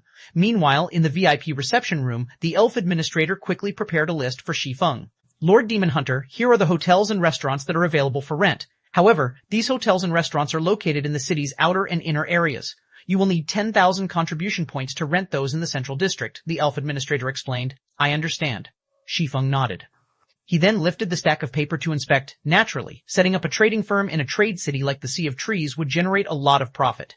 Aside from selling products, the shops could also serve as a warehouse for all kinds of precious materials and items that flowed into the city. However, unlike ordinary NPC cities, the Sea of Trees was slightly unique since it occupied a secret land. The Sea of Trees was similar to the holy city of Titan in that players could not remain in the city long term. Once the sun set, players that hadn't rented a hotel room or purchased a private house would be automatically teleported out of the Sea of Trees. Furthermore, getting into the city wasn't an easy task. Even once the Sea of Trees had been fully unlocked, players would still need to expend a lot of effort to visit the city, especially ordinary and elite players. Unfortunately, purchasing a private house in the city was out of the question for most players. Not even large guilds' upper echelons could necessarily afford a private house here. Purchasing a private house in this city was even more expensive than setting up a shop. Most importantly, players needed a very high status and a ton of reputation points to buy one. Even expert players would need to quest in the Sea of Trees for a very long time to fulfill these requirements. Aside from private houses, players could stay in hotels or advanced restaurants. Of course, since shops had living spaces for players, they could own a shop as well. Only, shops accommodated far fewer players than private houses, but how could many players afford shops just for the living space? As a result, the only options remaining were hotels and advanced restaurants. Needless to say, staying in these establishments was also quite expensive. Depending on the environment, accommodation fees could range from 50 silver to 5 gold per day. Even elite players would feel a sting from these prices. Meanwhile, if players rented the whole hotel or advanced restaurant, they would earn 20% of the profits. While the Sea of Trees was in its early stages, this was the best way to earn money. Moreover, renting these establishments cost far less than purchasing them directly. After reading through the list, Shi Feng quickly set his sights on a few hotels and restaurants that had been particularly popular during his previous life. However, when Shi Feng reached the final page and saw the small restaurant listed, he was stunned. What? Even this restaurant is available for rent? 1895 Epic Shop. Chapter 1895, Epic Shop. Shi Feng's eyes widened as he saw the name Forest Traveler, surprise and ecstasy overcoming him. In the current sea of trees, the Forest Traveler was an unassuming restaurant located in the city's outer area. The restaurant had only 2 floors. The first was the dining hall and the second was used for accommodations. The restaurant was ordinary, and nothing about it stood out. However, when the Sea of Trees' third seal had been lifted in the past, players had discovered the restaurant's unique quality. Since so many players had crowded the Sea of Trees back then, both hotels and restaurants' guest rooms had been full. Naturally, many players instantly targeted the cheap accommodations that small restaurants like the Forest Traveler offered. Once the third seal had lifted, the Forest Traveler revealed a package that included both room and board, available exclusively for the restaurant's few high-class guest rooms. As the high-class guest rooms could only be rented by purchasing this combo pack, players had no choice but to dine there as well. The Forest Traveler had become instantly famous after players had tried the provided meal, which granted a special buff called Forest Blessingle. The Forest Blessing buff granted players anywhere from 5 to 20 points in luck for 18 hours. The buff could only be gained once every 2 days. Although luck was somewhat illusory in God's domain, it had a subtle effect on players. For example, luck would affect loot from opening treasure chests and killing monsters. It would also affect one's production success rate. Hence, on the market, ornaments that added even 3 to 5 points of luck cost a fortune. Such ornaments would never become obsolete. In the past, the various large guilds had desperately stockpiled items that added luck. A single extra point in luck could be enough to gain a top-tier item. Since luck items were so precious to both independent players and guilds, such items had rarely appeared on the market. One could easily imagine how attractive a meal that increased luck would be to independent and guild players. Even Shi Feng had often visited the Forest Traveler for a meal in the past, especially before he raided a large-scale team dungeon. The only downside was the buff's long cooldown. Even after the Forest Traveler had expanded its shopfront, players had to deal with a 7 to 8 hour queue to get a seat. The Forest Traveler had ranked as one of the top 100 epic shops in God's domain in its heyday. The Secret Pavilion managed the ranking system, and a shop's rank depended on demand for and rarity of its services. Since the Forest Traveler had revealed itself to him, why wouldn't Shi Feng be surprised and excited? However, when Shi Feng saw the restaurant's rental price, his eyebrows twitched. Is this a robbery? Shi Feng couldn't help but wonder. Normally, the Sea of Trees' hotels and restaurants demanded per week or per month rent, but the Forest Traveler had to be paid by the year. Moreover, renting the restaurant for a single year cost 60,000 gold. Even the larger advanced restaurants only cost 4,000 gold per month, yet the Forest Traveler's rent cost 5,000 gold per month. Moreover, the system demanded a full year up front. It was half of the funds Shi Feng had on hand right now. With 60,000 gold, he could rent over a dozen hotels and restaurants. Should I set it aside for now and rent it during my next visit? Shi Feng fell into deep thought as he looked at the Forest Traveler's information. Competition would be at its fiercest during the first month after the Sea of Trees had activated. It was also the best time to secure an advantage. As long as players rented one of the Sea of Trees' establishments, they could continue to renew their lease. Unless players gave up their right to renew the lease, other players wouldn't have an opportunity to claim the establishment. However, if he rented the Forest Traveler now, he wouldn't have much left to rent other restaurants and hotels, but he had no guarantee that the 3 superpowers wouldn't discover these hotels and restaurants' importance before his next visit. If the superpowers had already realized these establishments' value, he'd have a far more difficult time renting a large number of them later. Fortunately, he didn't have to worry about losing the Forest Traveler since only he knew the restaurant's secret right now. Furthermore, 60,000 gold was a huge sum to a superpower as well. None of them would be willing to spend so much gold for a modest restaurant like the Forest Traveler. Lord Demon Hunter, I recommend the hotels and restaurants on the last page. Many customers favor those establishments in particular. I cannot guarantee that these establishments will be available during your next visit, the elf administrator said, flashing Shi Feng a cunning smile when he noticed the swordsman stare tentatively at the list's final page. Shi Feng rolled his eyes at the elf administrator. The administrator's comment made one thing clear. He would either have to give up on the Forest Traveler, or give up on renting another dozen or so hotels and restaurants. Both options would rob Shi Feng of profits. I'm interested in renting this Forest Traveler, but why must it only be rented by the year? Can it not be rented on a monthly basis? Shi Feng asked as he gestured to the Forest Traveler's information on the list. He wanted to see if the system would grant him any other options. The Forest Traveler?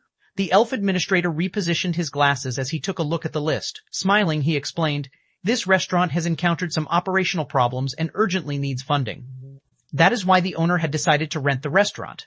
We have suggested that the owner accept a monthly rent, but the owner is adamant about his decision. Due to your status, Lord Demon Hunter, the city is willing to help you negotiate altered conditions with the owner. However, each negotiation will cost a 1,000 gold fee. May I know if you wish to open negotiations?" 1,000 gold per negotiation? The corners of Shi Feng's mouth twitched. Shi Feng was no stranger to negotiations. This was the precise reason that the three superpowers had sent their merchant players to purchase the city's lands, not their upper echelons. The higher ranked a merchant player was, the more ability they'd have to reduce an item's price. Some merchant players could even negotiate for price cuts by offering NPCs favorable conditions. However, this was the first time Shi Feng had encountered a 1,000 gold negotiation fee. That's right. As a noble in our city, you have the right to 3 negotiation attempts. Of course, the city cannot guarantee the negotiations' results, the elf administrator explained. Alright, let's open the negotiations then. Shi Feng sighed as he took 1,000 gold from his bag. After receiving the money, the elf administrator left the room. To put it simply, the purpose of these negotiations was to convince the owner to adjust the rental requirements. Whether or not the player gained the upper hand would depend on their luck. After 5 minutes, the elf administrator returned with new rental conditions for the forest traveler. Now, instead of paying a full year of rent for the forest traveler, Shi Feng could secure the establishment for 10 months of rent at 54,000 gold. While this new condition had reduced the total payment and shortened the required lease duration, the average monthly rent had increased considerably. This wasn't a favorable option. Declining the option, Shi Feng paid 1,000 gold for another negotiation attempt. The second negotiation's outcome still required annual rent, but it could be paid in installments. Shi Feng would have to pay a 50,000 gold down payment. However, he'd then have to pay 15,000 within 1 month. Seeing this result, Shi Feng regretted leaving Icarus's heart with Aqua Rose. If he had the godly necklace with him right now, he might have had a better result.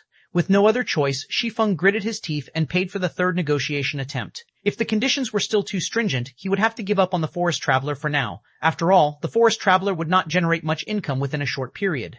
Meanwhile, he was extremely tight for money right now. Although the forest traveler was tempting, he needed to earn a large sum of coins quickly. As the elf administrator returned for the third time, Shi Feng silently prayed that the new rental conditions were in his favor. Congratulations, Lord Demon Hunter. After our third round of negotiations, the forest traveler's owner has agreed to adjust the lease's duration to 6 months. However, you will have to pay 45,000 gold. In exchange, you will receive 40% of the forest traveler's profits instead of 20% during those 6 months. 1896 2-star restaurant T Chapter 896, 2-star restaurant half a year and 40% of the profits for 45,000 gold. Shi Feng fell deep in thought after hearing the elf administrator's final results. Once the forest traveler introduced the meal that granted the forest blessing buff, the various major powers would visit before any major operation. However, as the restaurant's business was limited by its size, and its overall income wasn't much more than a large hotel's, players would only gain the forest blessing buff when they ate the food that provided the buff in the restaurant. The food would not grant the buff if consumed elsewhere.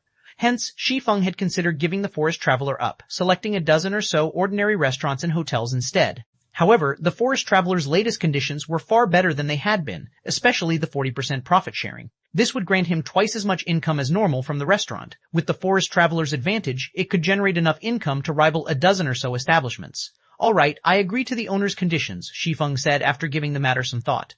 Although renting a single restaurant for 45,000 gold was a little extravagant, not only would he get double the profits in return, but he would also have an advantage when gaining the forest blessing buff. This would ensure that Zero Wings members wouldn't have to wait in line for hours to get a seat before raiding an important team dungeon. He could simply reserve a table for Zero Wings' exclusive use. No power had taken control of the forest traveler in his previous life. It had been under NPC's full control. As a result, the restaurant's development had been left to the system's discretion. Compared to player-managed hotels and restaurants back then, the forest traveler's development speed had been pitiful. If he managed the forest traveler, the restaurant's development speed would increase by a significant margin. After all, with the forest blessing buff, the restaurant would not lack popularity or income. If he played his cards right, he could earn a fortune through the restaurant. Immediately, Shi Feng signed a lease contract with the elf administrator. In addition to the 45,000 gold for the forest traveler, he spent another 70,000 gold to rent 23 hotels and restaurants. Although the hotels and restaurants he had rented varied in size, they were all situated in strategic locations throughout the city. They were all near important buildings and special establishments.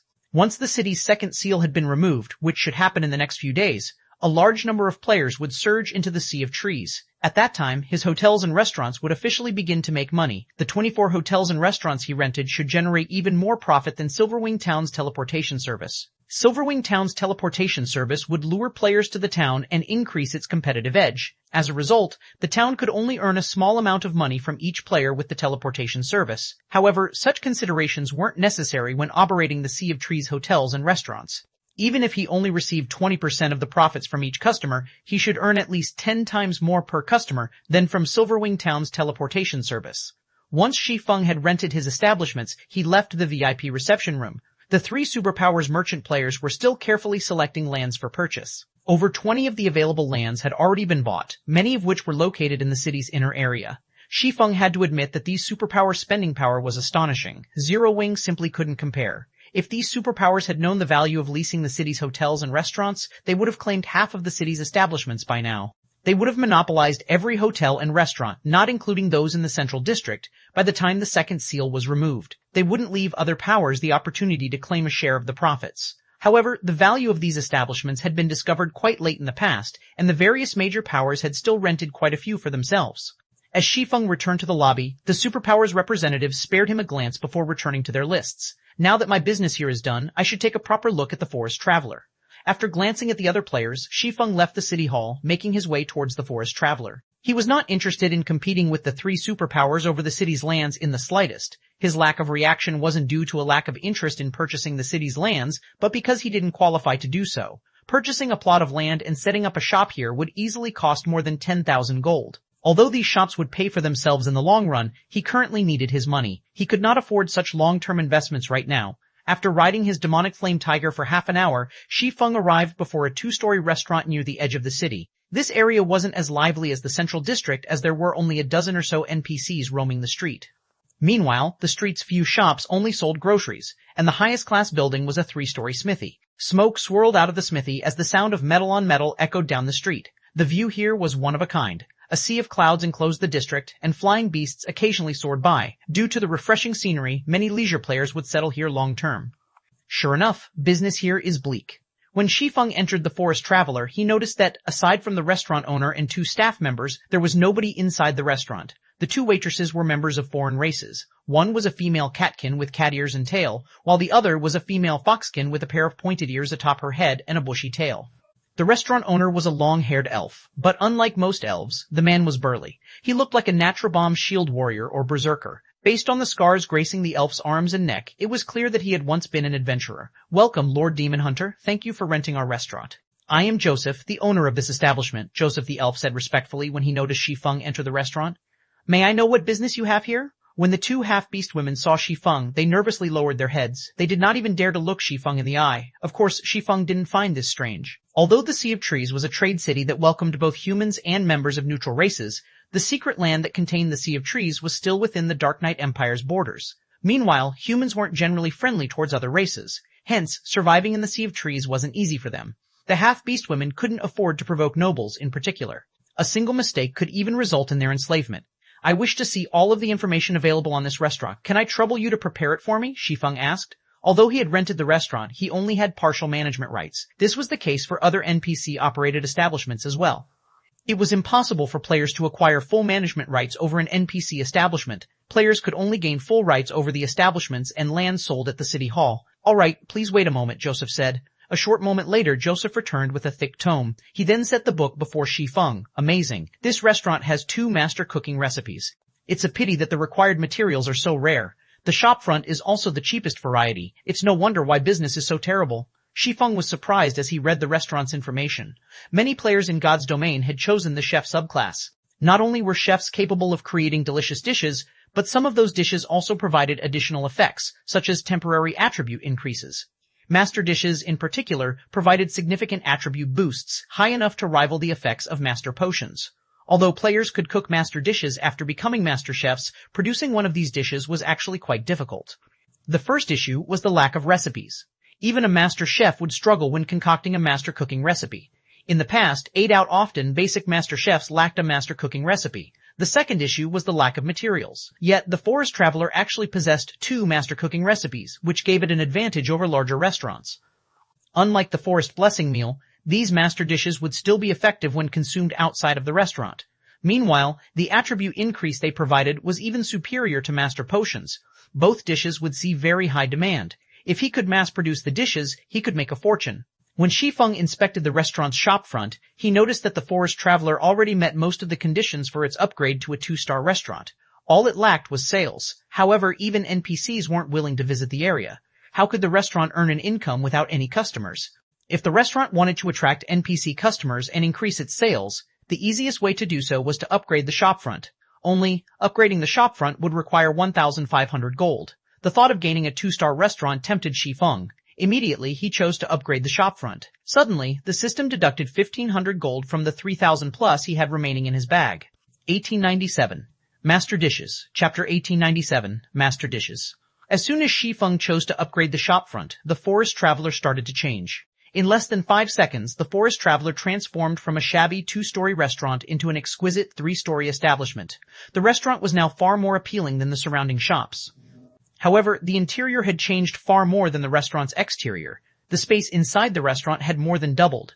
Originally, the first floor had only had room for a little over 10 tables, but now it could hold more than 30. The second floor had also become a dining area, and the living area had been moved to the third floor. Currently, however, the interior's design was still modest.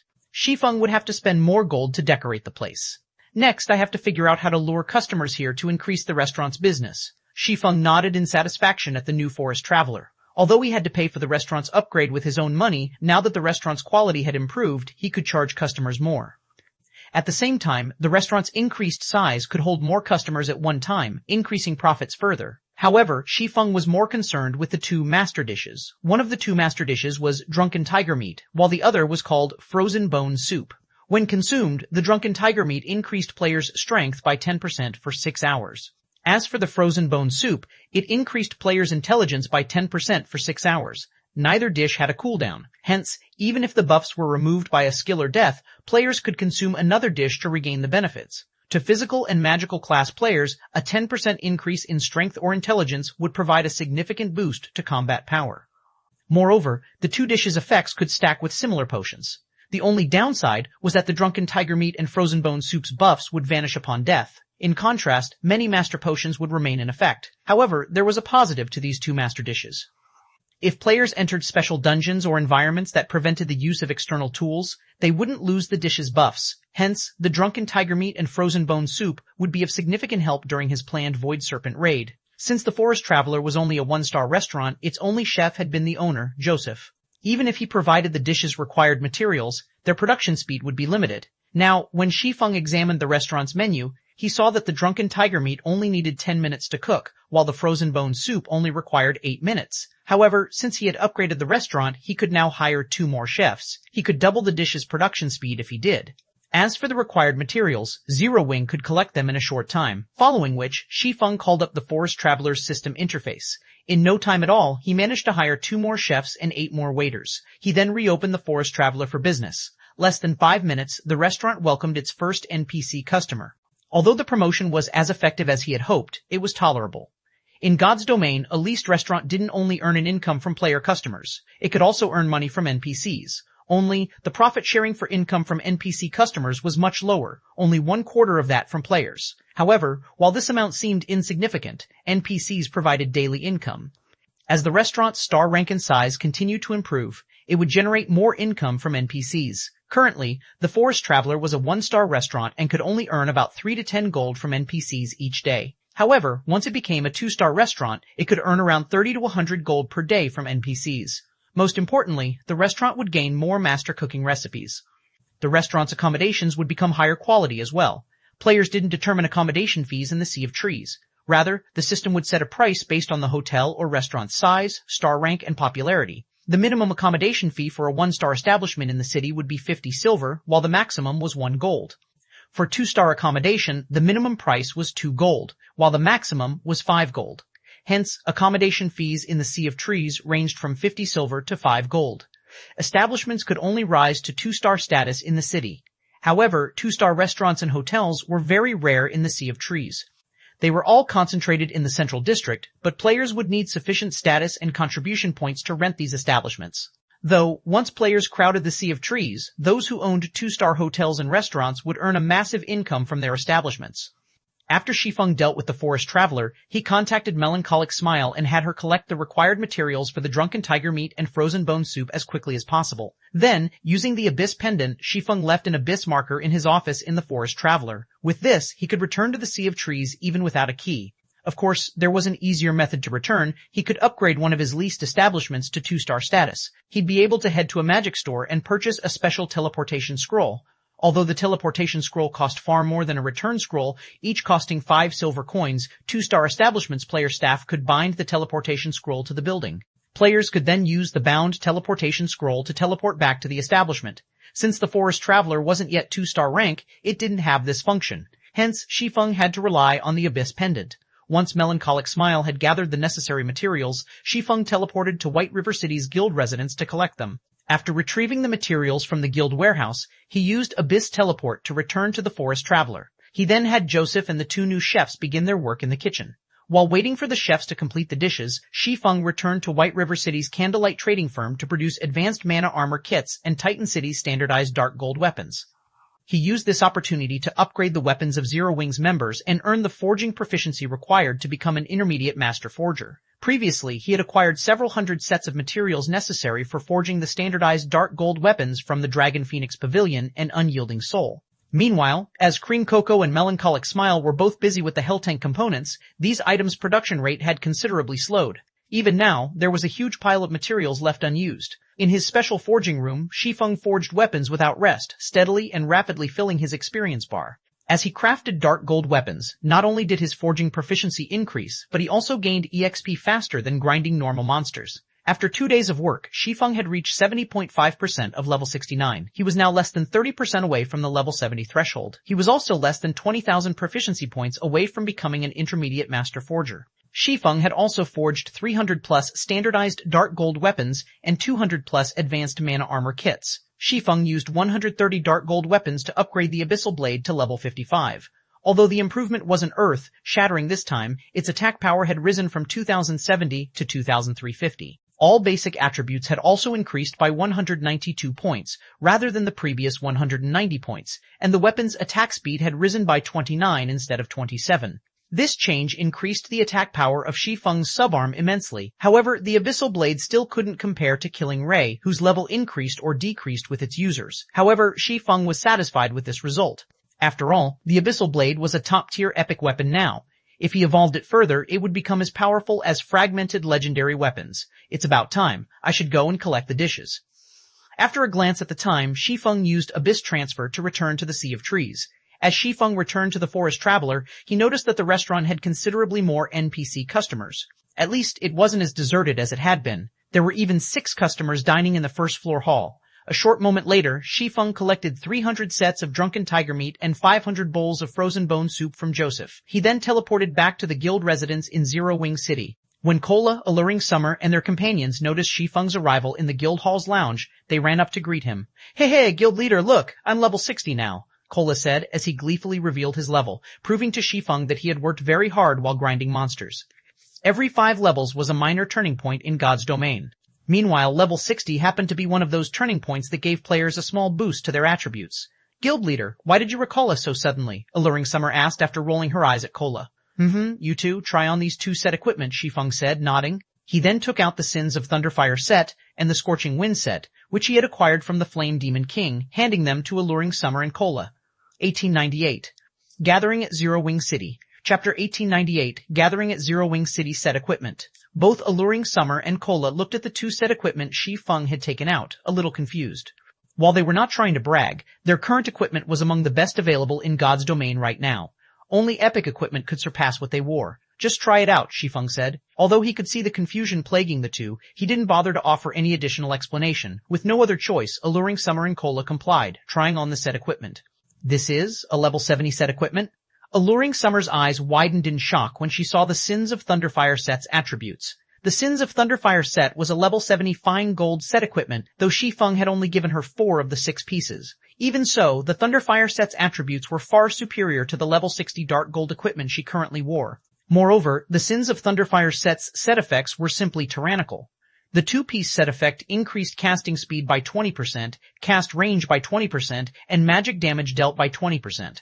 As for the 4-piece set effect, it increased all basic attributes by 15% and granted the use of the Tier 3 spell, Thunderburst, a dual-element spell that dealt both flame and lightning damage.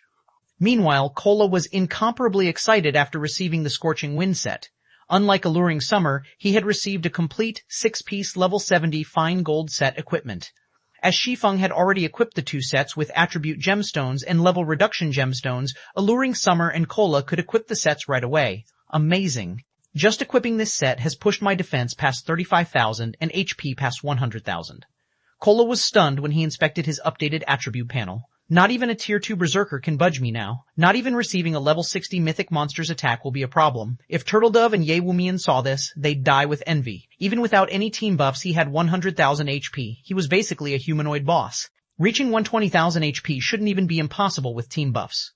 Currently, Turtledove and Ye Wumian only had 85,000 HP after receiving team buffs, which only the best tier 2 MTs had at this stage of the game. Not only had his HP soared past his two companions, but he was also a strength-focused MT. He had only invested a small fraction of his free attribute points in endurance. Alright, it's time to go. We can't keep the other guilds waiting for too long, Shi Feng said, nodding in satisfaction when he saw Cola and Alluring Summer's attributes. With this, he was more confident of taking down the Void Serpent. Following which, Shi Feng led Cola and the others to one of the 4 Towers of Elements, the meeting point he had agreed upon with Unyielding Soul and Crimson Emperor.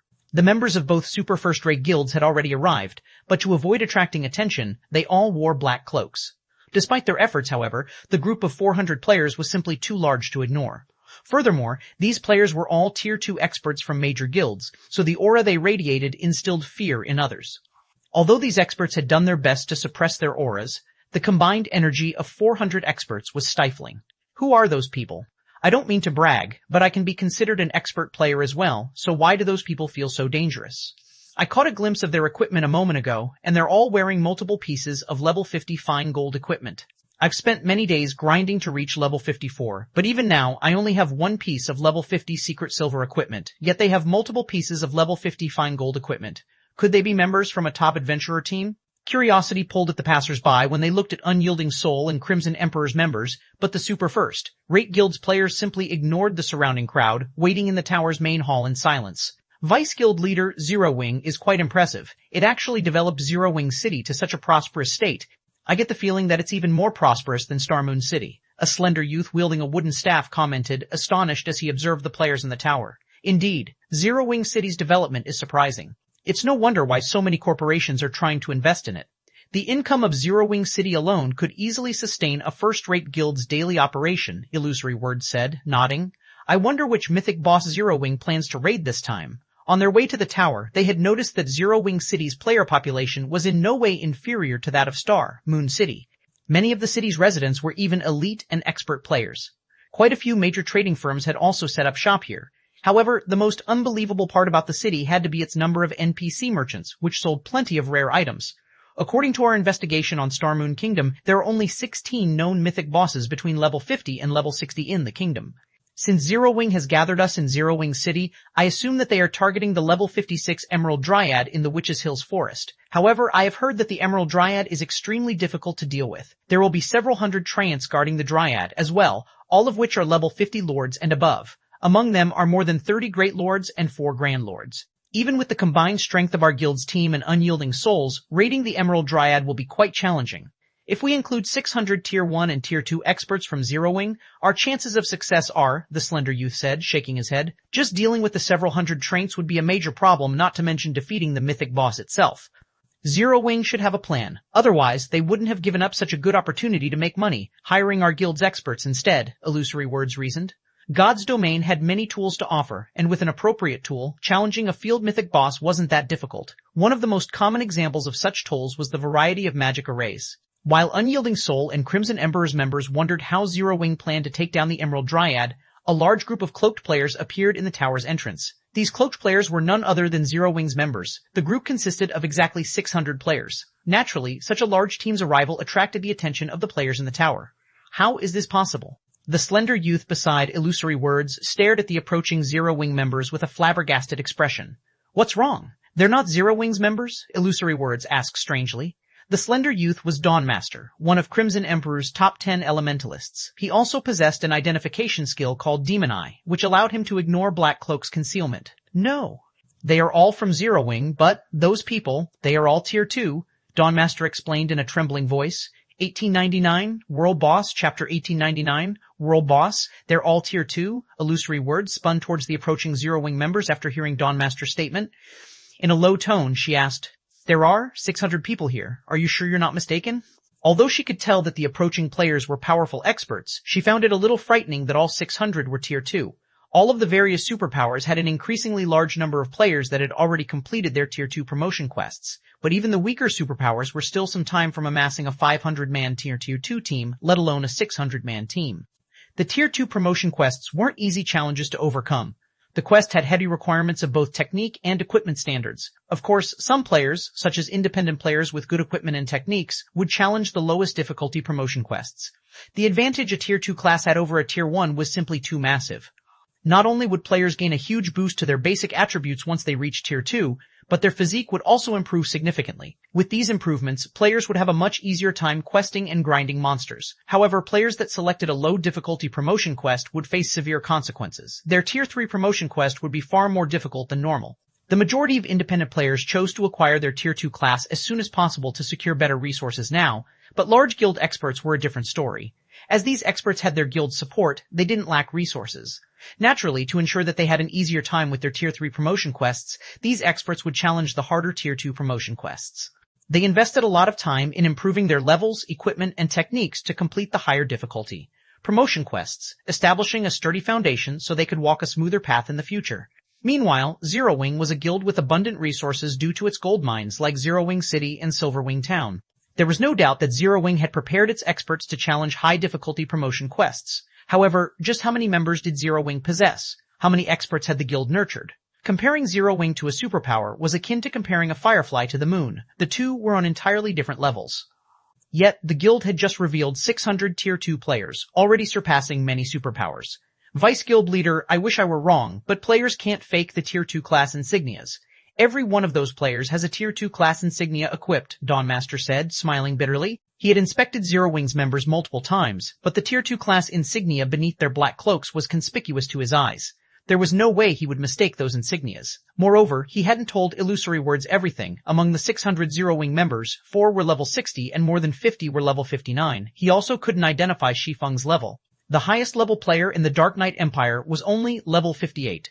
According to Crimson Emperor's investigation, this fact included the players that habitually hid their levels. Once players reached such a high level, they'd require a massive amount of EXP to level up, and although players could grind more efficiently and gain EXP more quickly once they had reached Tier 2, they'd still need a lot of time to grind to the next level. Yet, Zero Wing had over 50 Tier 2 players at level 59. There were even 4 level 60 players. If the guild wished it, it could easily monopolize the top 50 spots on the Dark Knight Empire's ranking list. 1 or 2 levels higher might not mean much to ordinary players, but once players reached level 50 and gained their Tier 2 class, their natural attribute growth would increase significantly, exceeding the free attribute points each level up awarded. A gap of 2 levels could mean a difference of 30 points in one's main attribute. Taking into account the free attribute points, the gap would become even larger. If the level gap increased to 5 levels, the difference in attributes would be so massive that it would be akin to equipping an additional piece of top-tier equipment. This was the frightening aspect of level differences. This was also why many independent players had opted to complete their Tier 2 promotion quests as soon as possible, leveling up more quickly. Zero Wing has already developed to such an extent? When Illusory Words thought about Zero Wing openly declaring war against Blackwater in the Ore Empire, she realized the source of Zero Wing's confidence.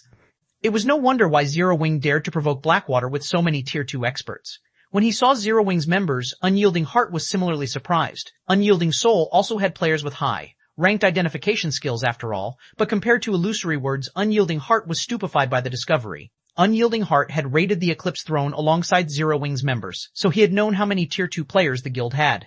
While it was possible that Zero Wing had hidden some of its Tier 2 players, it shouldn't have been able to hide so many. Despite the short time that had passed since the Eclipse Throne raid, Zero Wing now had at least 600 Tier 2 players.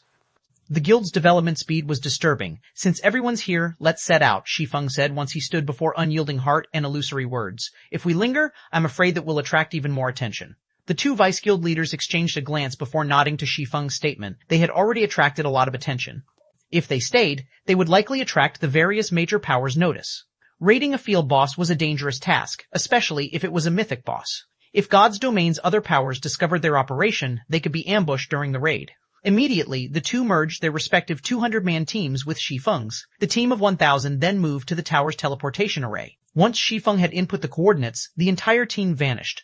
Although some curious players had tried to follow the team, Shi Feng had instructed the NPC soldier to erase the team's destination coordinates before he had left, replacing it with a random location. Players' figures began to appear, one after another, before a large waterfall within a dense forest. The lake at the base of the waterfall radiated a chilly air, making the new arrivals shiver. These new arrivals were none other than Shi Feng and his companions. Isn't this the Frost Jade Waterfall? Illusory Words, who had memorized the various landmarks in the Witch's Hill, muttered. Turning toward Shi Feng, she asked, "Aren't we raiding the Emerald Dryad in the Million Woodland?" The Frost Jade Waterfall was nowhere near the Million Woodland. In fact, the two locations were on opposite ends of the map. Although a dense forest surrounded the Frost Jade Waterfall, this area didn't have any monsters or resources. No player would grind in such a deserted location. Needless to say, this area didn't have any field bosses. Unyielding Heart nodded in agreement. Based on Unyielding Soul's research, the Emerald Dryad should be the only mythic boss in the Witch's Hill. Moreover, the forest the Emerald Dryad resided in was rich with herbs. If Zero Wing killed the Emerald Dryad, it would significantly lower the danger players faced while exploring the Million Forest, making it easier to harvest rare herbs. Logically, Zero Wing should target the Emerald Dryad. No, I'm aiming for a different boss, Shi Feng said, shaking his head. The boss is inside this lake. If anyone's ice resistance is lower than 20 points, see me for an ice resistance potion. The lake bed was entirely composed of frost jade, and the cold air the jade emitted was extremely powerful. Players would freeze to death in less than 30 seconds without any ice resistance, only surviving long-term if they had 20 points or more. Fortunately, fulfilling that requirement wasn't any trouble to the Tier 2 players present. As experts, they all had some equipment or ornament that granted magic resistance, which would also serve as a sort of universal resistance. Even without such items, they still had passive skills that granted some magic resistance. Furthermore, their respective guilds would have prepared some ice and fire resistance equipment to cater to unexpected situations. Hence, only a small number of players on the team failed to meet the requirement. After Shi Feng distributed ice resistance potions to the 100-plus players who didn't meet the requirement, he instructed the team to jump into the water without offering an explanation. A small cave hid under the Frost Jade Waterfall, large enough for 5 people to swim through at the same time. This cave was the entrance to the Void Serpent's underground temple. After swimming through the cave for around 3 minutes, the first group discovered an exit. As players emerged from the tunnel, they arrived in a dark cavern. Ancient murals covered the cavern walls, depicting the history of the Witch's Hill. When these players broke through the water's surface, they were amazed by the scene. They had never expected to find such a place hidden beneath the Frost Jade Waterfall. Unfortunately, the players who lacked understanding of divine runes failed to comprehend the murals on the walls. The players who were familiar with divine runes, however, quickly realized that the murals depicted the Otherworld Gate and the method of activating it. Once the team had finished admiring the murals, they proceeded into another long, dark tunnel. When they left the tunnel, the team arrived in another cavern. This time, the team found a temple within, and unlike the previous cavern, this one was as large as a town and brightly illuminated. Lifting their heads, the team discovered a gigantic, glowing crystal embedded in the cavern's ceiling. This crystal lit the cavern until it was as bright as day. While everyone admired the glowing crystal, they discovered something that caused their stomachs to churn and a frown to pull at their lips. Coiled around the crystal was a snake that was over 100 meters long. The serpent's body was made entirely of translucent crystal. At the moment, the serpent's eyes were shut, and if not for the occasional twitch, the players would have treated it as a part of the shining crystal. The serpent's head was easily the size of a 3-story building, and its eyes alone were easily larger than a human. As they gazed up at the monster, an instinctive fear gripped their hearts. After a closer look at the serpent's statistics, many of the players felt their knees go weak. Void Serpent, Wakanet, Realm Lord, Void Creature, Mythic, Level 60, HP 560, 560,000 hour old boss, Illusory Words and Unyielding Heart gasped in shock. When they saw the Void Serpent's HP bars, they felt an unprecedented pressure bear down as terror overwhelmed them. There was no definitive indication of whether a field boss was a world boss or not in God's domain. However, one thing differentiated the two: how many HP bars the boss possessed.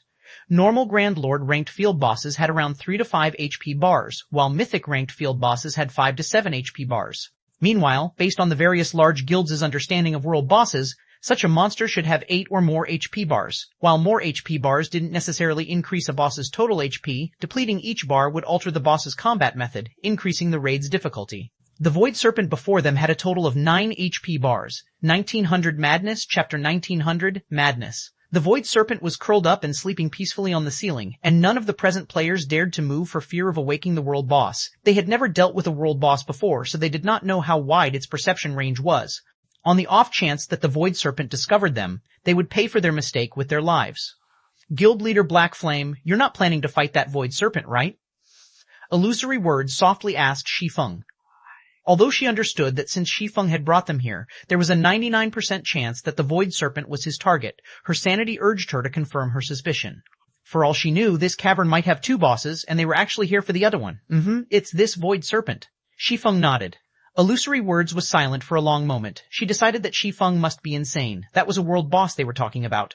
Ordinary mythic monsters were no match for the Void Serpent, and magical tools were utterly useless against world bosses. In other words, they had no special means of weakening the Void Serpent. They would have to fight it at its peak. Even with their berserk skills, peak MTs wouldn't last more than a few hits. The Void Serpent would likely kill the other classes instantly. Moreover, the Void Serpent was a realm lord. Its skills, spells, and physique were far superior to mythic monsters of the same level. Defeating this monster would be even more difficult than facing the Emerald Dryad and its several hundred guards. Although their team of 1,000 Tier 2 players met the requirements to raid a level 60 world boss, they barely managed it. If they wanted to raid the world boss effectively, all 1,000 members would have to be level 60 and wear level 50 fine gold equipment, or better. Taking a deep breath, Illusory Words looked at Shi Feng and said seriously, Guild Leader Black Flame, let me say this. The dangers of raiding a world boss are too great. Crimson Emperor will only help you once. If it looks like we'll team wipe, Crimson Emperor's members will retreat. If she allowed 200 of her guild's Tier 2 experts to lose a level, her guild would suffer a massive blow. She would not follow Zero Wing in its descent into madness. Unyielding Heart, however, said nothing. He simply watched the Void Serpent before turning to Zero Wing's members. Vice Guild Leader, aren't you going to inform Zero Wing of your limits? Longsoul whispered. That's a world boss we're talking about. Our guild can't afford to lose so many Tier 2 players. Lately, the intensity of the struggle between Unyielding Soul and Starlink had grown. As a result, the guild needed its Tier 2 experts to manage many affairs. Unyielding Soul could not afford to weaken 200 of its Tier 2 experts for no reason. If the raid turned sour, they had to retreat to minimize their losses. However, Unyielding Heart did not answer Longsoul's question. Instead, he walked up to Shi Feng solemnly. Guild Leader Black Flame, Unyielding Soul, is willing to fight to the death alongside Zero Wing. In return, please consider selling Unyielding Soul a few pieces of MT equipment once the raid is over, Unyielding Heart said sincerely. Heart, are you insane? Unyielding Heart's proposal shocked Longsoul. Illusory Words also turned to the other Vice Guild leader, confusion flashing in her eyes.